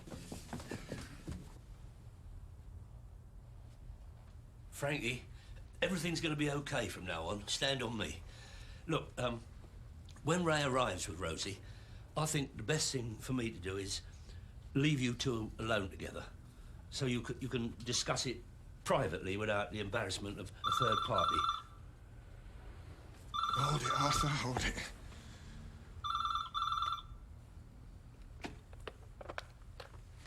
Hello? Arthur, it's me, Ray. Ray, why aren't you here? Where's Rosie? Look, I've been round to see her, but I'm afraid it's, well, it's not good news. Not good? Why? What's the matter? She don't want to come, Arthur. She knows it's about Frankie, and as far as she's concerned, he should be back in a cage. Yeah, the sooner the better. Oh, but where are you talking from? I'm at the Winchester, and I'm afraid it's a bit more complicated than you think. Complicated? Why? What? Well, Luigi's here. Oh, look, I don't have time to discuss the finer points of cooking calamari. It's not that, Arthur. It's him and Rosie. What? Oh, my God! Who's Luigi, Arthur?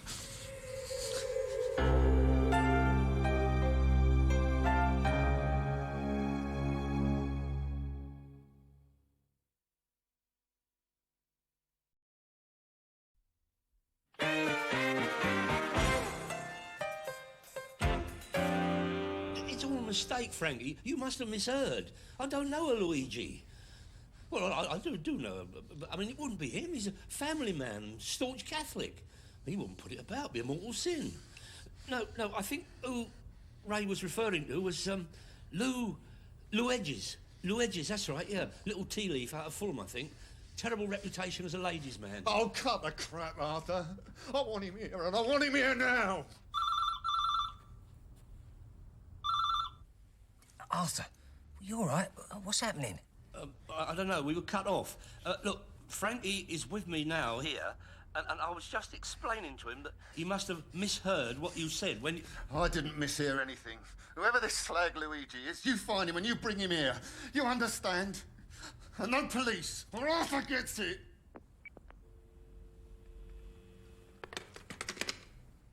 Yeah. I think we've got a problem here, Luigi. I'm gutted, Arthur, gutted. You lied to me again. You knew. No, it's all a diabolical misreading of the situation. It's all a mistake, Frankie. No, please, Frankie, don't do that. Don't do this, Frankie. You knew. I bet everyone knows. I've been right mugged off. I'm gonna get that tow rag. He's in a cemetery. Bang, bang. He's mullered out of it. Calm down, Frankie, calm down. Try to think of what you're saying. You're making me very, very nervous. And where am I going to find another chef at such short notice? Chef? What are you on about, chef? I don't know. I don't know what I'm doing. I can't think in here. Don't lock me in, please. I'm claustrophobic. You're the wrong one, Arthur. You let me down badly. I ain't gonna forget this. Please, Frankie. Frankie, please. Please.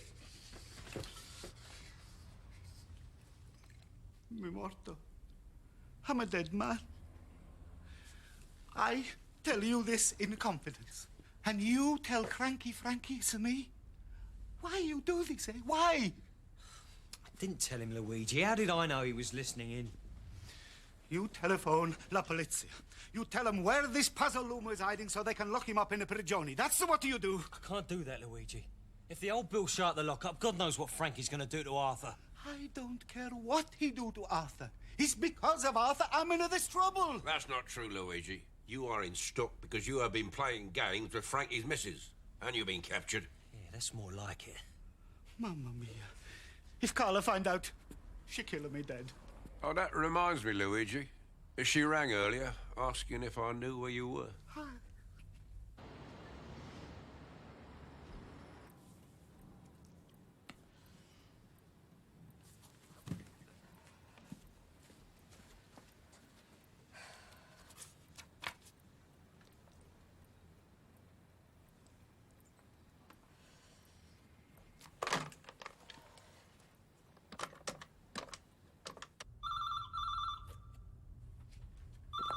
Frankie!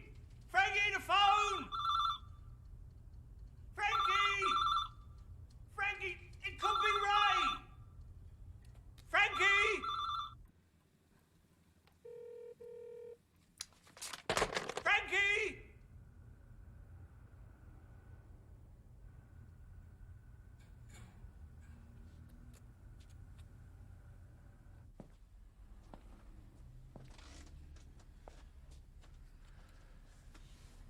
Well, whichever way you look at it, there's only one possible solution. Yeah? What's that? Luigi is going to have to come with me over to the lockup and talk to Frankie. Are you crazy? That's no going to happen. Oh, you can break my face and still I no go. Listen, if it wasn't for you, Arthur wouldn't be in this trouble, would he? No way. I no go. No way. Come on, Luigi. I mean, Frankie doesn't know it's definitely you, does he? How you mean? You can deny it. Say you've come along to help clear up the misunderstanding. I mean, Ray will support you. You'll say you got the wrong information from some drunken clown in here. Someone who had the needle with you for some reason or other. Yeah, that's right, and I can get in a ring Dave to confirm it. I mean, he knows Dave's 100%. He trusts him, isn't that right, Dave? Absolutely. You think I'm stupid, though. It's Cranky Frankie we talk about here. I'm not going nowhere until this crazy lunatic is back behind the bars. Listen, Luigi, I'm telling you. Better get that, Ray. It might be Arthur.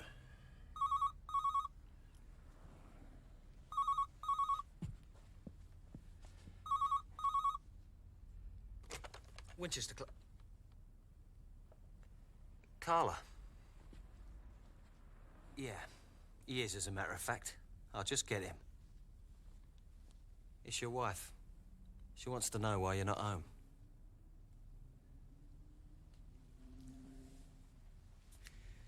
Carla, is your loving Luigi here? What's the problem, my darling? Don't darling me. Where you been all of this time? Is a big problem with the Cosa Nostra, my sweetheart. Che problema? Is difficult to explain. Don't lie to me. I know you. What's going on? Nothing to worry your pretty little head about, my sweetheart. Non mi piace. Arthur, he's just come in. I call you back. I call you back.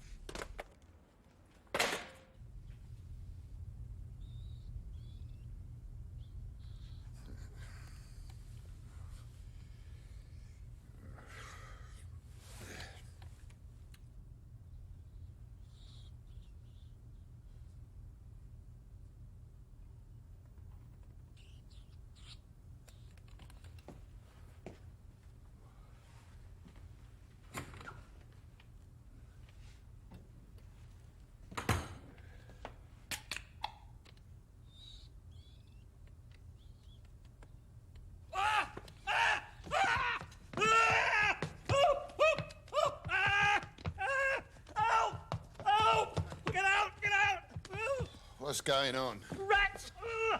What's happening? The rat on my strains! Oh, let me out! Oh, please, Frankie, let me out! All right, all right. Stop making so much bloody noise. I can hear you. Thanks all. Oh, I think I've been bit. I'll get bubonic plague. Oh, stop whining, Arthur. Why ain't Ray here with that scumbag? I don't know. How would I know? I've tried to help Frankie, God knows, but enough's enough. I've been through torments beyond the call of duty. Well, what do you think I've been doing for the last 4 stretch? I know, Frankie, I know. Well, where's he live? Who, what? This toe rag, Luigi. You know where he lives. No, I don't. I hardly know the man. I occasionally meet him for a late one after work at the Winchester. That's where he'll be now. Ray's out scouring the streets for him. He's sitting in the Winchester. Let me ring Dave. No. You'll tip him off. No, I won't. You ain't ringing anywhere. Let's surprise him. We ain't stopping here any longer. Well, if you think that's the best thing to do, Frankie. What am I gonna do? What am I gonna do? You never mind what you're going to do. What about Arthur?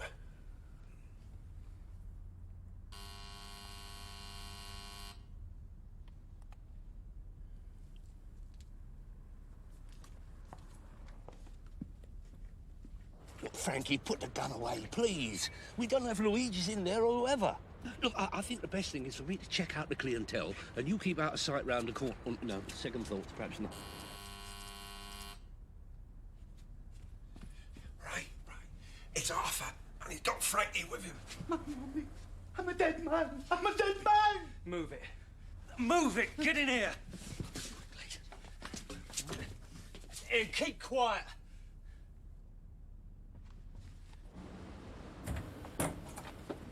Dave. There's no need for that gun, Frankie. I mean, you're among friends here. There's only me and Ray. Shut up, Dave. Go and sit over there, Arthur. You behind the bar. So, where is he? He's not here, Frankie. Anyway, you've got the wrong geezer. I told him, Ray. I did tell him. You don't know what I've suffered. Ravenous rats up me mountains, feeding off me flesh, caged like an animal. Shut it, Arthur! Fungus in the fridge. God knows how long it'll take to get the pong of rotting fish out of the motor. Will you stop moaning? Not moaning. Yeah, it is Frankie we should worry about, Arthur. I mean, he is the one what needs our help. That's right, so come on, Frankie, use your head, eh? Let's just put the gun away, sit down, have a drink, and we'll talk this whole thing through. Well, what'd you say, eh? Yeah, that's right, Frankie. If the old Bill catches you with that shooter, I'll throw the key away. I don't care. I want the slag that's been giving it to my Rosie. Well, it ain't Luigi. So, convince me.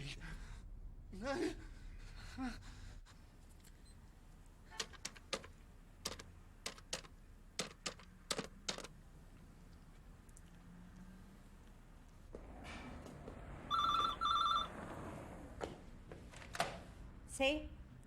Can I speak to Luigi Salvucci, please? He's not here. I'm Signore Salvucci. Who is this? My name's Rosie Connor, Mrs. Salvucci. And I think there's something I ought to tell you. And that is the truth of it, Frankie. I mean, this geezer, he's a right boozer. He just happened to overhear me and Ray talking about Luigi. And I happen to know he hates Luigi's guts, so he put the poison in. Yeah, matter of fact, I've just got back from pulling him about it, and he admitted it was all nonsense. There you are, Frankie. I told you it was a mistake from the off. When it comes to helping a friend in need I say more? If you want my opinion, Frankie, I do not believe for 1 minute your Rosie's been playing games. It ain't her style. So how come she wants me back in the cage? Huh? That's what you said she told you. I heard. She's just scared, Frankie. I mean, she's had the old Bill all over the place. She knows how hot-headed you can be. You just think about it from her point of view. Hey?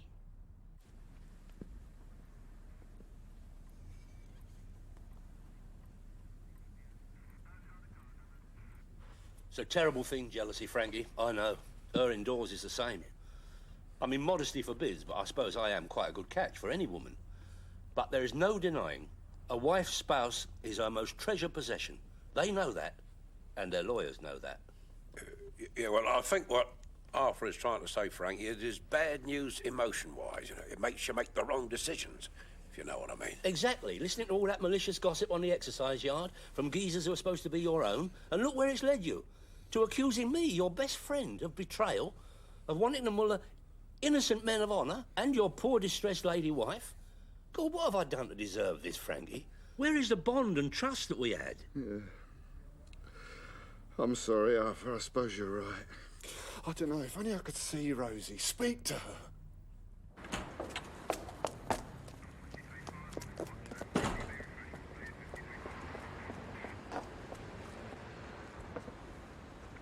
The thing is we can sit here all night, Frankie.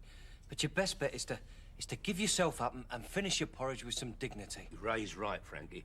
And when I speak to the authorities on your behalf, I'm sure they will understand the terrible pressures that drove you to these desperate measures. Are you sure that's in his best interest, Arthur? Oh, where is he? What? Oh, where is that bastard? I'll kill him. I'll stab him through heart. Oh, where is he, Arthur? What? Where is that filthy El Cane? Castrato, that's what I'm gonna do. You telling me where he is, or I'll stab you. Carla, calm down. Look, your husband, he ain't here. He had to leave. Had to sort out something down the Cosa Nostra, isn't that right, Arthur? Oh, yeah. Hold it! What's going on? Who's this crazy bird? Who you call a crazy bird? Hold it, darling! This ain't no toy. I don't care if he's a tanker. Mind you bloody business. Look, Carla, just calm down. Just give me the knife. Keep away from me. I want to know where Luigi is. You telling me? Luigi?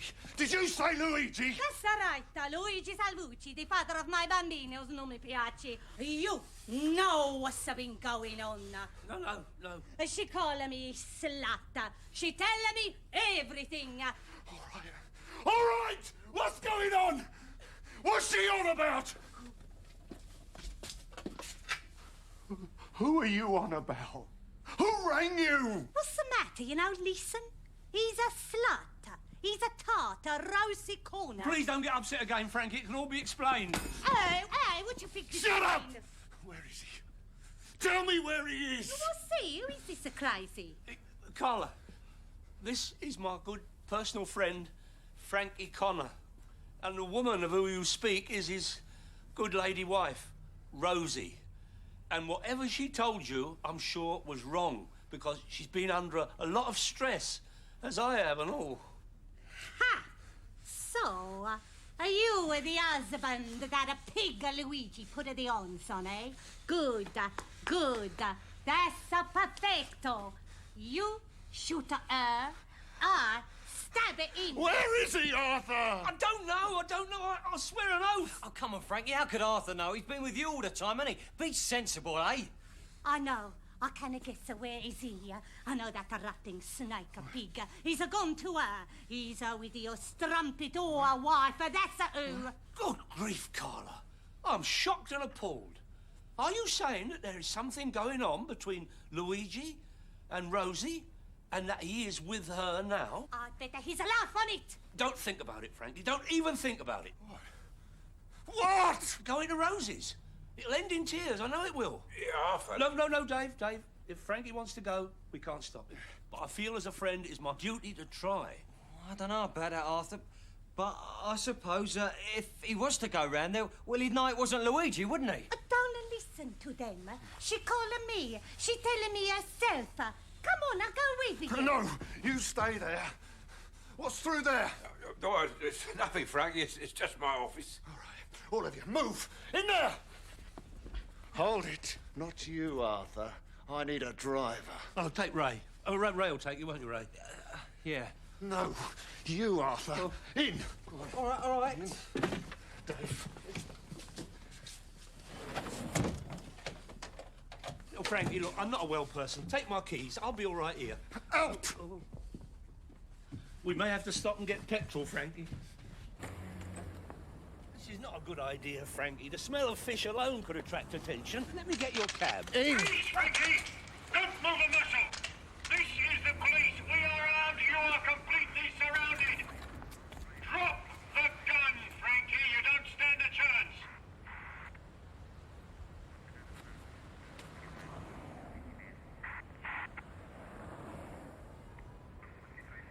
Don't shoot! It's nothing to do with me. I'm hostage.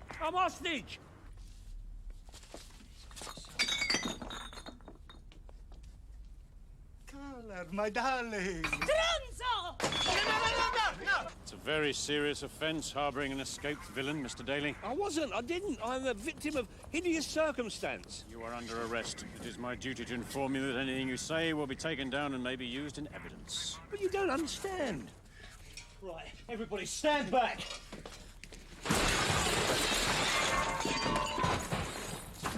Bravo. Oh, no. Hey, Carla! Luigi, Carla! Come back! understand. Ray, Dave, help me. Tell him I'm innocent. Get him in the van. You cheated on pazzo idiota! He's your full bloody Arthur bloody Daly. You and he's all a bitch. You help him escape. You're ruining my life. I'll give evidence, officer. I tell you all about his gangster restaurant and fishy pinch. No, that's all lies. She's hysterical. The woman's had a terrible shock. It's a true, it's a true. She ain't wrong. Oh, God. I'm gonna have to tell her that you've been helping me all along, Arthur, just like you said. Betrayal, it's all porkies. Ray, Dave, tell them I'm innocent. I've got a restaurant to open. I'll do my week. Nick them. Do what? Get her down the station and make a statement. Yeah, well, what we done, eh? Great, Arthur. I always knew I had a future with you. Oh, here we go again. Nice one, Arthur. It's all a big mistake, my darling. I promise you, I never have anything to do with Arthur again. I love you. I love you.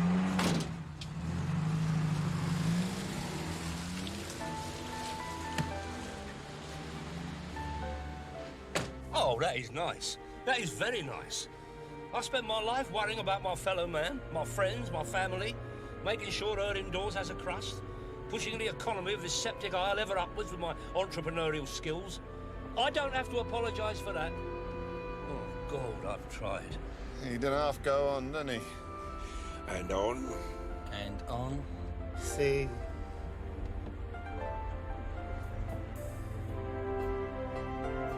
I don't understand it.